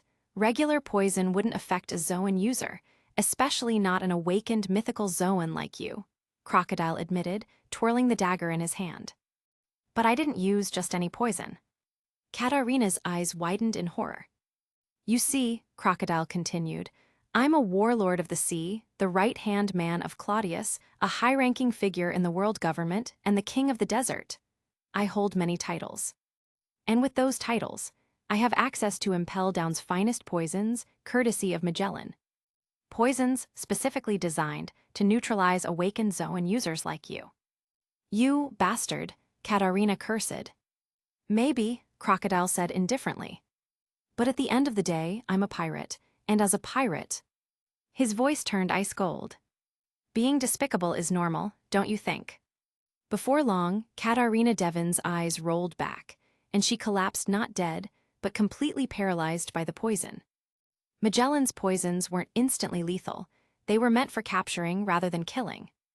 Crocodile rotated his shoulders, tucked away the Magellan-coated dagger, and smirked. You Zoan types, always relying on brute strength. But to someone like me. He reached into his coat and pulled out a small metal box. Slipping on a pair of gloves, he opened it and took out a sea stone cuff. Walking over to Katarina, he secured it tightly around her wrist. And just like that, the battle ended. Katarina Devon, a notorious criminal from Impel Down, had been effortlessly outwitted by Crocodile's underhanded tactics. A legendary 7 warlord of the sea, using 7 layers of poison. A tactic straight out of a back-alley thug's playbook. Shouldn't a pirate of his caliber feel ashamed? But to Crocodile, the only thing that mattered was the result. Why waste energy when you can win effortlessly? Chapter 461, The Cursed Blade Corrupts Its Master, Quina joins the battle. After dealing with Devon, Crocodile stepped out of the dense forest once again and gazed into the distant sky. This victory had cost him little effort, and at this moment, Enel was still battling Shiki. Taking a pocket watch from his coat, Crocodile checked the time. His brows furrowed slightly as he murmured, so Kaido really isn't coming to the Pirate Expo. A bit of a shame, but Claudius shouldn't have to wait too long, right? Kaido's absence was unexpected.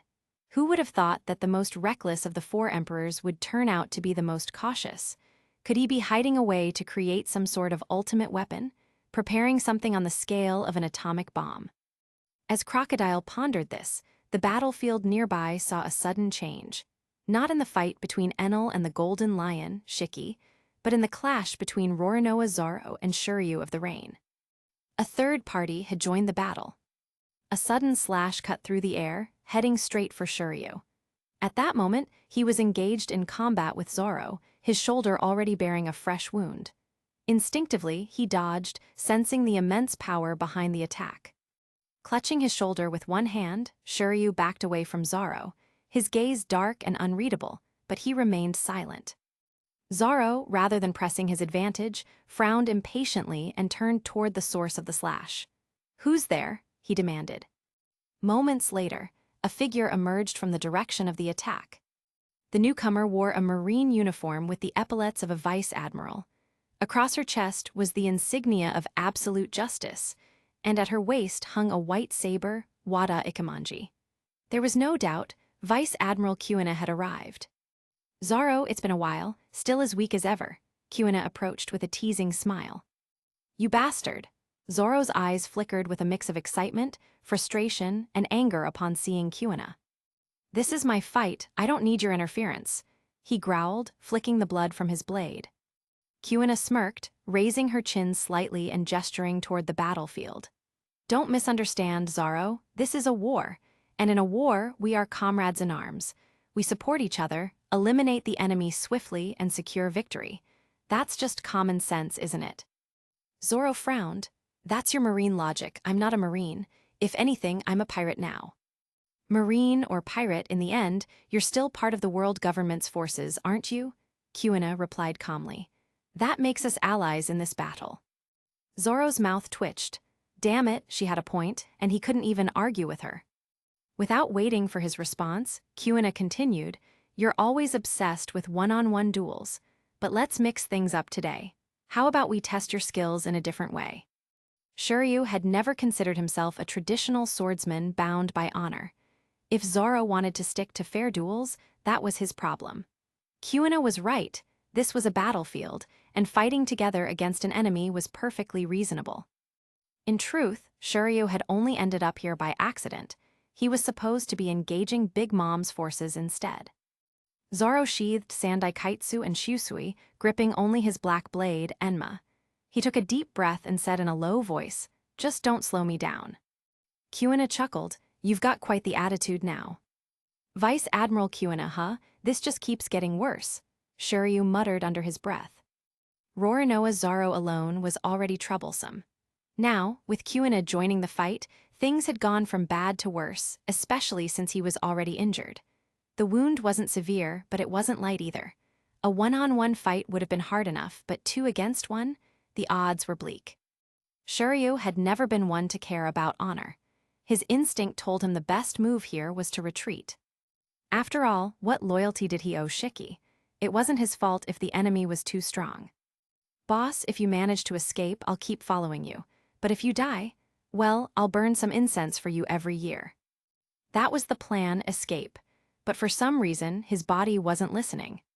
His blood was boiling. His hands trembled not from fear, but from excitement. Was this battle lust, the thrill of the fight? His eyes turned bloodshot, filled with a terrifying bloodthirst. The cursed blade in his grip, Thunderstorm, let out a low, eerie hum, almost as if it were laughing. Every previous wielder of Thunderstorm had met a tragic end. Shiryu had never cared. After all, he was already a killer by nature. He had escaped Impel Down to embrace a life of slaughter. As long as he could satisfy his bloodlust, what did it matter if the sword had a will of its own? But today, something was different. His thoughts of retreat faded, his mind clouded with madness. Pain from his wounds dulled, and his confidence soared.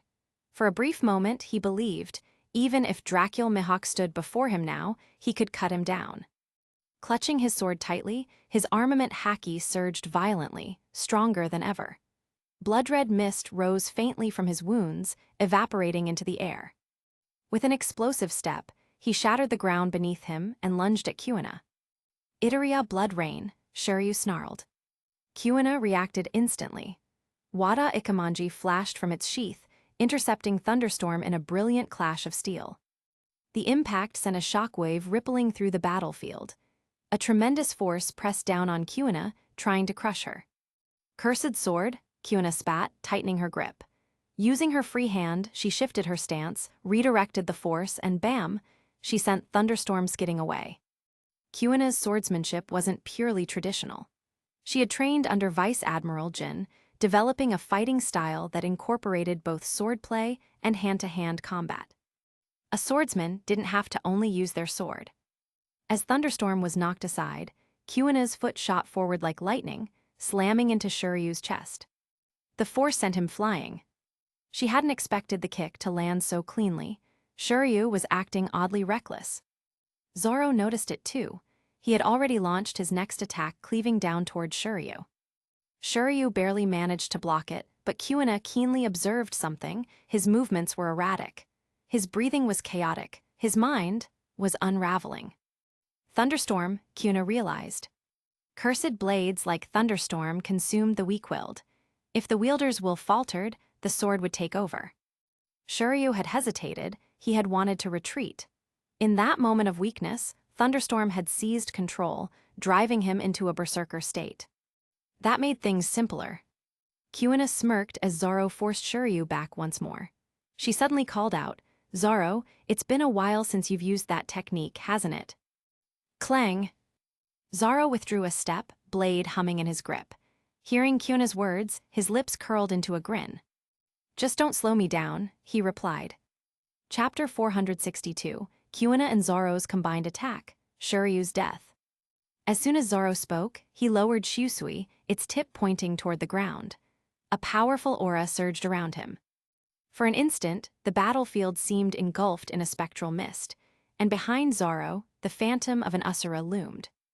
At the same time, Kuna lowered Wada Ikamanji, mirroring his stance. Her presence intensified, and behind her, the image of an angry king gradually took form.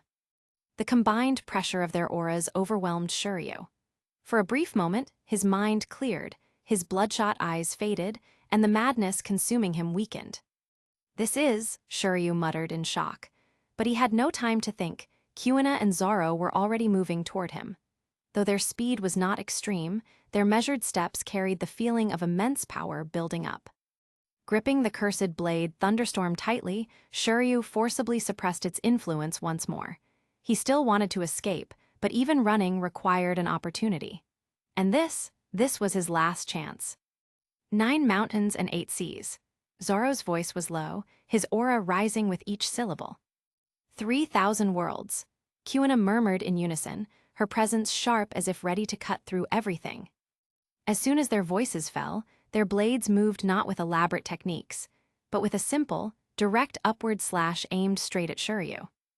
Then, without any signal, both fighters accelerated simultaneously, their footwork exploding with force.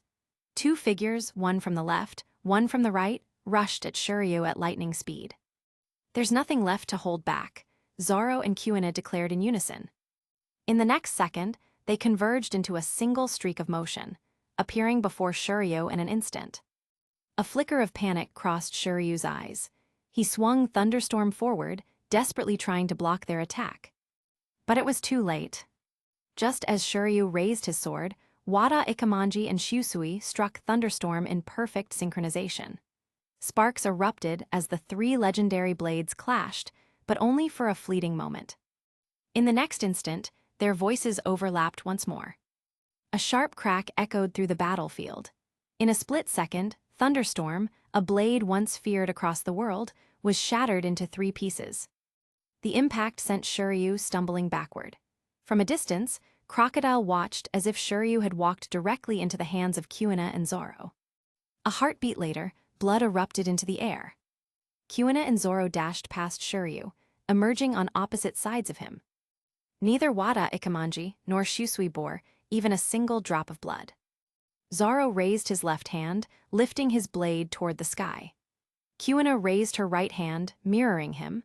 Then, with a subtle yet deliberate motion, they tapped their sword hilts together, a silent acknowledgement between comrades. The moment their blades met, Shiryu's body finally collapsed to his knees. Blood poured from the X-shaped wound carved into his chest, so deep that his internal organs were faintly visible. His clothes quickly became soaked in red. The former impel down warden, now a traitor, gazed down at the broken fragments of Thunderstorm in his hands. A weak chuckle escaped his lips.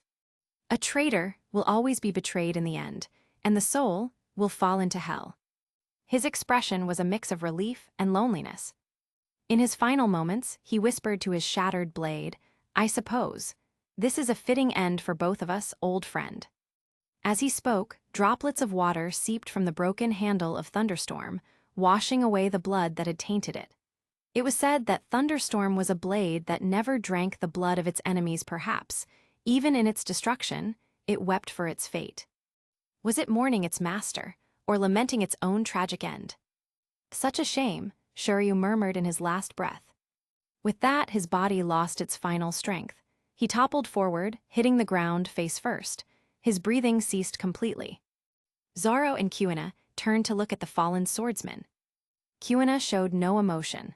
With a practiced motion, she flipped Wada Ikamanji and slid it effortlessly into its scabbard. Zoro, however, hesitated for a moment before softly remarking, "Seems like..." He finally understood something at the end. Kuna raised an eyebrow. "What do you mean?" Zoro smirked slightly, his gaze lingering on the fallen Shuryu. Whether he admitted it or not, he was a swordsman. Kuina scoffed. Maybe, not that it matters to me. She had no interest in debating Shuryu's legacy. Then a glint of excitement flashed in her eyes. She clapped Zoro on the shoulder and grinned. Gotta say, kid, you've gotten stronger. You should swing by Marine headquarters sometime. Let's have a proper duel. Zoro shook off her hand, scowling. Don't get cocky. Next time I'll be the one who wins. Oh, Kuina tilted her head playfully. Right now, my win record stands at 2,752 to 1. Even if you win next time, it's still not much of a change. Zoro's eye twitched. Doesn't matter. A single win is the start of a comeback. I'll even out that record and surpass you. Kuina looked at him like he was an idiot. And if you do even out the score, why would I keep challenging you after that? Wouldn't it make sense to stop when I'm no longer the stronger one? Zoro froze. You make a good point, but I refuse to accept it. Too bad. If I stop challenging you, you'll never get the chance to even things out. Zoro's face darkened. Oi, have some pride. If I beat you, you should get stronger, fight me again, and take your revenge. That's how this works. Kuina shrugged nonchalantly. Why would I? You're the one with something to prove, not me. I've already beaten you over 2,000 times. I have nothing to prove. You, damn. Zoro gritted his teeth, his frustration growing. Kuina simply laughed. Ha ha ha, your reactions are still the best. Finally, she dropped the subject and changed the topic. Anyway, the fight here is over. She paused, glancing toward the storm-filled sky in the distance. Thunder roared as Enel and Shiki continued their battle. We could join the fight over there, she mused. Or, what's your plan? Zoro shrugged. I'm going to find Ace. We got separated earlier, and I ended up here by accident. Now that this fight is done, I need to regroup. My mission is to take down Big Mom's crew. Ah, Ace, Kuina stroked her chin. Vice Admiral Smoker invited me earlier, but I was looking for you. Now that we're done here, I might as well join the battle against the Big Mom pirates. Just don't slow me down, Zoro muttered. If you keep running your mouth, I might just refuse to lead the way, Kuina said, pouting. Zoro opened his mouth to argue, but hesitated. He had no real comeback. In the end, he just huffed in annoyance. Kuina chuckled again. Ha ha ha ha, you're too easy to mess with. Chapter 463. Kaido, the true boss, arrives. Zoro and Kuina swiftly left the battlefield. Shortly after, Crocodile emerged from the dense forest, still carrying Catalina Devon in his grasp. He glanced at Shuryu's corpse and let out a sigh. In the end, the new generation always takes over. A complicated feeling, Crocodile muttered. Although Enel was relatively young, Crocodile himself had been one of the veteran figures under Cladius. He wasn't that old, barely in his 40s, still in his prime. But watching Zoro and Kuina, both younger warriors, take down Shuryu, a veteran swordsman, with such ease, it made him feel the passage of time. At least he consoled himself, they were on his side. Even so, seeing Shuryu's lifeless body, left behind without a second thought, made things feel even stranger. Should I at least bury him? Crocodile murmured. However, just as he was contemplating this moral dilemma, his expression suddenly changed. Without hesitation, he activated his ability, his body dissolving into grains of sand, just before an overwhelming heat wave blasted down from above. In the blink of an eye, the battlefield was erased. A searing attack penetrated the entire island, burning straight through from top to bottom, leaving behind an enormous crater. Shuryu's body vanished instantly, evaporated without a trace. Catalina Devon likely obliterated as well. Crocodile reappeared at the edge of the crater, gazing down. He could see the turbulent lake waters far below, surging from the impact. The very ground beneath his feet was tilting, the island shifting, losing stability from the sheer force of the attack. Then Crocodile slowly raised his head, looking toward the sky. So you couldn't hold back anymore, huh, Kaido? Yes, this destructive attack had been unleashed by Kaido himself. The Yonko had descended. Kaido had breathed fire from above, aiming to obliterate Enel and Shiki in one fell swoop. But his targets were not ordinary foes. Both Enel and Shiki, masters of aerial combat, dodged effortlessly. Neither of them was the type to be caught off guard by something so direct.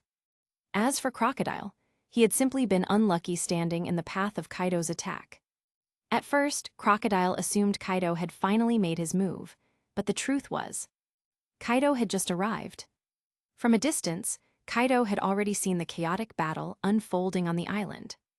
Charlotte Linlin was leading the Big Mom pirates against several vice admirals from Marine headquarters. Hancock and Ace were fighting Big Mom herself. The battle was fierce and evenly matched. Originally, Kaido had intended to assist Charlotte Linlin. But then, he spotted Shiki and Enel locked in combat above the battlefield. More importantly, he noticed something. Shiki seemed desperate to take something from Enel. Observing closely, Kaido quickly realized. That must be the log pose to Laugh Tale. Without hesitation, Kaido unleashed his attack, aiming to destroy both fighters at once. Only after attacking did he realize his mistake. Damn, what if the log pose got destroyed in the blast? Luckily, both Shiki and Enel dodged, preserving the treasure. As for Crocodile, Kaido hadn't even noticed him. His arrival, however, disrupted everything. Shiki hovered in the air, his sharp gaze locking onto Kaido. His lips curled into a mocking smirk. Kaido, you bastard. You finally decided to make a move, and a sneak attack no less. His tone was laced with ridicule. From the swirling storm clouds, Kaido's massive dragon head emerged, his enormous body still partially obscured. His very presence sent shockwaves of tension through the battlefield. The three calamities that had accompanied him, nowhere to be seen. All eyes were on Kaido. He had arrived late, but he intended to dominate. Taking a deep breath, Kaido exhaled, the scent of alcohol thick in the air. Don't get the wrong idea, Shiki, he rumbled. I wasn't holding back, I just drank a little too much on the way here. Took me a while to sober up. Shiki's mouth twitched. You're late because you were drinking. Kaido's excuse was both ridiculous and completely in character. And yet, somehow Shiki believed him. Enel, floating nearby, watched both Yonko with an unreadable expression. Electricity crackled around him, his thoughts hidden behind a veil of confidence. Shiki, too, remained silent, calculating his next move. Meanwhile, Kaido analyzed the situation. Initially, he had attacked without thinking, hoping to eliminate Shiki in the process. But now, things were different. Kaido had an alliance of sorts with Shiki and Big Mom. He couldn't openly betray them yet. That being said, if the log pose was in Shiki's hands, Kaido wouldn't hesitate to kill him for it. We're all pirates, who cares about loyalty? However, Shiki had failed. The log pose was in Enel's possession. Kaido's eyes narrowed as he considered his next move. Taking on Enel alone would be difficult. He understood power better than anyone. The Rumble fruit was among the strongest devil fruits in existence. Speed, strength, perception, range, destruction, it had no weaknesses. And Enel, he wasn't just some Logia user. He was exceptionally talented, one of the few warriors who could be called invincible. Kaido felt no shame in admitting that fighting Enel alone would be troublesome. If I go in alone, I might not be able to take him down. But he wasn't alone. Kaido glanced at Shiki. A grin spread across his face. Shiki, how about we team up for old time's sake? Shiki raised an eyebrow. Back in the Rocks Pirates, he had been one of the pillars of the crew. At that time, both Kaido and Big Mom were junior members compared to him. And unlike them, Shiki had always preferred working together. The only time they had teamed up was during the God Valley incident, but they had lost. Rocks fell, and the crew disbanded. Now, after decades, Kaido was offering another alliance. Shiki didn't hesitate. Fine, he said darkly. I'll be honest, the log pose is in that guy's hands. First, we take him down, then we fight over the prize. Kaido grinned savagely. Sounds perfect. At that moment, Enel finally laughed. You think you can take me down? Sparks crackled around him, his golden staff humming with power. Come at me. Chapter 464, Sakazuki, I'll knock your head in. As soon as Kaido made his dramatic entrance, the sheer destructive force of his arrival ensured that everyone on the battlefield took notice. Claudius stood in the distance, a smirk forming on his lips as he murmured, "So, you've finally come? Thought for a moment you'd sit this one out. But looks like I was right to wait for you, Kaido." Claudius had been wondering if Kaido would avoid stepping into this chaotic mess. That would have been disappointing. But just as Claudius was about to close the net, Kaido showed up at last. However, Claudius did not immediately join the fray. The floating island had already begun to tilt, and with marine forces also making their move, it was only a matter of time before things escalated further. As Kaido unleashed his attack, Sakazuki slammed his hand down on the table aboard the warship, his excitement barely contained. It wasn't often that Sakazuki lost his composure, but this was it. With Kaido's arrival, every key target was now present. If this plan succeeded, the era of piracy would be crushed. For Sakazuki, this was the moment he had been waiting for his entire life. Finally, Kaido is here. Sakazuki's voice rumbled like an erupting volcano, his fists smoking with raw magma. "This is it, we move now, Jin Fujitora." Fujitora calmly set aside the dice in his hands and stood up. "So, it's finally time." Jin stretched lightly, placing her hand on Kanpira, her famed sword. She smirked. "That bastard Shiki, I'll handle him." Without another word, the two admirals leaped into action. Sakazuki took a slow drag from his cigar, the embers at its tip glowing bright red. Then, with a flick of his fingers, the magma heat radiating from his hand incinerated the cigar instantly, reducing it to ash. Rising to his full height, his gaze darkened, and murderous intent filled his voice. "Kaido." With that, Sakazuki entered the battlefield. Stepping onto the warship deck, Fujitora tilted his head slightly toward the island in the distance. A small smile played on his lips. "No need to trouble ourselves landing on the island," he remarked. "I can already tell it's about to fall." With that, Fujitora drew his sword. In a single, effortless motion, he traced a circle in the air before sliding his blade back into its sheath with a sharp click. An invisible force erupted outward. Instantly, the entire island, along with the floating landmasses above it, was wrapped in intense gravitational pressure. Before anyone could even react, the falling islands were forcibly stabilized, their descent guided rather than chaotic. As if following Fujitora's command, they landed safely atop the lake's surface, sending ripples through the water. With a satisfied nod, Fujitora turned to Jin. "I'll be going ahead, Admiral Jin." Jin nodded. Then, with a casual step forward, Fujitora's very presence crushed the deck beneath him, the force ripping apart a circular section of the warship. Standing atop this floating fragment of deck, he rose into the air, heading toward the battlefield. Jin watched him go, then glanced down at the massive hole he'd left in the ship. Her eyebrow twitched. "Isn't this damage coming out of his paycheck?" she muttered. But then, with a grin, she added, "Still, I like his style." With that, Jin launched herself off the deck, her form soaring through the air. As she ascended, the sheer force of her jump ripped another hole through the deck. A moment later, thump! The cabin doors swung open, and Sakazuki stepped out. His boot landed on thin air. His expression barely had time to shift before. SHT. With zero warning, the fleet admiral of the Marines dropped straight through the hole. The sound of impact echoed from below. A brief silence. Then, a massive, lava-coated fist slammed onto the deck's edge. Slowly, and extremely pissed off Sakazuki hauled himself back up. Teeth clenched, magma surging around his form, he let out a furious roar. "Fujitiore, Gion, you two bastards." As the island touched down, Shiki's expression darkened. He knew this power all too well.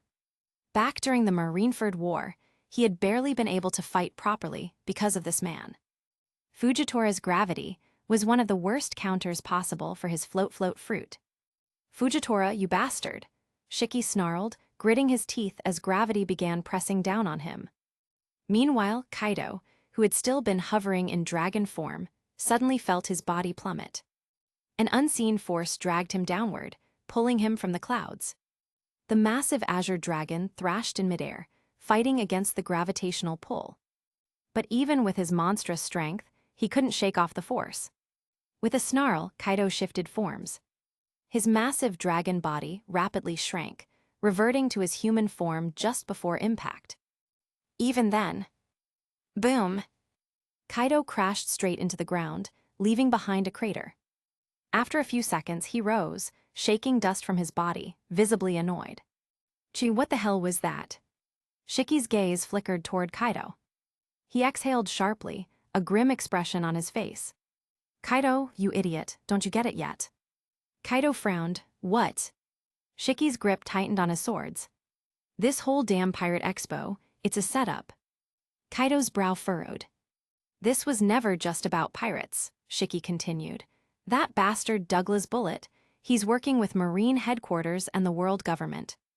Kaido stiffened. Before he could fully process the implications, a new voice joined the battlefield. Lord Shiki, it's been a while.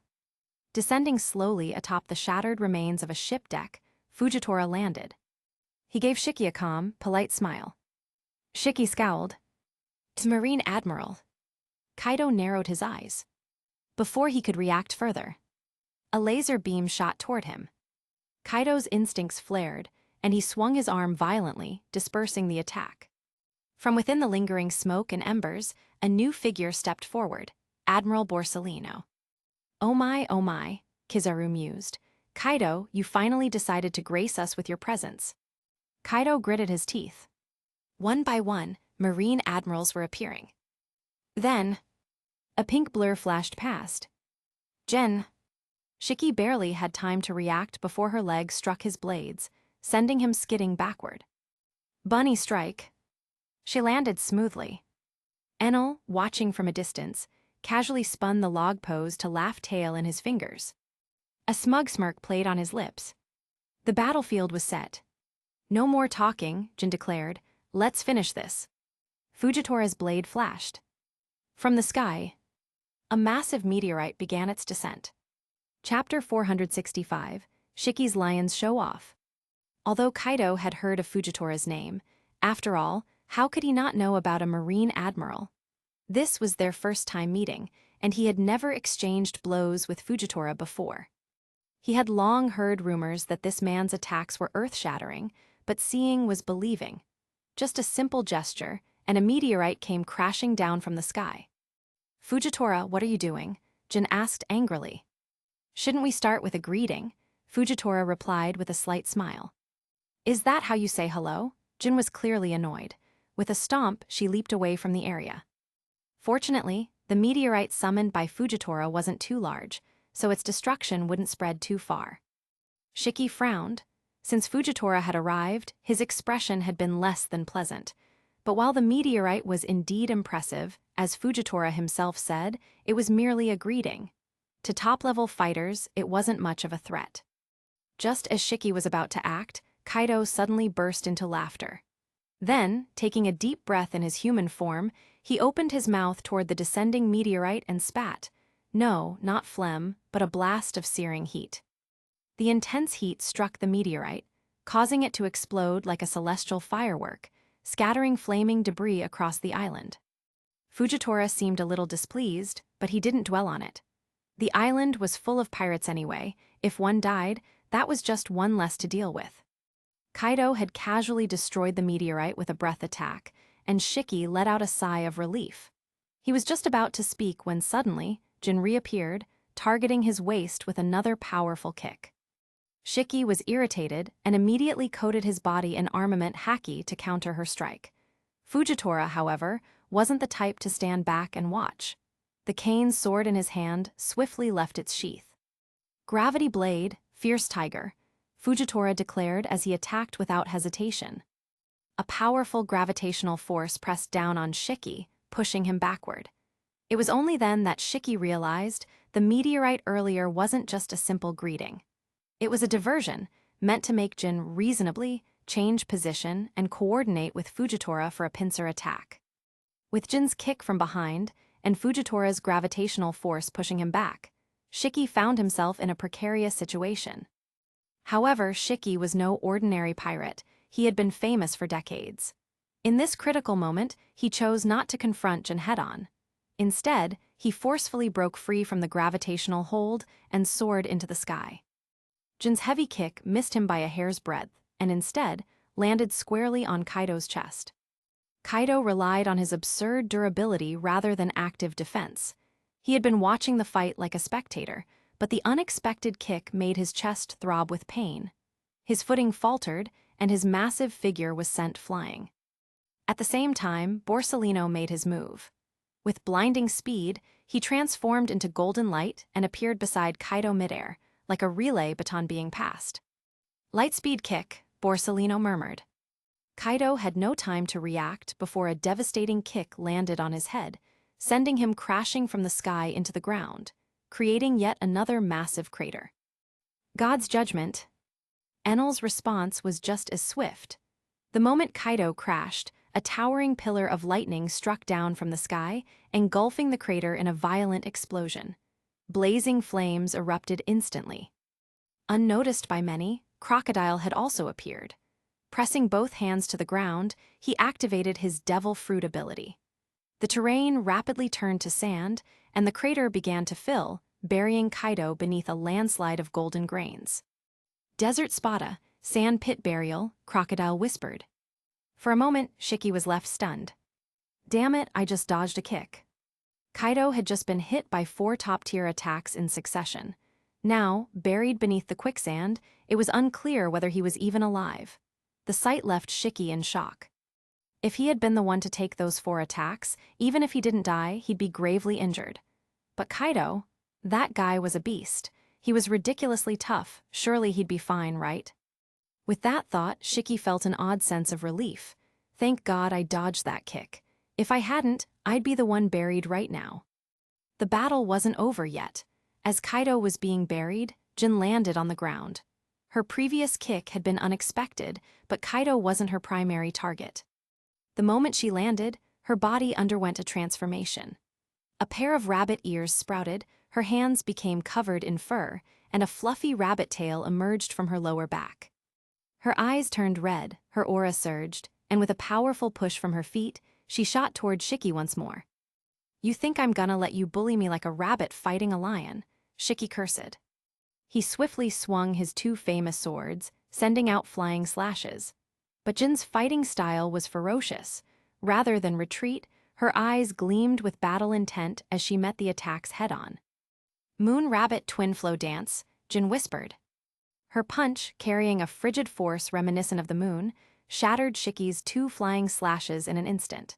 Without slowing down, she used Moonwalk to propel herself forward at high speed, closing in on Shiki again. A fierce light flashed in Shiki's eyes. He was about to counterattack when, suddenly, his body stiffened. The powerful force of gravity had enveloped him once more, halting his movements. For top-tier fighters, even a moment's hesitation could be fatal. Shiki didn't doubt Jin's strength. He immediately abandoned his attack and switched to defense, crossing his swords in front of his chest. In the next second, Jin reached him and struck his crossed blades with a heavy punch. The impact sent a shockwave through his arms, pushing him back. And then, "Rebuke!" Fujitora's voice rang out softly. The gravitational force that had just pressed down on Shiki suddenly reversed, creating a backlash. Shiki's body was lifted upward, and Jin's punch, which had initially been blocked, slipped past his guard and landed directly on his chest. Shiki spat out a mouthful of blood as he was sent flying. In midair, he gritted his teeth, gathered his strength, and roared. "Lion's Majesty, see roar." The moment he spoke, the once stabilized island trembled violently. Then, an enormous column of seawater erupted from beneath, breaking through the land and creating a massive hole in the center of the island. The seawater swirled into the sky, taking the shape of a monstrous sea lion.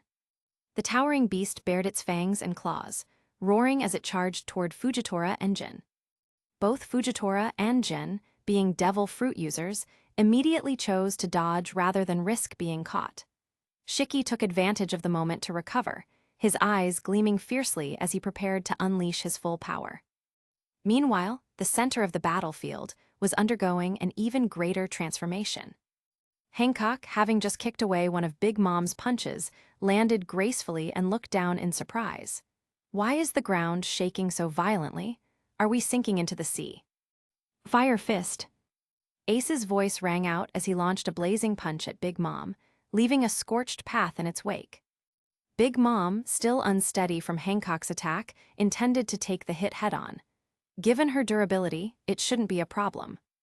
But at that moment, the ground beneath them suddenly split open, and jagged rock formations shot up, blocking the fire fist's trajectory and creating an explosion midair. Ace froze, looking at the trembling ground beneath him. What the hell is going on?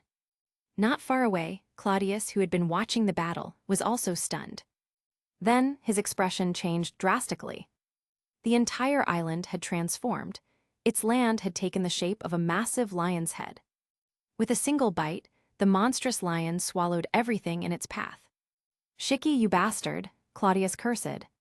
Chapter 466, Clash of Legends, a world-shaking battle. The entire island had transformed into a massive lion's head, floating atop the water, as if Shiki had wiped out every single powerful figure present in one move. Claudius, who had been watching from a distance, slowly closed his gaping mouth and muttered, as expected of a top-tier fighter. However, the island's transformation was still unstable. Just moments after the lion's mouth closed shut, a deafening dragon's roar resounded through the heavens and earth. Then, the eyes of the lion's head were suddenly blasted apart as Kaido's massive dragon form erupted from within. Yet he didn't fully emerge. Only his dragon head and front claws managed to break free, while the rest of his body remained trapped within the lion's jaws. Kaido roared furiously, thrashing his upper body in the air. Twisting his head around, he unleashed a powerful blast of heat, shattering the lion's head completely. With one final struggle, his colossal dragon form finally tore itself free. "Shiki," Kaido bellowed in rage. That damn bastard. All because Shiki had dodged at the last second, Kaido, who had been nothing more than a bystander, ended up getting caught in the crossfire. First, he took a surprise kick, then he was relentlessly pummeled by several top fighters, buried under quicksand, and had barely managed to crawl out before being trapped again. There was no need to guess. Shiki was definitely behind this mess. Among everyone present, no one else had the ability to cause such large-scale devastation. Kaido was utterly pissed off. "We agreed to join forces, so why do you keep screwing me over? What did I ever do to you?"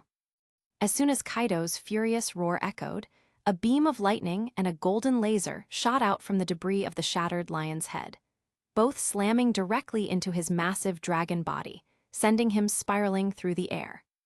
Then, Enel and Borsellino emerged from the rubble, both looking disheveled and worse for wear.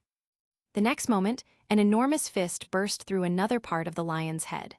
From within, a similarly battered Charlotte Linlin stumbled out, spitting dirt from her mouth. "Shiki, you damn bastard, what the hell are you doing?" Linlin cursed. Just as she finished yelling, a sudden sense of danger washed over her. Without hesitation, she leaped away from her spot. The very next second, flames erupted beneath where she had been standing.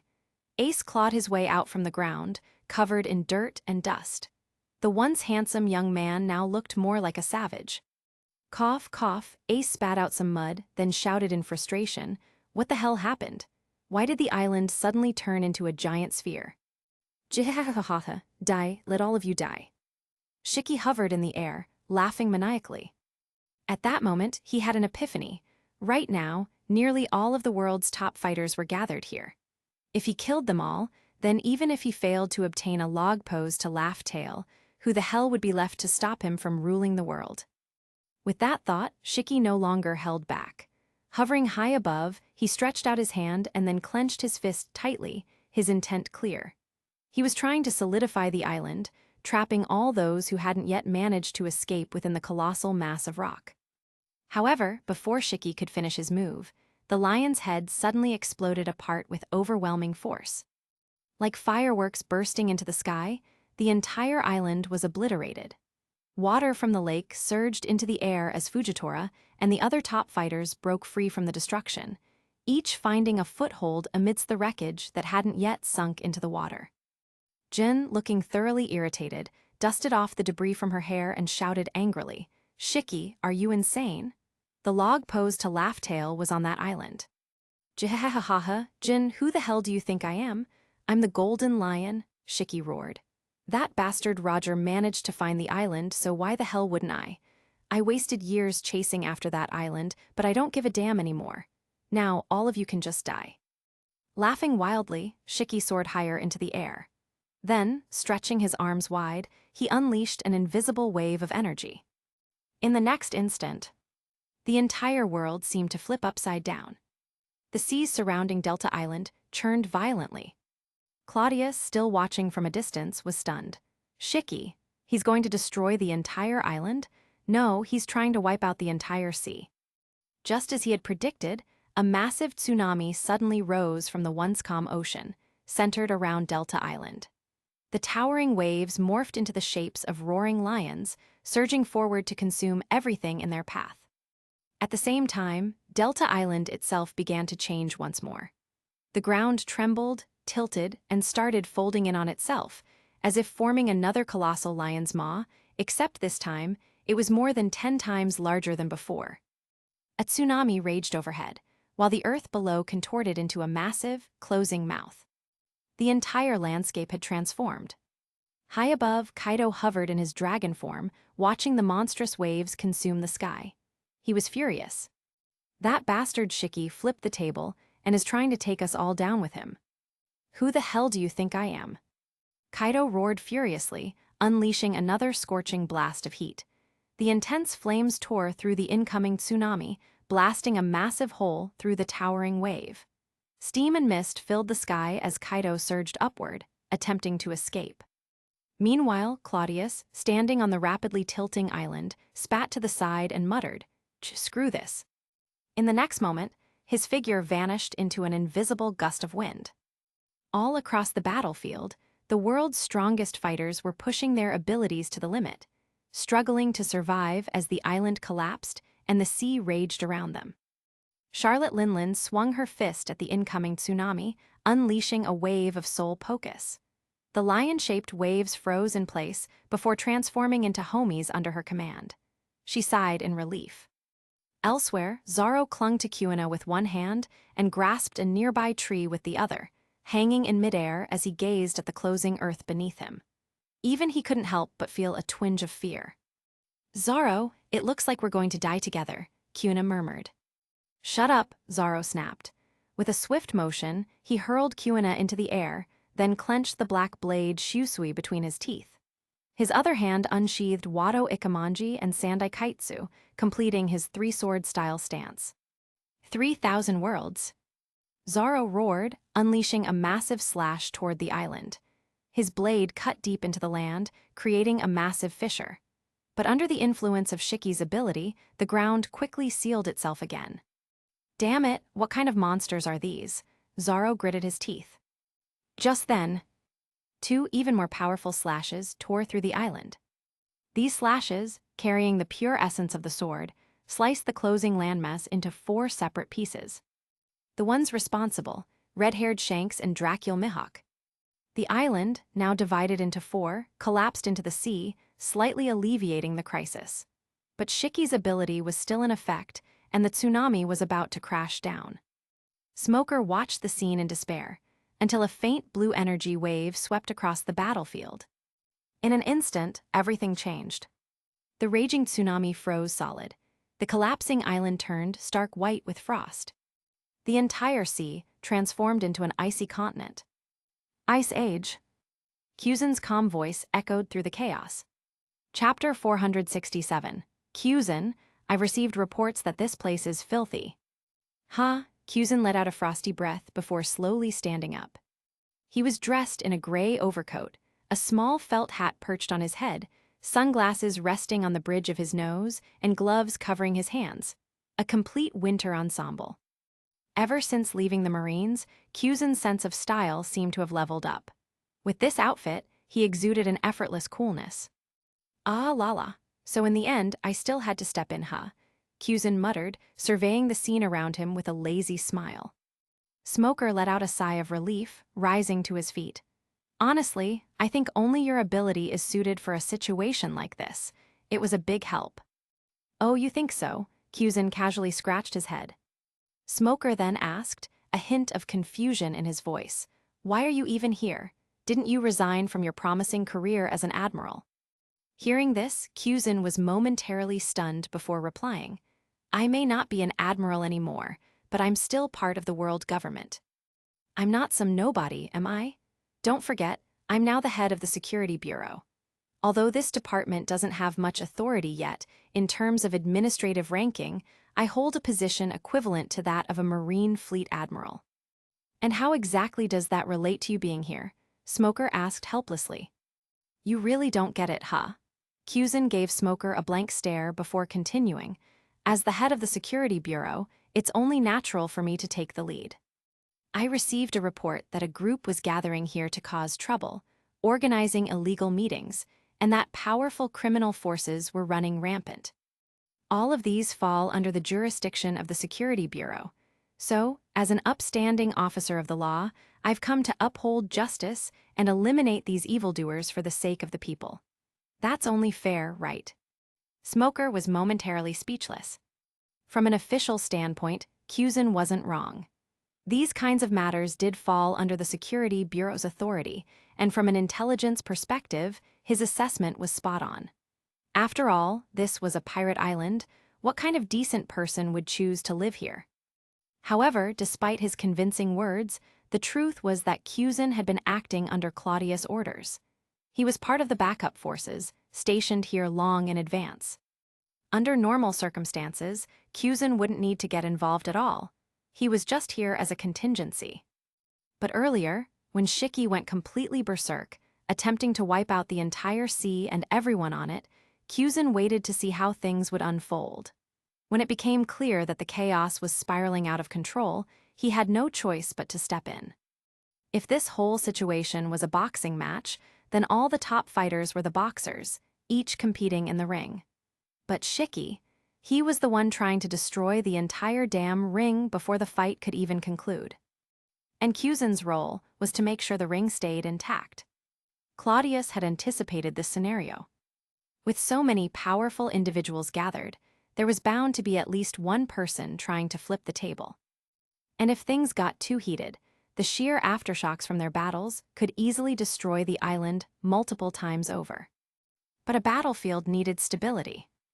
And after considering all available options, Claudius realized that Kyuzin's ability was the only one that could guarantee order. With a single move, Kyuzin could freeze the ocean, creating a new battlefield where the fight could continue without total devastation. That's why Claudius had positioned Kyuzin as a silent observer, someone who would act only if necessary. Now Kyuzin was half a spectator, half a participant. Shiki, hovering in the air, had been moments away from wiping out everyone. But then, out of nowhere, Kyuzin froze the entire sea, instantly shutting down his plan to use the tsunami as a weapon. Still, Shiki wasn't ready to give up. Just as he was about to make his next move, a sudden, crushing force of gravity slammed down on him, pulling him straight out of the sky. Fujitora was pissed. From the start of this operation, it had been his responsibility to contain Shiki. But he had underestimated the man, allowing him to nearly turn the whole situation on its head. That was unacceptable. Earlier, Fujitora had been cautious. He had held back, prioritizing the safety of those around him. But now, with Kyuzin's ice securing the battlefield, there was no longer a need for restraint. "You like flying so much, huh? Well, let's see how much you like being dragged to the ground." The chaos Shiki had unleashed was temporary. With Kyuzin stabilizing the battlefield and Fujitora locking Shiki down, the rest of the fighters calmed down slightly, then resumed their battles without hesitation. Ace wasted no time, throwing a blazing punch at Charlotte Linlin. The sheer heat from his attack melted parts of the ice, sending billowing steam into the air and clouding visibility. Linlin, reacting instantly, raised Napoleon, her emperor's sword, and swung it down, cutting through Ace's fire fist. But before she could recover, a sharp voice rang out from within the steam. "Perfume femur." Hancock launched a powerful kick, aimed directly at Linlin's waist. Linlin's reflexes were sharp. Without missing a beat, she raised her free arm, reinforcing it with armament haki, and met Hancock's attack with a solid punch. The expected impact never came. Linlin's eyes widened in surprise.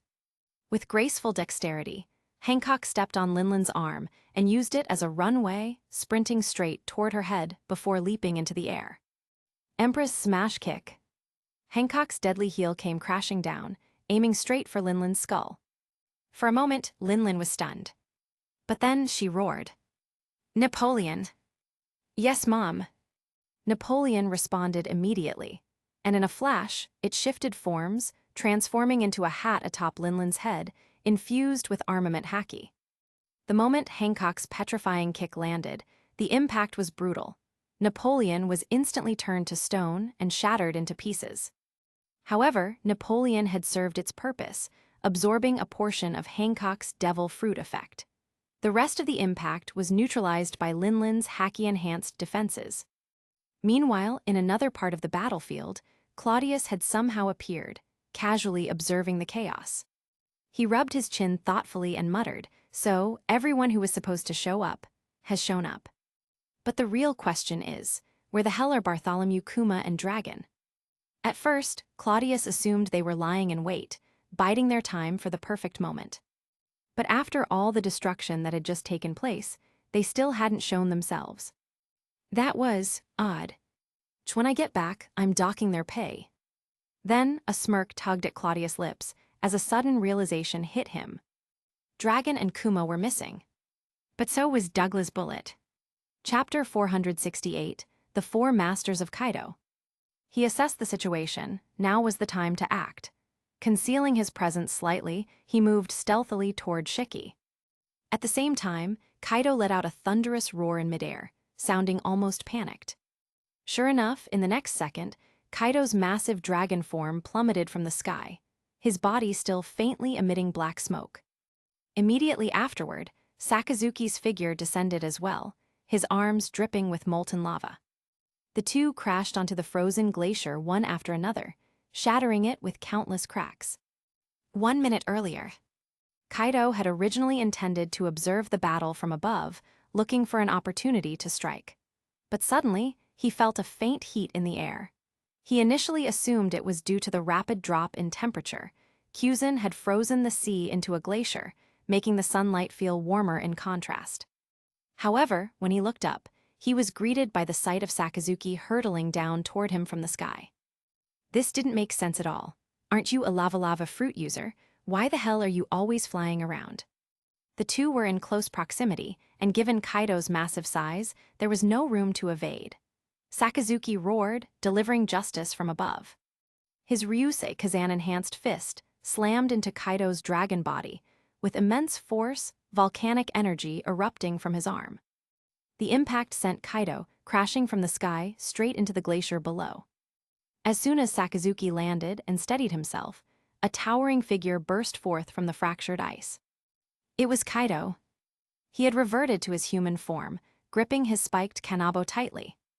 Despite his burly frame, his speed was astonishing.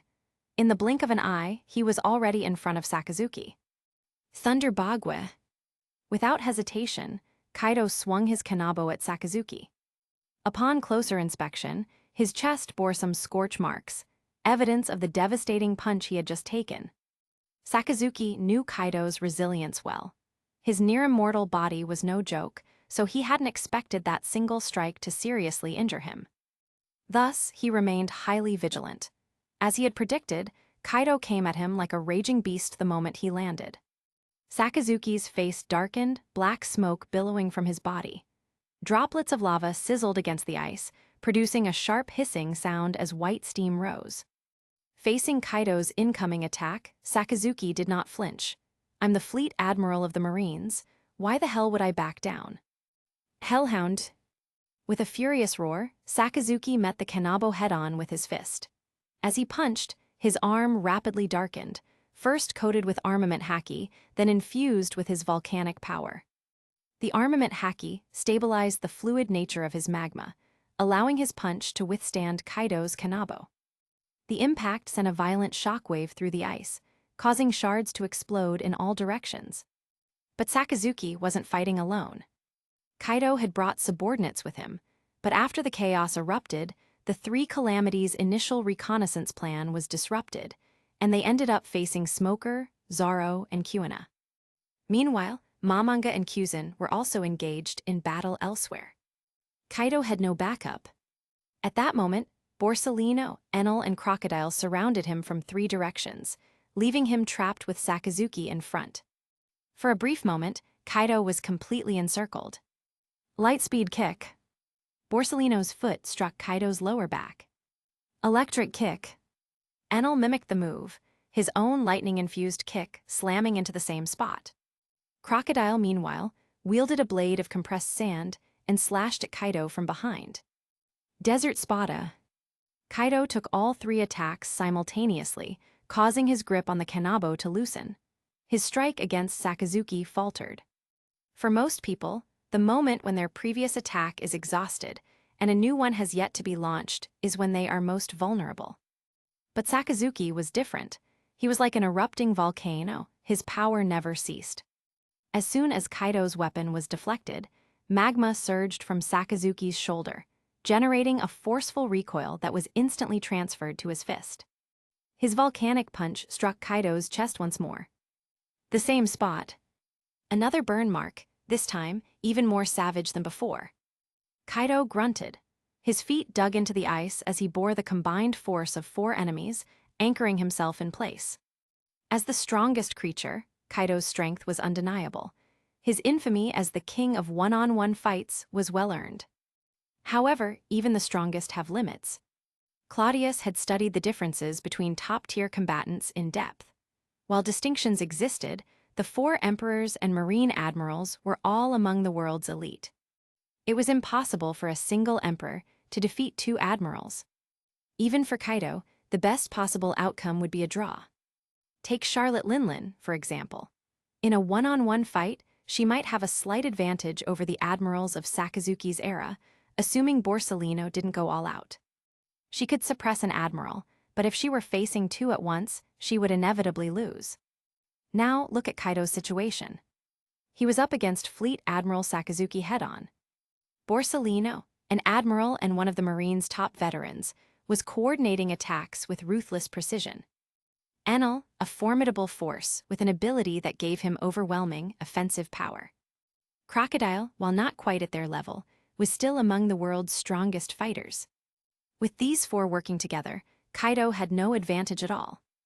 For the first time, he was being suppressed. What strongest creature, what king of one-on-one battles, that meant nothing here. Maybe, thanks to his near-immortal body, he wouldn't die. But being ganged up on like this, coming back and winning, that was impossible. Hell, he couldn't even gain the upper hand. Kaido had no time to catch his breath. Crocodile's sand surged forward, engulfing Kaido's legs and wrapping around his waist, as if burying him in quicksand. Kaido was just about to counterattack when Sakazuki's molten fist exploded, sending magma splattering all over him. The scorching lava engulfed him, burying him up to his waist alongside the sand. He was now trapped, only his head and arms remained free. On its own, this wouldn't be enough to hold him for long. With his monstrous strength, he could break free in 3 to 5 breaths. But that was more than enough time for him to get wrecked. Enel and Crocodile had excellent synergy. Meanwhile, Borsalino and Sakazuki had fought side by side for years. Their coordination needed no explanation. The moment Sakazuki and Crocodile executed their moves, Borsalino and Enel followed up seamlessly. Sacred Jewel. Borsalino fired a laser into the sky. A second later, the light expanded before crashing down like divine retribution, engulfing Kaido's head. At the same time, Enel raised his hand, electricity crackling at his fingertips. Judgment Thunder Dragon. A thick lightning bolt descended, striking Kaido's crown. As the attacks landed, Sakazuki, Borsalino, Crocodile, and Enel all retreated, putting distance between themselves and Kaido. The next instant, an explosion of terrifying energy consumed Kaido, the force so immense that Kyuzen's glacier shattered completely. The devastating blast wiped out everything in its path. Chapter 469, The End of the Great Pirate. Kaido was being completely overwhelmed, beaten into the ground by the combined assault of the four powerhouses. Meanwhile, Shiki wasn't faring much better. Fujitora had been relentlessly pressuring him, his gravity-based attacks making every movement difficult. As a mythical Zoan user, Jin coordinated seamlessly with Fujitora, forcing Shiki onto the defensive. A sudden sword strike forced Jin back, giving Shiki a brief moment of relief. He quickly formulated a plan. He needed to switch opponents. Kaido was already struggling, and Shiki knew he wouldn't fare any better. In fact, he would probably be in an even worse position. If this continued, his fate was sealed. The best course of action was to swap opponents with Charlotte Linlin. The Pirate Empress, Boa Hancock, and Fire Fist Ace were formidable foes, but they weren't particularly effective at restraining Shiki. On the other hand, Charlotte Linlin was a nightmare matchup for him.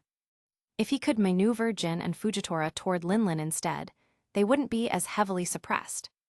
With that in mind, Shiki began subtly repositioning himself, edging closer to Charlotte Linlin.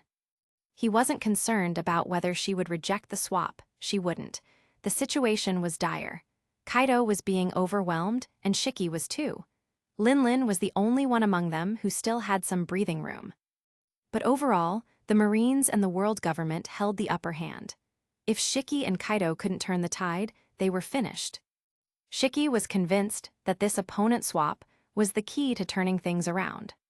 However, just as he was moving toward Linlin, a cold gleam suddenly flashed through the air. Shiki didn't see the attack, but his battle instincts flared. This sensation was all too familiar. Cladius. A surge of fury erupted in Shiki's heart as he unleashed his power, breaking free from Fujitora's gravitational suppression and shifting his position. Sure enough, the attack barely missed, grazing his cheek and leaving a thin trail of blood, just like the first time he had encountered Cladius at sea. It was Cladius, but his sudden attack hadn't landed as intended. He sighed slightly and retracted his shinsaw. Shiki's expression grew tense when he spotted the familiar figure. That strike just now, it was unmistakably Claudius's technique. Noticing Shiki's reaction, Claudius immediately put on a smug grin, his acting skills kicking in. Fur, my dear cousin boasted about how powerful his sword was, but in the end, this is all it could do, he mocked. I thought I'd at least be able to wound you, but it looks like I miscalculated. His casual arrogance was infuriating, and it successfully threw Shiki's thoughts into disarray. For a long time, people had assumed that Claudius's peculiar abilities stemmed from a devil fruit, but the idea that he could make a weapon grow at will, that didn't add up. Now, with Doflamingo rising through the ranks of the celestial dragons, it made sense. Claudius's technique must have come from the sword itself rather than a devil fruit ability. If Doflamingo could use it, then others could too. That was a reasonable explanation. Besides, how had Claudius even arrived here so quickly from the Sabyati archipelago?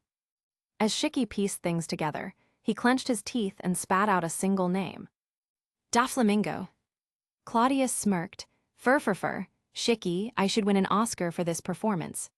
His taunting tone left no room for doubt. Then, without hesitation, he launched himself at Shiki. Shiki, now burning with anger, reevaluated his opponent. Doflamingo, a string fruit user. That much was certain. He wasn't Logia, so elementalization wasn't a concern. He was strong, but among top-tier fighters, he was merely mid-tier at best, not a major threat. As Doflamingo charged, Shiki sneered. This fool is overestimating himself. With a flick of his wrists, Shiki thrust his twin swords straight at Doflamingo's chest. He didn't even bother using armament haki. Why waste the energy? Doflamingo wasn't an exceptional physical fighter, and Shiki's swords were sharp enough to cut him down with ease. The battlefield was chaotic. He needed to conserve his stamina wherever possible, especially with Jin and Fujitora still lurking. This should have been an easy kill. If Doflamingo had any sense, he would retreat. But to Shiki's shock, Doflamingo didn't dodge.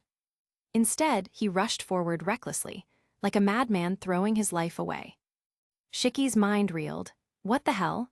You just became an elite celestial dragon. Shouldn't you be more cautious? Why are you pulling some suicide attack like a desperate pirate? None of this made sense. Still, Shiki wasn't about to let himself be dragged into some kamikaze tactic. At the last second, he adjusted his attack, though it was already a little too late. But as he steeled himself for impact, something strange happened. For a brief moment, he caught a glimpse of Doflamingo's smirk, one that looked eerily familiar. It resembled Claudius's. Wait, could it be? Before he could finish his thought, his swords pierced Doflamingo's chest. The next instant, his expression twisted in horror. The sensation was completely different. This is Logia intangibility. Damn it, Claudius, Shiki roared. Too late, Shiki, Claudius sneered. In that moment, Claudius lunged forward, wrapping his arms around Shiki in a tight grapple. Immediately, a frigid mist spread from his body, and an invisible force of liquid nitrogen engulfed them both. Shiki struggled violently, trying to break free, but he had already expended too much energy battling Fujitora and Jin. Claudius, on the other hand, was still at full strength. More importantly, this was the same Claudius who had stood toe-to-toe with Charlotte Linlin in a direct clash. Shiki had no chance of escaping. Claudius's grip tightened, his eyes flashing with lethal intent. Don't struggle, Shiki. This is the end of your journey. The freezing power rapidly spread across Shiki's body. His limbs numbed as frost began creeping over his skin. Worse yet, his breathing became labored, his lungs unable to draw in oxygen. His face turned red from the suffocation. Damn it, he choked out. As his consciousness faded, his vision blurred. For a brief moment, he thought he saw two figures standing in the sky. Whitebeard, Roger. They were waiting for him, silently beckoning. Memories of his life flashed through his mind. His youth setting out to sea. His rise to power, gaining his devil fruit, becoming a legendary force.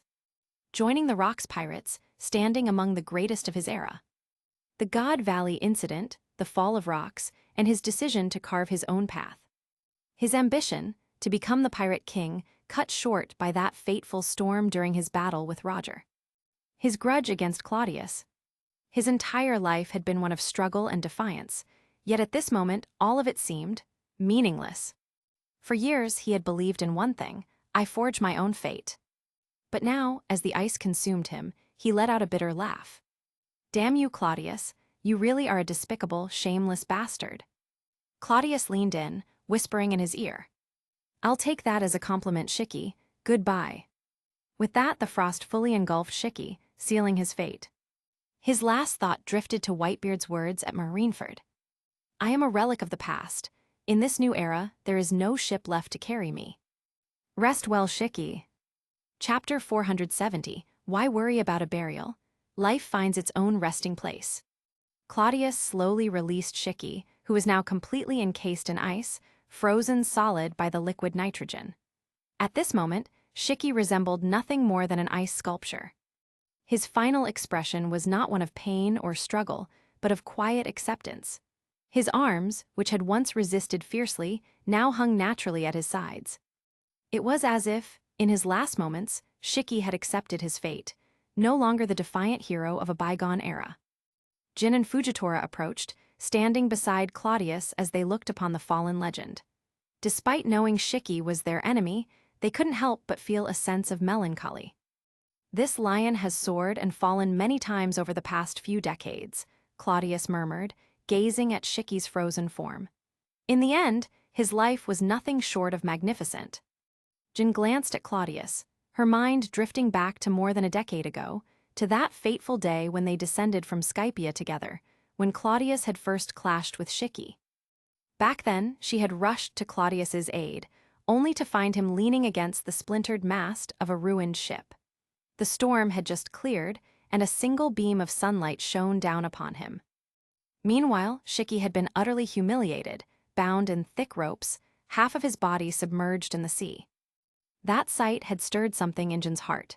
It was the first time she truly realized that she cared for Claudius not as a subordinate, but as something more. Through all his victories and successes, few people understood just how perilous his path had been. Perhaps this was what it meant to be the chosen one. Claudius had undertaken the most dangerous path imaginable, challenging the celestial dragons from within their own ranks and he had succeeded. If fate truly existed, then Shiki's downfall seemed almost inevitable. Why did the sunlight shine only upon Saint Cladius? Jin mused inwardly. Perhaps this is what it means to be favored by destiny. His life was indeed grand, she finally spoke, her tone gentle. But if this were a story, Your Highness, then you and Roger would be just as much a part of Shiki's legend as he was. Cladius chuckled. Are you trying to make me his side character? Jin smiled. Perhaps in Shiki's story, Your Highness, you were just a side character. But in this world, you are the undeniable protagonist. She reached out and removed Claudius's signature orange sunglasses, the corner of her lips curling into a soft smile. At least, to me, you are my protagonist. Claudius blinked in surprise before laughing. Why are you flattering me so much today? Have you finally been conquered by my unparalleled haki? Jin smirked. Haki, maybe not, but your tactics were certainly underhanded. I have to admit, your disguise worked wonders. Who would have thought you'd take down Shiki in a single move? Claudius chuckled. I simply took my chance. Opportunities belong to those who are prepared, don't they? He truly believed in those words now. Destiny, protagonist. None of that mattered. Claudius had reached this point not through fate or luck, but through seizing every opportunity and preparing meticulously for every possibility. Supernatural powers cannot defy fate, only preparation can. Just then, Fujitora sighed. Shiki's body isn't even cold yet, and here you two are flirting. Isn't that a bit much? Claudius paused for a moment before pointing at Shiki's frozen form. You're saying this isn't cold, then what is? Fujitora's face twitched slightly as he glanced at the ice-covered Shiki. You know that's not what I meant. Claudius looked around at the frozen battlefield. Well, considering our surroundings, I'd say it's plenty cold. Fujitora fell silent, clearly exasperated. After a brief pause, he sighed again. What should we do with Shiki? He was our enemy, but he was still a figure worthy of respect. Should we just leave his body here, or should we find a proper resting place for him? Perhaps return him to his homeland. Claudius raised an eyebrow. I didn't expect you to be so sentimental about Shiki. Fujitora shook his head. It's not sentiment. I just think that one day I too may fall in battle. If that happens, I'd like to believe my opponent would grant me a proper burial. Claudius burst into laughter. Then, turning to Shiki's frozen corpse, he said, Shiki was a man who lived life on his own terms. I doubt he'd want his remains handled by his enemies. And as the saying goes, why worry about a burial? Life finds its own resting place. Jin nodded in agreement. Pirate or marine, we are all children of the sea. Even though Shiki called himself the flying pirate, he could never truly escape the ocean. The sea is our home, it's only right that he returns to it. Fujitora let out a soft chuckle. HMPH, two of the most arrogant people I know, yet somehow you both manage to see things so clearly. With that, he drew his cane sword and swept it through the air. A sudden gravitational force rippled outward, and the ice beneath Shiki's feet shattered. A perfectly sized hole opened up, and his frozen body fell silently into the sea below. The great pirate, Golden Lion Shiki, returned to the ocean, his final resting place. Claudius exhaled, rolling his shoulders before reaching up to remove the flamboyant pink feather coat he had been wearing. As he tossed it aside, his posture straightened. Moments later, his body began to emit a faint mist. His skin tone shifted, and the facial structure that had mirrored Doflamingo's began reverting to his true form. Before long, Claudius had fully shed his disguise. Shame I can't change my pants here, he muttered, glancing down at his current attire. And these ridiculous shoes? Ugh. His cover had served its purpose. There was no longer any reason to pretend to be Doflamingo. Jin approached. What's our next move? Claudius's gaze darkened. Shiki's defeat means we've reached the turning point in this war. Before, the Marines and the world government had held the advantage, but the battle had still been relatively balanced. Now, with Shiki gone, the scales had fully tilted. Claudius, Jin, and Fujitora, three top-tier fighters, were now free to unleash their strength elsewhere. Fujitora, Jin, Claudius said, go deal with Charlotte Linland's crew, assist Ace and Hancock, and end this battle as quickly as possible. There's no need to take prisoners. Jin and Fujitora nodded without hesitation. And what about you? Jin asked. Claudius smirked. Among Shiki, Kaido, and Charlotte Linlin, I fought Shiki the most. Linlin has already lost to me. The only one I haven't tested myself against is Kaido. Jin frowned. You want to take on Kaido? He's already fighting 4 admirals at once. Fujitora chuckled. 4 Logia users, no less. Claudius's grin widened. Well then, how about we make it 5 Logia against the strongest creature? His eyes gleamed with anticipation. That's exactly the kind of fight I was hoping for. Chapter 471, The Fall Guy, Douglas Bullet. Kaido was still being pummeled into the frozen battlefield by Borsellino and the other admirals, completely unaware that Shiki had already been killed. At this moment, he was too busy trying to survive. But Charlotte Linlin. She saw it all. The moment Shiki fell, she understood the gravity of the situation. And then, she saw Claudius. That bastard. Her mind reeled, that damn Claudius. He was disguised as Doflamingo. Then, who was the one causing trouble at Sabyati Archipelago?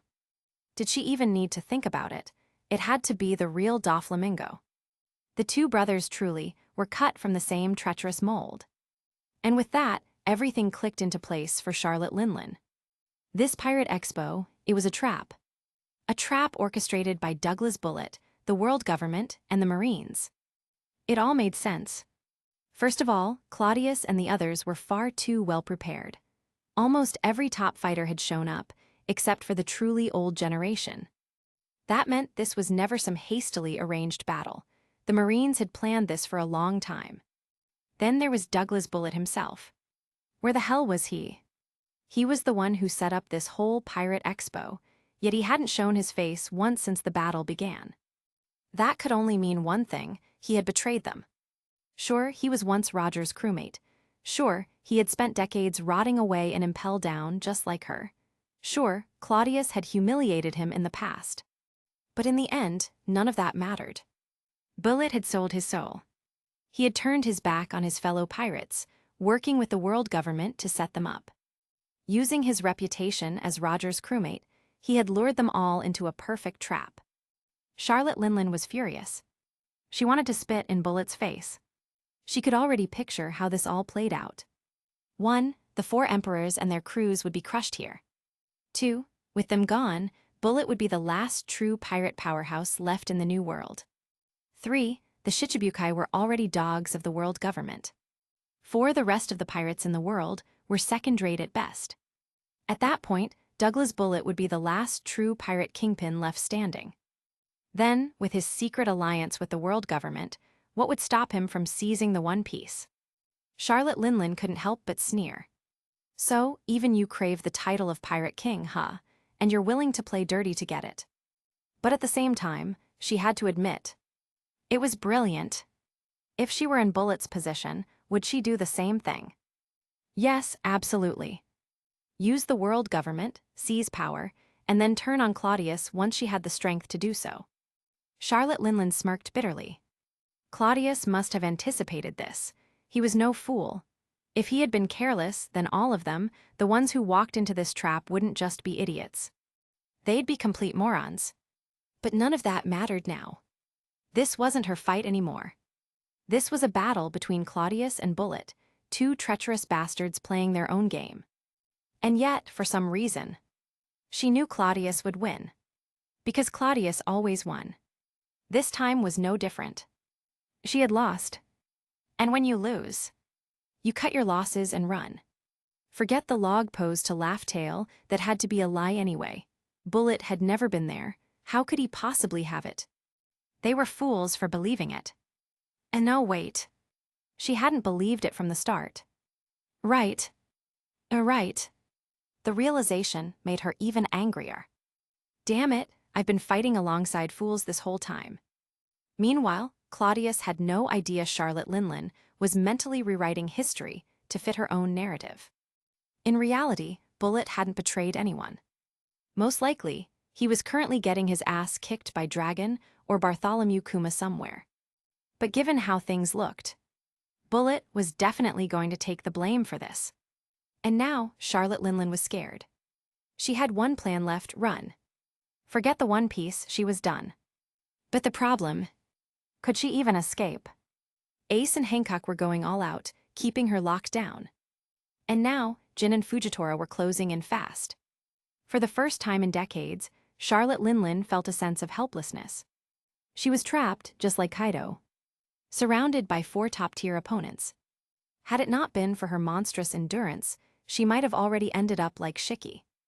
Gravity Blade Tiger. Fujitora's sword slashed downward, unleashing a gravitational force. Charlotte Linlin roared in frustration. Bullet, I curse you.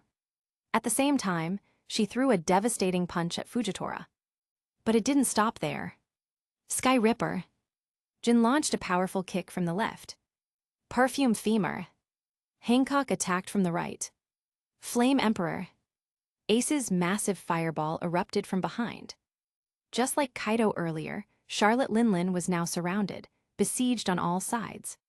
At that moment, from a distance, Shanks observed the battle with a thoughtful expression. That old hag, why is she cursing Bullet? He turned to Mihawk. Was Bullet really behind this? Mihawk shook his head calmly.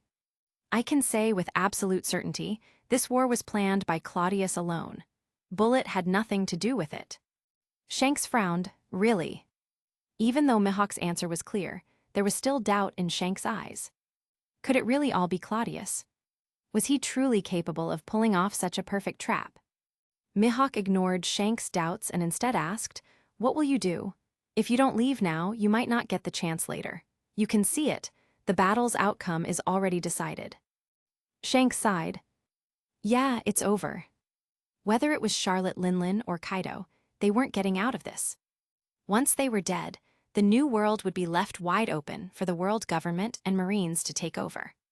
This battle wasn't just a war. It was the end of the Great Pirate Era. 20 years, Mihawk muttered, it's time to end this. After a pause, Mihawk turned back to Shanks. So, are we going to keep fighting, or are you going back to play Emperor?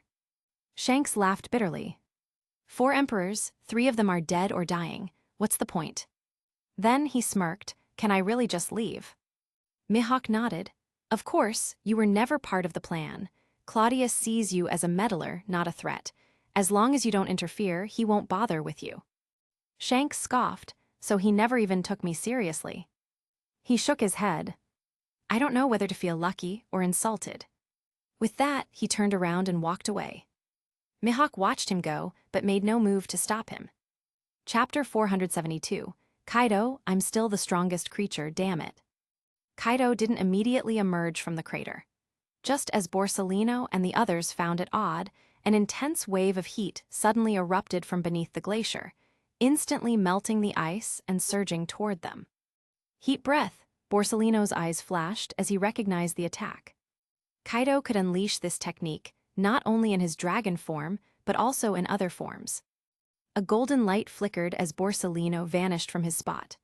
Almost simultaneously, 4 or 5 more heat breaths shot out in rapid succession, forcing Crocodile, Enel, and the others to retreat. The glacier trembled violently, and Kaido, now fully transformed into his dragon form once more, burst forth, his massive head breaking through the ice. His devastating heat beam condensed into a concentrated ray of destruction, spewing continuously from his mouth and sweeping across the frozen battlefield like a laser.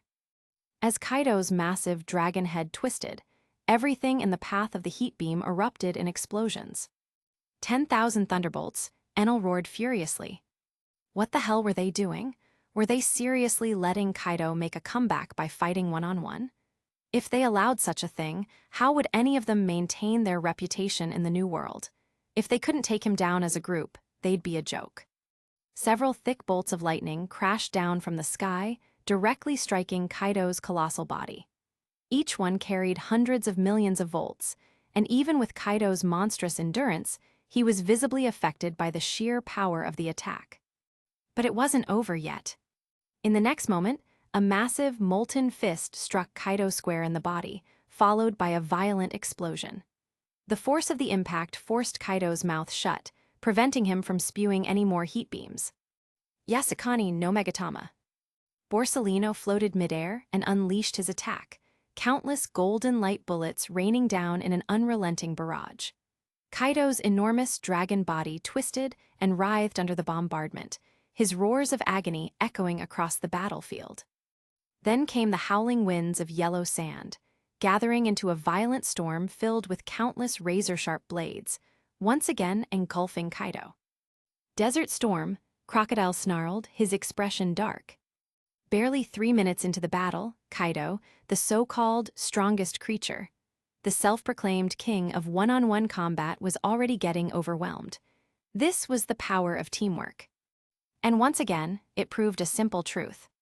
In this world, no one could single-handedly take on 2 top admirals and expect to win. And against 4, impossible. Even when surrounded by the most elite marine officers, Kaido was barely holding on. Of course, if someone had the right abilities, they could still escape. If Shiki hadn't been held down by Fujitora and Kizaru earlier, he might have had a way out. But against this kind of coordinated assault, there was no such luck. Kaido roared inside the raging sandstorm, but Sakazuki wasn't about to show any mercy. What kind of king did Kaido think he was? Absolute justice? Sakazuki bellowed, his outstretched arm expanding rapidly as it transformed into a massive, searing-hot magma hand, several times larger than a giant's fist. The hand smashed through the desert storm, seizing Kaido's dragon body in its grasp, coiling around him like a snake, radiating an unstoppable aura of dominance. With this attack, it was as if he intended to incinerate all monsters under his doctrine of absolute justice. A sickening sizzling sound filled the air as Kaido's scales burned under the extreme heat. Even his dragon form couldn't withstand Sakazuki's magma fury for long. Kaido struggled violently, attempting to shake free of Sakazuki's grasp, but Borsalino, Crocodile, and Enel weren't about to sit back and let Sakazuki handle everything alone. Laser beams, lightning, and razor-sharp sandstorms continued their relentless assault on Kaido. The combined attacks left Kaido overwhelmed, unable to defend every angle. The pungent smell of burning flesh filled the air. Gritting his teeth, Kaido realized something crucial. While his dragon form was incredibly powerful against these Logia opponents, it was essentially a massive, stationary target. These bastards were throwing everything they had at him. Making a snap decision, Kaido canceled his dragon transformation, narrowly escaping Sakazuki's molten grasp. The barrage of attacks suddenly lost their target, scattering through the battlefield. Kaido exhaled sharply. During his earlier attack, when he had emerged from the ice to unleash his heat breath, he had scanned the battlefield, only to make a shocking discovery. Shiki was gone, and Charlotte Linlin, who had been locked in combat against 2 top-tier opponents, had also fallen. To make matters worse, Fujitora, who had been fighting Shiki, had now turned his attention to Jin, who was helping to subdue Linlin. What did this mean? It meant that either Shiki had managed to escape, or he had been killed. Either way, the tide of battle had decisively shifted. And now, Kaido was powerless to change it. Without hesitation, Kaido made his choice: escape. Although he was known as the Immortal, even he knew that his so-called immortality had its limits. Glancing at his injuries, Kaido saw extensive burns, deep gashes, and torn muscles. His body reeked of charred flesh. But beneath these wounds, his monstrous regenerative ability was already kicking in, rapidly healing the damage. This was the true nature of his immortality, not invincibility, but relentless self-repair. His so-called steel-like body was just part of his Zoan ability. While his durability was impressive, he wasn't actually tougher than Charlotte Linlin. Damn it, I'm out of here, Kaido cursed, fully conceding defeat. With a mighty punch, he shattered the glacier beneath him, opening a massive hole. As he did, he saw a flash of golden light, Borsalino's attack incoming. Without hesitation, Kaido dove straight into the ice. Flying through the air was out of the question. If he transformed into a dragon to escape, he'd just be blasted out of the sky. Running underground was his best bet. In the next second, a golden laser pierced the glacier, followed by a massive bolt of lightning from Enel. Crocodile conjured countless sand blades, slicing the ice apart. Kaido was exposed once more, but this time, he had already made up his mind. He didn't care about the incoming attacks, he just gritted his teeth and kept running. There was no more talk of being the strongest creature, no arrogance, no bravado. Just a man covering his head and fleeing for his life. Sakazuki and the others had no intention of letting him go. They pursued relentlessly, their combined attacks hammering Kaido all the way. By the time Claudius arrived, the battlefield had already shifted far into the distance. "Damn," Claudius muttered, watching the 4 top-tier powerhouses chasing Kaido down like a rat. "They're really beating the so-called strongest creature into the ground. Do I even need to step in?" Cruel, absolutely cruel. It looked as if Kaido was nothing more than a sandbag for the admirals to practice on. But at the same time, the sheer power on display was terrifying. Even Kaido, who could match an admiral in direct combat, was getting completely overrun. Claudius imagined himself in Kaido's position and quickly dismissed the thought. Nope, he'd be dead already. Honestly, at this rate, even Roger or Garp wouldn't survive against such overwhelming force. He was about to step in and join the beatdown when he suddenly hesitated. Something felt off.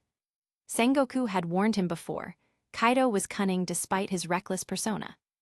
Would he really just run away like this? No way. Claudius narrowed his eyes and activated his observation haki, scanning the area carefully. Was there another trap, a backup plan? Or perhaps a rescue team? Chapter 473, Always Victorious, Undefeated, the King of the World. The moment Claudius activated his observation haki, he sensed something was off. Why was there still a presence beneath the glacier? And even stranger, it was identical to Kaido's aura. Shit, Claudius muttered in shock, shadow clone technique. Though momentarily surprised, he quickly pieced together what was happening. Kaido had left behind an identical presence to lure Sakazuki and the others away, while he remained hidden, waiting for an opportunity to escape. However, this wasn't some ninja shadow clone technique. Despite Wano having ninjas, they didn't have real ninjutsu, just cheap tricks. No, the real answer lay in Kaido's bizarre nature. For years, people had speculated, was he a dragon or a man? Even now, there was no definitive answer. Claudius had once discussed this with Fleet Admiral Sengoku, and the conclusion was that Kaido was a devil fruit user, but his abilities were far beyond what was normal. In reality, Kaido was a devil fruit user. And what had just happened was one of his abilities, one he had never revealed before. Dragon shedding. By rapidly molting, he could create an exact duplicate of himself. And because this duplicate was formed from his ability, it wasn't affected by seawater, it could even swim. Since Kaido's real body wasn't the one entering the sea, it didn't trigger the usual devil fruit weakness, just like how Kyuzen's ice could freeze the ocean or how Luffy's neck could stretch even if he was submerged. The sea didn't suppress the ability itself. This was why people were always confused about whether Kaido was a dragon or something else entirely. After all, there were records of him swimming, which made no sense for a devil fruit user. Did this bastard seriously cheat the system? At the moment Kaido had dived into the glacier, he had already shed his dragon skin and escaped. Meanwhile, Sakazuki, Borsalino, and the others, focused on the chase, hadn't noticed the trick. With Kaido taking a direct laser hit from Borsalino and getting blasted deeper into the glacier, the explosion had obscured their vision. Given the clear objective in front of them, they hadn't even thought to double-check with observation haki. Damn it, Sengoku was right, Claudius cursed. The old man still had deep insight, he had seen through Kaido's nature long ago. This bastard looked reckless, but in truth, he was incredibly cunning. If Claudius hadn't noticed, Kaido would have slipped away. Cursing under his breath, Claudius unsheathed his cursed sword, Shinda, from the special swamp pouch at his waist.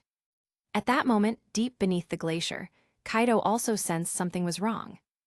That feeling just now was that an observation haki scan. Had he been discovered? Before he could react, a razor-sharp slash tore through the glacier, cutting straight toward him. Trapped in the icy depths, Kaido had little room to maneuver. Gritting his teeth, he braced himself, stomping his feet into the ground and raising his arms to block the attack. Cracked. The glacier shattered, exposing him completely to Cladius' view. "Where the hell do you think you're hiding, you bastard?" Cladius roared. Kaido's eyes widened. "Doflamingo." For a brief moment, he was genuinely confused. What the hell was up with this guy's outfit? From the tights to the shoes, it screamed Doflamingo. But the face, it was Cladius. Before Kaido could process this bizarre sight, a strange frost spread across his arms from the point of impact. Even though the slash hadn't broken through his defenses, he could feel the freezing effect. Cladius had infused his strike with nitrogen, using Cuzin's glacier as cover to amplify the chilling effect. Seeing his last escape route exposed, Kaido's frustration boiled over. He couldn't run anymore. If escape was no longer an option, then he'd fight to the death. Gripping his massive kanabo, Kaido leapt out of the ice and charged straight for Cladius. If he was going down, he might as well take the strongest opponent with him. At least then, he wouldn't have lost for nothing. Thunder Bagwe. Kaido swung his kanabo at lightning speed, aiming straight for Cladius' head. "Are you looking down on me?" Cladius growled. With a roar, he swung Shinda to meet Kaido's attack. A violent shockwave erupted as their weapons clashed. Sparks flew from the impact, followed by an intense clash of armament haki. And then, at the same moment, both unleashed their conqueror's haki. Kaido's conqueror's haki was terrifying. His dominance and experience had forged a will strong enough to rival the strongest in history. Throughout his life, only Shanks had ever matched him in a clash of wills. But now, as Cladius' haki exploded, Kaido felt it. A suppression even stronger than Shanks'. The air cracked. Black lightning arced violently, splitting the sky. The sheer force of their willpower caused the space itself to tremble, revealing glimpses of a void-like black rift. Cladius' eyes turned bloodshot, his aura surging wildly. The dormant power within him, the ability he had long held in reserve, activated. The energy stored in 0 Hour Mizu surged through his body, enhancing his strength beyond its limits. His muscles tightened. His movements sharpened. His blood boiled.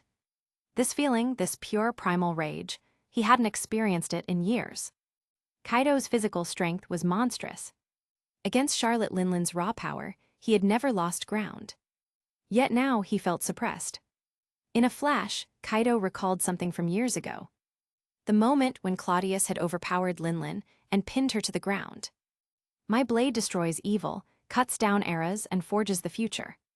I am Donquixote Cladius, the man who is always victorious and undefeated, the one before whom all evildoers fall." Kaido barely had time to react. He felt the weight of Cladius' declaration. And then, Cladius swung Shinda. A single slash. Kaido's kanabo was cleaved in two. The same strike sliced through his chest, as effortlessly as a hot knife through butter. No resistance. No defense. Nothing. Kaido's body erupted in blood. His chest split open, pain tearing through his core. A moment later, his shattered kanabo slipped from his grasp. His body hurtled backward, smashing through an enormous glacier. The massive ice wall collapsed, burying Kaido under its weight. A single strike. Cladius stood firm, gripping his sword tightly, his presence towering over the battlefield. Chapter 474. 5 Logia users rage against Kaido.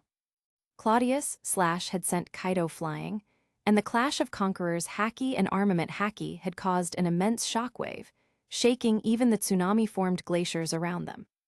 Naturally, this dramatic exchange caught the attention of everyone present.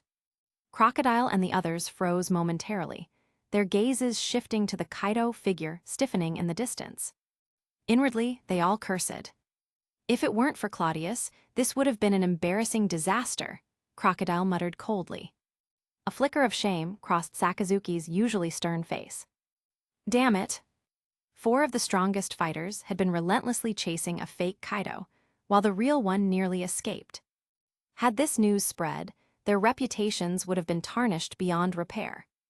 Thankfully, Cladius had exposed the trick before it was too late. Yet, what stunned Sakazuki even more was the sheer dominance Cladius had displayed. He had overpowered Kaido head-on. But after a moment, Sakazuki understood. First, Kaido was already severely weakened from their relentless siege.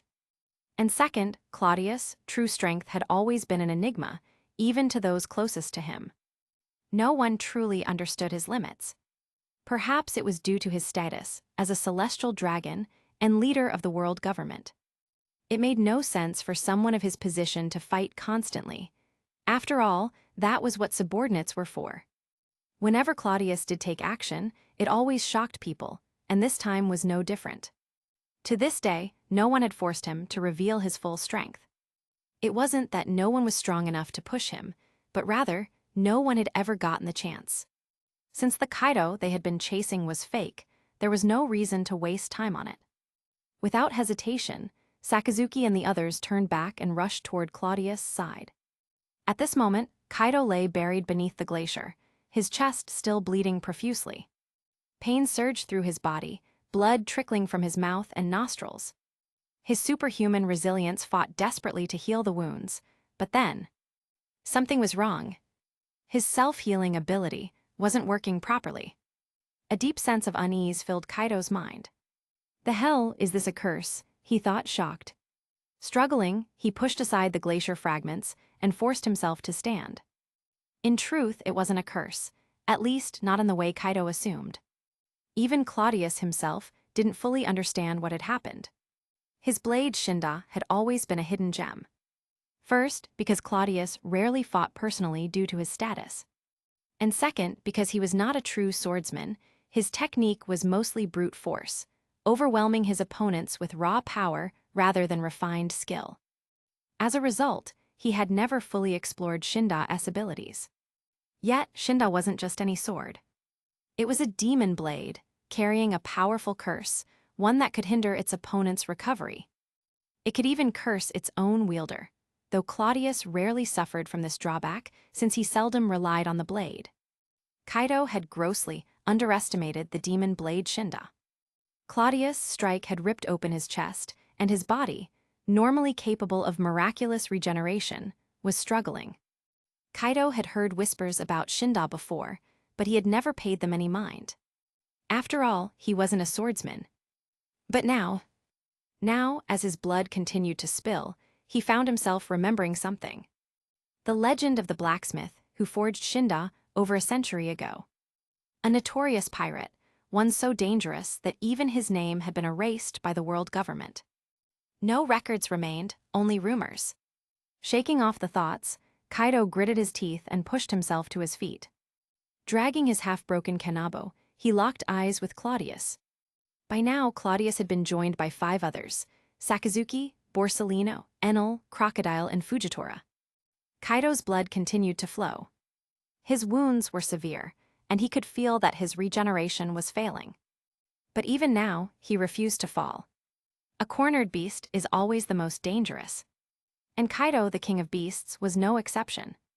Realizing that escape was impossible, Kaido let go of all hesitation. If he couldn't run, then he would fight to the death. Despite his wounds, Kaido's aura flared violently. Then, gripping his broken kanabo, he let out a mighty roar. "I want to be the pirate king." Cladius' gaze darkened, his voice filled with cold mockery. How delusional. As he spoke, Borsalino stepped forward. Bringing his hands together, he materialized a golden energy blade. Aim no Murakumo. With a swift motion, Borsalino slashed at Kaido, intercepting his broken kanabo. Though Kaido's raw power overwhelmed Borsalino, shattering the glacier beneath them, the Marine Admiral had done his job. He had stopped Kaido's charge. At that moment, Sakazuki struck. A massive magma fist shot forward, aiming directly for Kaido's chest. Great eruption. Kaido reacted instantly. Dragon horns. His neck extended like a serpent, his body twisting unnaturally. 2 massive dragon horns sprouted from his head, and he lunged forward, impaling both Sakazuki and Borsalino. Neither had anticipated that Kaido would counterattack in this way. Kaido's head smashed into them, sending both admirals flying. But even as they flew backward, Borsalino retaliated. His golden sword dispersed into countless light bullets, exploding directly on Kaido's skull. Sakazuki, midair, launched a vicious counterattack. Hellhound, A gigantic, snarling magma hound erupted from his fist, clamping its burning jaws onto Kaido's head. Before Kaido could shake it off, Desert Spire. Crocodile struck next. A colossal pillar of sand surged upward, swallowing Kaido whole. But Crocodile wasn't done. Within seconds, the sand compressed, transforming into a massive pyramid, sealing Kaido inside. Cladius watched with interest, then smirked. Crocodile ever considered carrying a sand gourd? Crocodile furrowed his brows, clearly confused by the bizarre suggestion. But before he could reply, Rego. From above, Enel descended. A titanic sphere of lightning formed in his hands. This was one of his strongest techniques, capable of destroying entire islands.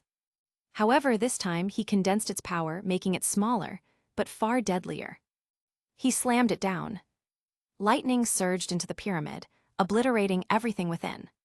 For a moment, there was only blinding white light. Claudius listened carefully. Did he hear a roar within the explosion? Or was it just his imagination? As the blue-white lightning consumed the battlefield, one thing was clear. Even Kaido, the so-called strongest creature, could not withstand this onslaught. Chapter 475, Just Another Pirate. Kaido was already in a miserable state, and Charlotte Linlin was no better. Great Flame, Flame Emperor. Ace roared as he descended from the sky, a massive fireball as scorching as the sun crashing down with him, aimed straight at Charlotte Linlin. By this point, Charlotte Linlin was covered in wounds. Despite her monstrous durability, forged through a lifetime of combat, it seemed to mean little under the relentless assault of these four powerhouses. Her emperor sword, Napoleon, had long been shattered into pieces by Hancock's kick, and the rest of her homies that should have been protecting her had all been destroyed. Now, with her disheveled hair, charred patches on her body, and madness flickering in her eyes, Charlotte Linlin looked both desperate and unhinged. She coated her entire body in armament haki, attempting to evade the incoming fireball that covered a vast area. However, just as she tried to move, her feet sank into the cracks in the ground. Gravity blade, imprisonment. With a calm smile, Fujitora swung his cane sword, a deep purple aura radiating from it. Sweat trickled down his forehead, he was pushing himself to the limit. A powerful gravitational force crushed down on Charlotte Linlin, momentarily immobilizing her, forcing her massive form to sink toward the ground. Yet, even in this sorry state, Charlotte Linlin still carried the pride of a Yonko. Veins bulged across her body, sweat poured down her face, and her eyes burned with unwillingness. She planted one hand firmly on the ground, crushing it beneath her grip, refusing to kneel. But pride alone couldn't change reality. Ace's Flame Emperor descended, and the blazing fireball instantly engulfed Charlotte Linlin. Agonized screams echoed from within the flames. But within the searing inferno, pain transformed into raw desperation. Linlin's sheer willpower allowed her to break free from Fujitora's gravitational suppression, forcing her way out of the massive fireball. Her hair burned wildly, her massive body blackened, her clothes tattered, and her arms blistered from the intense heat. The moment Charlotte Linlin broke free, Jin moved. In an instant, she appeared at Linlin's side and delivered a devastating kick straight to her jaw. With a sickening crunch, Linlin's chin fractured, her massive frame flung sideways by the force of the strike. And waiting on the other side was none other than Hancock. Hancock maintained her elegant stance, her chin slightly raised, exuding supreme arrogance. Her piercing gaze held nothing but disdain. Seeing Charlotte Linlin's massive body hurtling toward her, Hancock casually tucked a stray strand of hair behind her ear, causing her golden 9 snake earrings to shimmer in the sunlight. "It's over," Hancock murmured softly. The next second, an overwhelming aura exploded from her, surging skyward. "I am the Empress of Amazon Lily, the ruler of the Kuja tribe." Hancock's voice was low, but carried an irresistible allure. Then, with a graceful 360-degree spin, her long, flawless leg whipped around with tremendous force, slamming into Charlotte Linlin's skull. Another bone-cracking sound rang out. Linlin's massive body, which had been midair, was abruptly stopped by Hancock's kick. The impact collapsed her skull, causing blood to gush out. "Adios." Charlotte Linlin let out an earth-shaking wail of pain. Yet Hancock remained unfazed, casually flicking her hair back again, tilting her chin upward with a proud expression. Even after taking your life, you will undoubtedly forgive me. And why, you ask? Because I am simply too beautiful, she declared arrogantly. As Hancock's words fell, her unparalleled charm surged forth. Even Charlotte Linlin, who was in excruciating pain, couldn't help but reveal a dazed expression for a brief moment. Seizing the opportunity, Hancock swiftly brought her hands together, forming a heart shape on her chest. Miro miro mallow. Pink energy waves radiated outward, enveloping Charlotte Linlin's enormous body. In that final moment, clarity returned to Linlin's eyes, but what followed was sheer terror. No, she roared in defiance. After being relentlessly beaten down, Charlotte Linlin's spirit was already exhausted. With despair consuming her and facing the overwhelming charm of the pirate empress, she finally succumbed. The power of the love fruit took hold. Linlin's massive body began to petrify, starting from her head and quickly spreading downward. Even as she turned to stone, she cursed bitterly, unwilling to accept her fate. "Damn you, Cladius lapdog." Hancock narrowed her eyes and scoffed. "Make no mistake, Cladius does not grant favor through nepotism. I am a warlord because I am strong," she declared proudly. "Damn it!" Charlotte Linlin felt her consciousness fading as she let out one final, unwilling cry. With her petrification complete, Hancock inspected the stone statue with a look of dissatisfaction. "You're the first person to remain frozen in such a disgraceful expression after being turned to stone. How utterly disgusting," she sneered. Then, as if repulsed by the sight, she scoffed, raised her foot, and delivered a casual yet powerful kick. With a single strike, she shattered Charlotte Linlin's petrified head into pieces. Even if Hancock were to undo her ability, Linlin would not return. Her head was completely destroyed. She was dead. "Ah, Hancock, you smashed her head. Doesn't that mean she's dead for real?" Ace cried out in exaggerated regret. "So what?" Hancock frowned slightly before a playful smirk spread across her lips. "But Ace, shouldn't you be calling me mother?" "No way, you're only 8 or 9 years older than me, don't even start with that," Ace retorted, exasperated.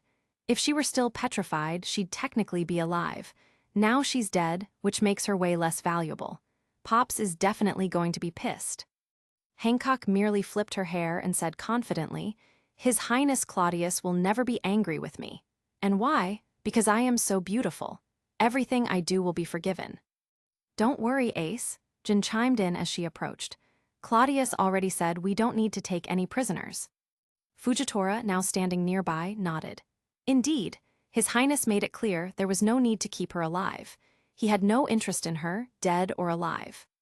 After all, she already lost to Claudius, Jin added with a slight smirk. "Really?" Ace scratched his head. Since everyone seemed fine with it, he decided not to care either. Jin glanced around at the battlefield. "We don't need to worry about Kaido anymore. Let's clean up the rest, the sweet commanders, the calamities, and whoever else is left." "Perfect, I haven't had enough fun yet," Ace grinned. "Go on ahead, my task is complete," Hancock declared. She then glanced down at her tattered cheongsam and frowned. "In this state, I have no face to see His Highness Claudius. I need to freshen up." With that, Hancock nodded at the others and quickly left. "Let's go," Fujitora said with a smile. None of them seemed to care about Charlotte Linlin's death. To them, it was as if just another pirate had fallen, not a Yonko, but an insignificant figure. And in the grand scheme of things, perhaps that was all she was. Just another pirate. Chapter 476, Slaying the Dragon. The immense power of Enel's lightning completely refined Crocodile's sand, turning it into glass-like crystals. Crocodile glanced at the crystallized battlefield, then at Enel. The brat who once trailed behind him had now grown into a powerhouse of the sea. From a pure strength perspective, perhaps he was no longer an opponent Crocodile could handle. The Thunder fruit was simply too overwhelming. Seeing the crystallization before him, Crocodile couldn't help but wonder, was his own sand fruit vaguely countered by it? Such thoughts were ultimately meaningless, mere distractions. Suddenly, a crack appeared in the crystallized battlefield, accompanied by a sharp creaking sound. A scorched and bloodied arm, still crackling with residual lightning, emerged from within. Still not dead, the title of strongest creature isn't just for show, Crocodile murmured. At the same time, the sand in his hand began to surge once more, ready to strike the moment Kaido fully emerged. However, the devastating counterattack Crocodile had anticipated never came. Instead of breaking free with a terrifying display of power, Kaido's arm merely pressed against the crystal for a moment, as if trying to pull himself out. Yet, for some reason, the strength just wasn't there. He attempted 3 or 4 times, barely managing to push his upper body out of the crystallized prison. The sluggishness of his movements spoke volumes. Kaido's injuries were far worse than they appeared.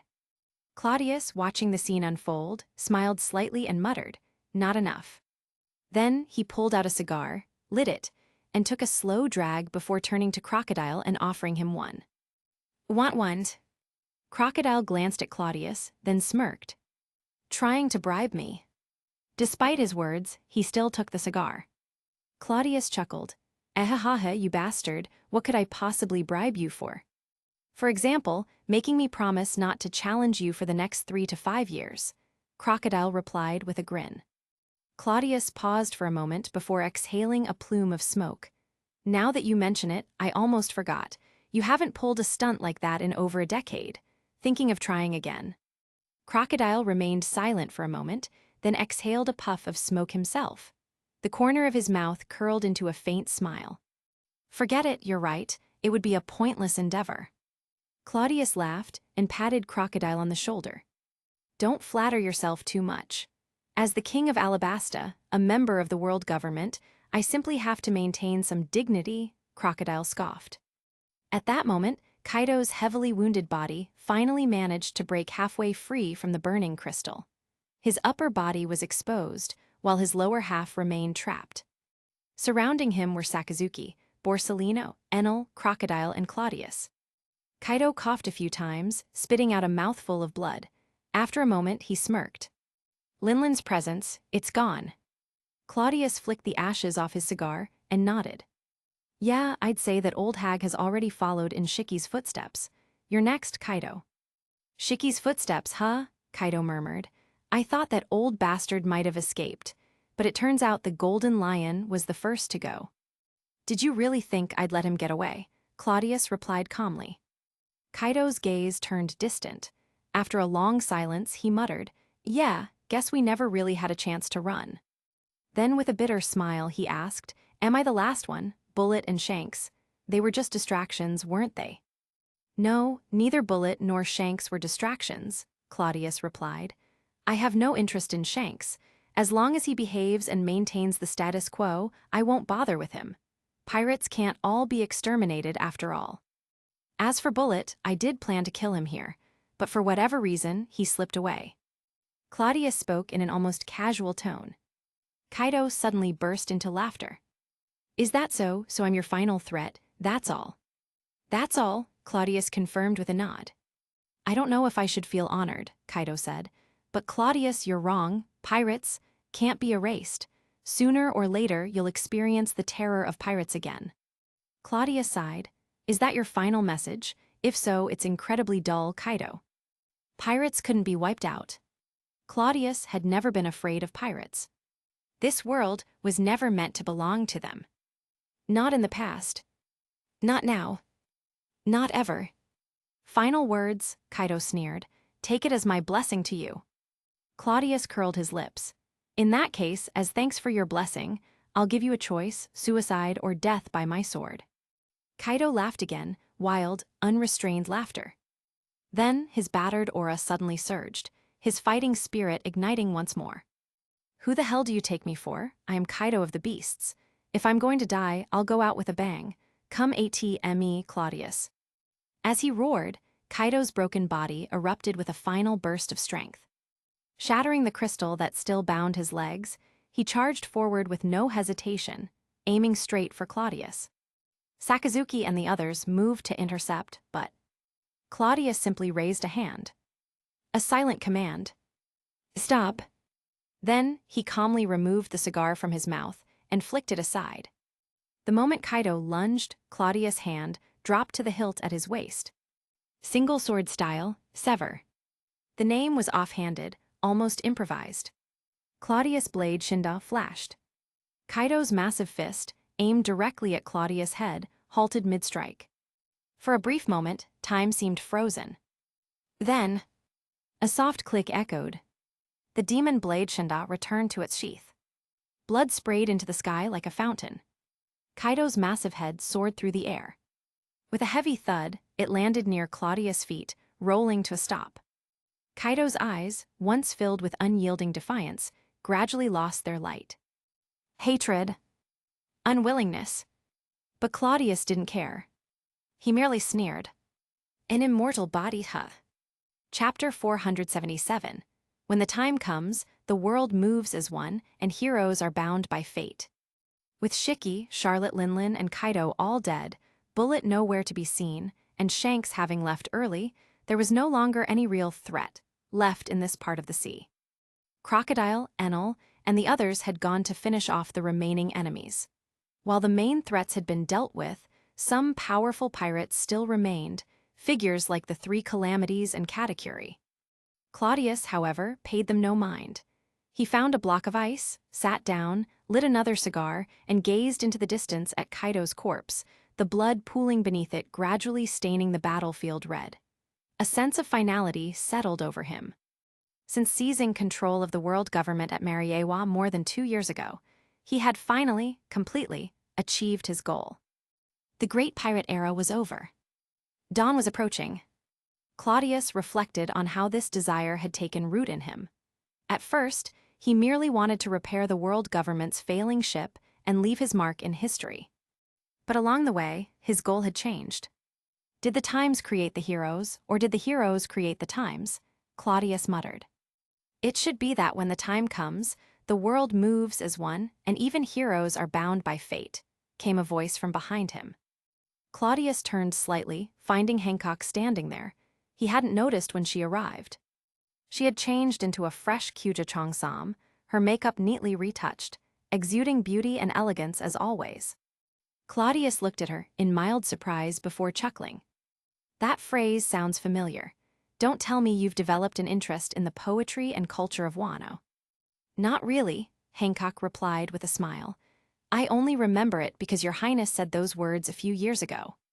Claudius raised an eyebrow. Had he said that before, he might have just borrowed it from some ancient philosopher. As he mused, his gaze drifted back to Kaido's corpse. He thought of Shiki's tragic downfall, of how the legends of this era had all met their end. With a sigh, he murmured, yes, even heroes are bound by fate. Whether it was Kaido, Whitebeard, Shiki, or Charlotte Linlin, they were all pirates. While Claudius had never viewed them as his equals, he couldn't deny their strength. They might not have been true heroes, but they were undoubtedly figures who had shaped history. The Great Pirate Era had been ignited by Gall D. Roger, but these figures were the ones who truly defined it.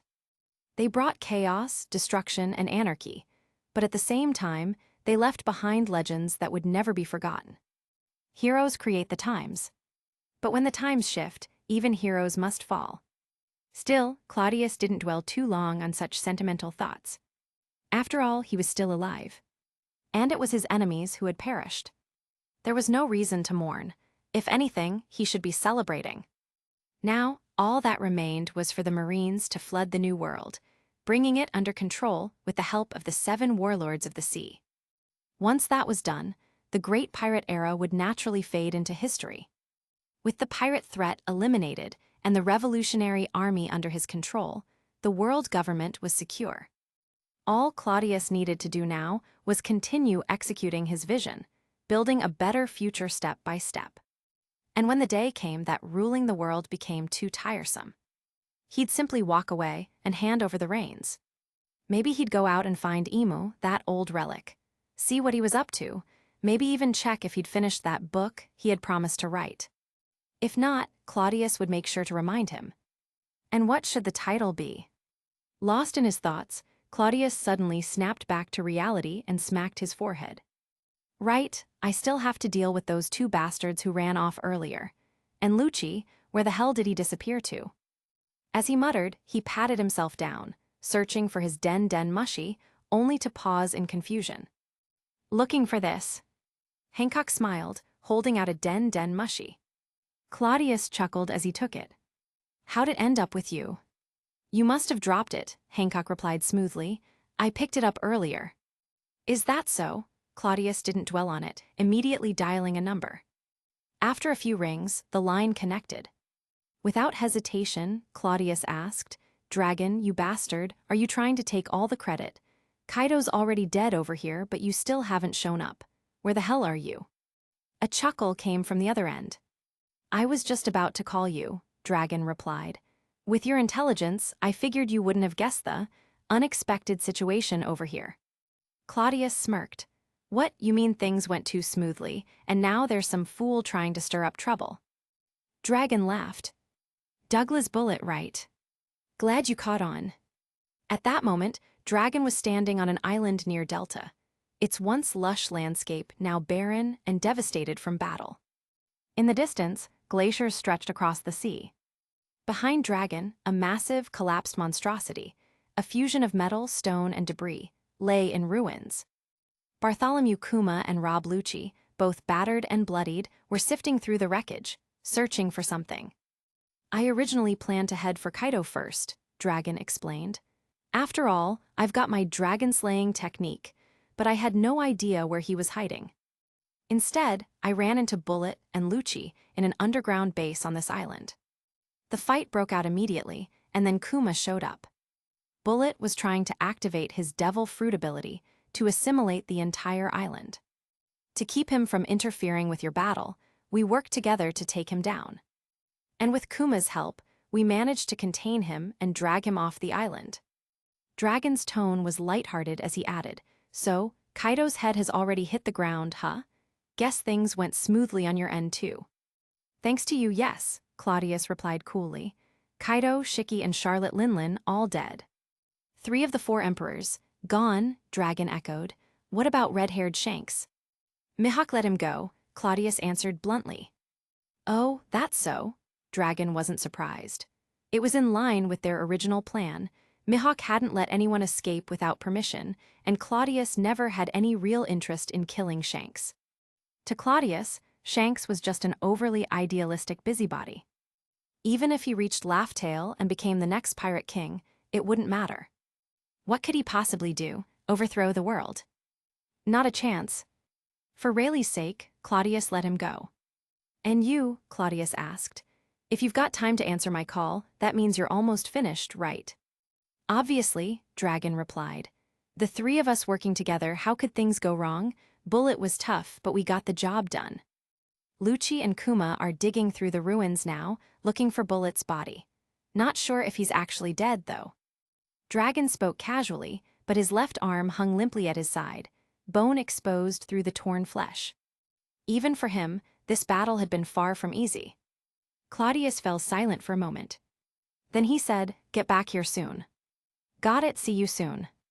Just then, background voices crackled through the den mushy, causing Dragon to smirk. Sounds like you've got company, he remarked. I'll hang up now. Chapter 478. After this battle, the Great Pirate Era ends. After Claudius hung up the den mushy, he sighed, shook his head with a helpless smile, and tucked it away. Then, he looked up at the approaching figures in the distance. Sakazuki and the others were making their way toward him. Judging by their pace, it seemed like all the remaining battles had wrapped up. With Kaido, Shiki, Charlotte Linlin, and the other major threats eliminated, the sheer number of their forces gave them an overwhelming advantage. With additional fighters like Zoro, Kuina, Smoker, and the rest handling the second-tier pirates, it was no surprise that things had been cleaned up so quickly. Off to the side, Zoro's ear was being pulled by Kuina, the 2 locked in one of their usual spats. I told you already, you 2 look so much alike, it's normal that I mistook her for you. That Marine officer, Tashigi, she's not secretly your sister or something? Zoro grumbled, clearly exasperated. Kuina, still tugging on his ear, scoffed. No matter how similar I look to Tashigi, we're completely different people. You idiot, aside from having no sense of direction, are you also face blind? Come on, there are so many people watching. Can you not humiliate me like this? Zoro struggled. I'm gonna be the world's greatest swordsman one day. Hearing that, Kuna snorted and let go of his ear. You, the world's greatest swordsman? Dream on, she smirked. Talk to me again when you can actually beat me. Not far away, Crocodile watched the scene unfold with amusement. Women are such a hassle, he muttered. You're absolutely right, Mihawk replied immediately, nodding in agreement. Handsome, powerful, noble, famous, wealthy, and completely untouched by scandal, Mihawk had never been entangled with women. Despite being one of the most sought-after men on the seas, he remained solely devoted to his swordsmanship. To him, relationships were just a distraction, something that would only slow his pursuit of the blade. Women were trouble. Crocodile turned to Mihawk with a smirk. So, what do you think? Between Kuna and that green-haired brat, who's more likely to become the world's greatest swordsman? Mihawk raised an eyebrow. Are you implying that either of them might surpass me? Isn't that what you've been searching for? Crocodile asked, completely unbothered. A worthy challenger. Mihawk paused for a moment, then admitted, You're right, I am searching for defeat in the way of the sword. He glanced back at Zoro and Kuna, observing them carefully before responding. The green-haired brat has talent, but he made the terrible mistake of choosing Cladius as his master. Mihawk shook his head. The man's swordsmanship is sloppy at best. Kuna, on the other hand, has been carefully trained by Admiral Jin. Her technique is more refined. Between the two, I'd say she has the better chance of becoming my true rival. Crocodile chuckled. Want to bet on it? I say that brat will surpass her. Mihawk narrowed his eyes. Are you questioning my judgment? I am the strongest swordsman alive. You don't even understand swordsmanship. Crocodile shrugged. You're right, I don't, but you don't understand women, so do we have a bet or not? Mihawk scoffed. Fine, I accept. Good, just remember you're gonna lose. Crocodile smirked. In truth, he did believe Kuna was incredibly strong. But he also knew that Zoro had one unshakable motivation, to surpass her. And that kind of drive was dangerous. Still, as he thought about it more, Crocodile hesitated. Wait a second. Zoro seemed terrified of making Kuna mad. What if he ended up being a completely henpecked husband? Did he just set himself up to lose this bet? Meanwhile, not far away, Jin and Kyuzin were having a tense discussion. You're not a marine anymore, Jin reminded him. So why are you interfering? Katakuri is valuable, he should be handed over to Marine headquarters. Kyuzin, hands tucked into his coat pockets, shrugged lazily.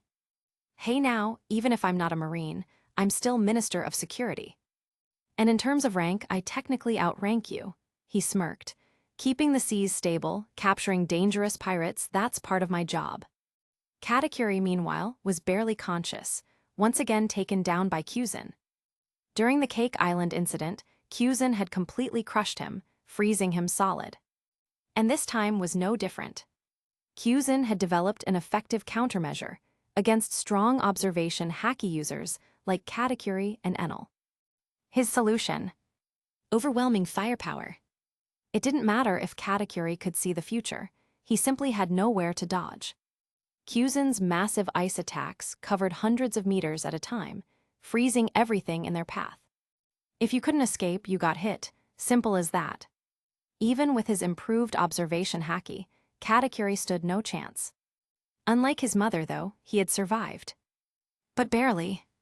Now, with him in custody, Jin insisted he be handed over to Marine headquarters, while Kyuzin claimed jurisdiction under the security department.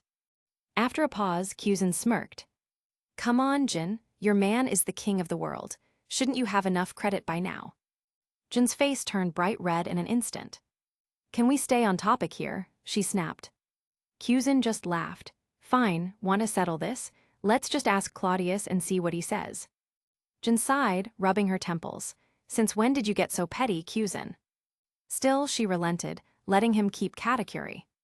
Not far away, Borsellino sauntered over to Sakazuki, watching as his Marine Fleet Admiral struggled to suppress a rare smile. Are you trying to laugh or cry? Borsellino teased. Sakazuki's face darkened. Of course I want to laugh. Then why does it look so ugly? Borsellino smirked. Ugly or not, I still want to laugh. Sakazuki then turned his gaze toward Claudius, who sat on an ice block, lighting another cigar. At first, he had doubted the man. But now, from the very beginning, we made the right bet, he murmured, and His Highness never let us down. Borsellino nodded. After 20 years, the great pirate era is over. Sakazuki clenched his fist. Yes, it's over. Meanwhile, far from the battlefield, a small sampan broke free from the ice. Seated inside, Shaki watched as Rayleigh climbed out of the frigid waters, carrying something.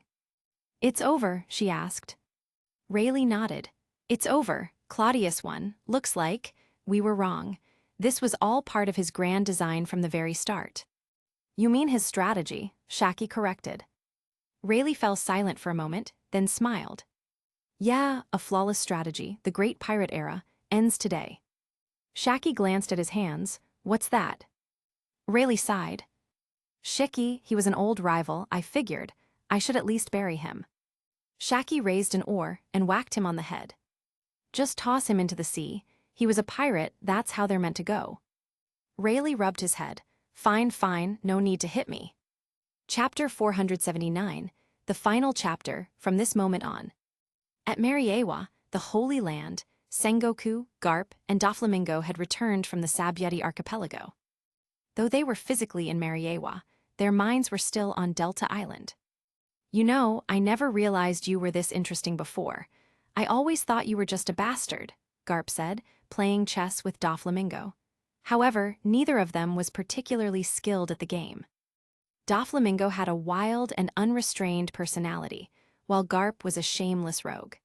Before this, they had little interaction, partly because Doflamingo harbored resentment toward the Marines and partly because Garp, knowing Doflamingo's background as a former celestial dragon, had no fondness for him either. As a result, they never developed any friendship. However, after working together on this operation, they unexpectedly found some camaraderie. Hearing Garp's remark, Doflamingo let out his signature laugh. Furifurfurfur. Garp, has no one ever told you that your words can be quite hurtful? Since avenging himself, Doflamingo had been in an unusually good mood. The gloom and cunning in his demeanor had lessened, replaced by a more cheerful and enthusiastic attitude. He didn't take offense to Garp calling him a bastard at all. Meanwhile, Sengoku took a sip of tea and advised, as someone who's been around the block, let me give you some sincere advice. Don't associate with that bastard Garp too much. Otherwise, you'll end up getting pissed off sooner or later. Oi, Sengoku, we've known each other for years. If you keep spouting nonsense, I might have to sue you for slander, Garp retorted. Then, with a mischievous grin, he added, or are you just worried that Doflamingo and I will get along too well and leave you out? Don't worry, we've all been friends for a long time. Sengoku raised a hand to stop him and said flatly, if you stopped being friends with me, I think I'd laugh out loud in relief. Fur, Doflamingo chuckled. He was just about to say something when his expression suddenly changed. He swiftly reached out and grabbed Garp's hand, pressing it down on the board. This is the third time, Garp. Can you at least pretend to have some integrity? Garp had been about to sneakily cheat again, but got caught in the act. Yet, instead of feeling embarrassed, he shamelessly replied, oh, come on, let an old man have his fun. You really have no shame, Sengoku said, shaking his head in exasperation. We're all friends here, who needs dignity? Garp said dismissively. Then, completely abandoning any sense of fairness, he suddenly flipped the entire chessboard into disarray. Enough, who cares about the game? We still don't know what's happening with Claudius and the others. I'm in no mood for chess. I'll let you off this time, Doflamingo, but next time we'll go for 300 rounds. Doflamingo blinked, momentarily stunned. He had been just a few steps away from victory. Yet, Garp had shamelessly turned the board upside down to avoid losing. But he didn't really mind. He hadn't been all that invested in the game anyway. He was only playing because Garp had dragged him into it. Deep down, he was also preoccupied with thoughts about his cousin. At that moment, the door to Sengoku's office swung open, and Tsuru walked in. She glanced at Sengoku, then at Doflamingo and Garp and remarked, you three certainly look relaxed. Garp immediately stood up, not bothering with pleasantries, and asked directly, "Tsuru, is there any news? What's the situation?" Tsuru nodded, and a slight smile appeared at the corner of her mouth. Seeing this, Sengoku's eyes lit up. "It's done?" he asked eagerly. "Jin just contacted me," Tsuru confirmed. "According to her report, we can declare complete victory. Golden Lion Shiki, Big Mom Charlotte Linlin, and Kaido of the Beasts, all three have been eliminated. This time, the operation code-named Operation Mania has been a total success." Tsuru spoke with a rare hint of excitement in her voice. With a loud bang, Sengoku slapped the table, his face filled with exhilaration. "We won." "We won," Tsuru nodded with a smile. "Ha ha ha ha ha ha." Sengoku burst into laughter, his voice filled with the energy of a man decades younger. Before his laughter even faded, Zephyr walked in, peering into the room before speaking. "Seeing you laugh like that, I take it you've received news from the front lines? Truly incredible." For 20 years, the Great Pirate Era had run rampant. And now, in the hands of St. Claudius, that era had finally come to an end. At that moment, Doflamingo turned his head to look out the window, a rare, gentle smile forming at the corner of his mouth. He whispered softly, "The sword in your hand has severed an era and forged a new future. Claudius, just as you vowed, this era is over." Before Claudius set out, he had sworn to eradicate evil, cut off the era, and create the future. Now, with the victory in his hands, he had fulfilled that oath. And so, the blade he wielded could be called the Sword of the Oath of Victory. "Yes, the end of the Great Pirate Era," Garp murmured. He felt happiness, excitement, and pride, but at the same time, a faint sense of loneliness. For a moment, his thoughts drifted back almost 40 years, to the God Valley incident, where he and that bastard Roger had fought side by side. Then his mind turned to what came next, how Gall D. Roger became the king of the pirates, how his brilliance overshadowed all others, how he became the undeniable son of an era. And how, with his final act, Roger had set off the Great Pirate Era, plunging the world into 2 decades of chaos. Yet in the end, the world did not follow the course Roger had intended. Instead, that era had ended at the hands of Claudius. It was as if the sons of 2 eras had passed the torch. Gall D. Roger, the king of the pirates, had created a legend of chaos, unleashing a tidal wave that swept across the world. He was the one who opened the Great Pirate Era. And now, Donquixote Claudius, the king of the world, had wielded the sword of the Oath of Victory to end the era, quelling the greatest storm in history and restoring order to the world, forging a new legend, one of stability and the future. "This world has never belonged to pirates, Roger. Do you see this?" Garp whispered, his tone laced with emotion and nostalgia. In the end, he smiled, walked to the window, looked out over the peaceful Mariewa, and whispered, "Justice will prevail." New world aboard a marine warship. On the deck of the ship, Claudius stood with a relaxed expression, humming a tune, clearly in an excellent mood. "I would like to ride the wind and waves, and walk across the golden sands and the vast ocean tilde. At that moment, Queen Stussy emerged from the cabin.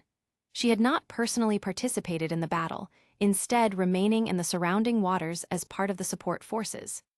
Hearing Claudius hum his song, a smile appeared on Stussy's lips.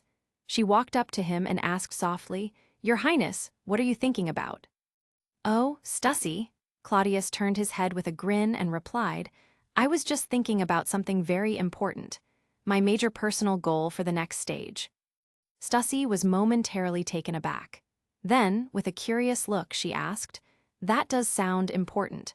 Your Highness, as the king of the world, every move you make affects the fate of the entire world." "And what of it?" Claudius smirked before continuing, "The Great Pirate Era is over. The remaining cleanup is Marine's responsibility. The new world no longer has any obstacles, so it's time for the next phase to begin. If you ever need any help, I will always be at your service, Your Highness," Stussy said softly, gently taking hold of Claudius's arm. Claudius nodded before replying in a deep voice, "This is indeed something I cannot accomplish alone. No matter how hard I try, I will need your help." "That difficult?" Stussy asked, surprised. After all, in her eyes, Claudius had just ended an entire era. What could possibly be more challenging than that? "Of course," Claudius said solemnly. This is one of the most important things in my life. Stussy, will you help me? Stussy first smiled, then seeing his serious expression, replied just as seriously, I would give everything for your highness. I will do my utmost. Excellent. Claudius suddenly scooped Stussy into his arms, carrying her effortlessly. With a gleam in his eyes, he declared, my next goal is to cultivate someone who can inherit my throne, but before that, I must first have an heir. In short, Stussy, we need to make a child. With that, Claudius rushed into the cabin with Stussy in his arms. Ah, tilde, your highness, we're at sea. Stussy yelped in a mix of embarrassment and panic. What are you afraid of? A child born this way would be a true child of the sea, Claudius replied shamelessly. Just as the two disappeared into the cabin, Hancock peeked out from a nearby corner. Her eyes flickered as she muttered, no, I can't let Stussy get too far ahead. I need to join forces with Sister Jin. Without hesitation, Hancock turned and hurried off to find Jin, planning a surprise attack of her own to even the playing field. Meanwhile, in the holy land of Mariewa, inside a grand chamber, Nia was sitting with Nami and Robin, discussing some rather serious matters. His Highness has secured victory, just as expected. So now, there's an important matter we must discuss, Nia said gently. Robin frowned slightly. What is it? Shouldn't we wait for him to return before discussing such things? Nami, as bold as ever, smirked. Nia, you're obviously planning a surprise for Claudius, aren't you? Just tell us already. If it's fun, I'm in. Yes, it is a surprise, Nia admitted with a smile. I believe it's time for His Highness to have an heir. Such an event would bring stability to the world. At her words, Robin and Nami both froze. Robin, clearly flustered, said hesitantly, Why are you telling me this? Nami, her face turning slightly red, averted her eyes and muttered, Yeah, I'm still young. I don't get what you're talking about. Oh, is that so?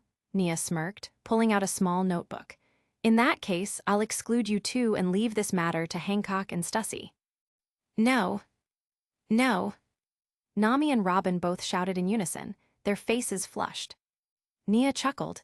Well, it seems you two do agree after all. It appeared that Claudius's life was about to become even more interesting. The end.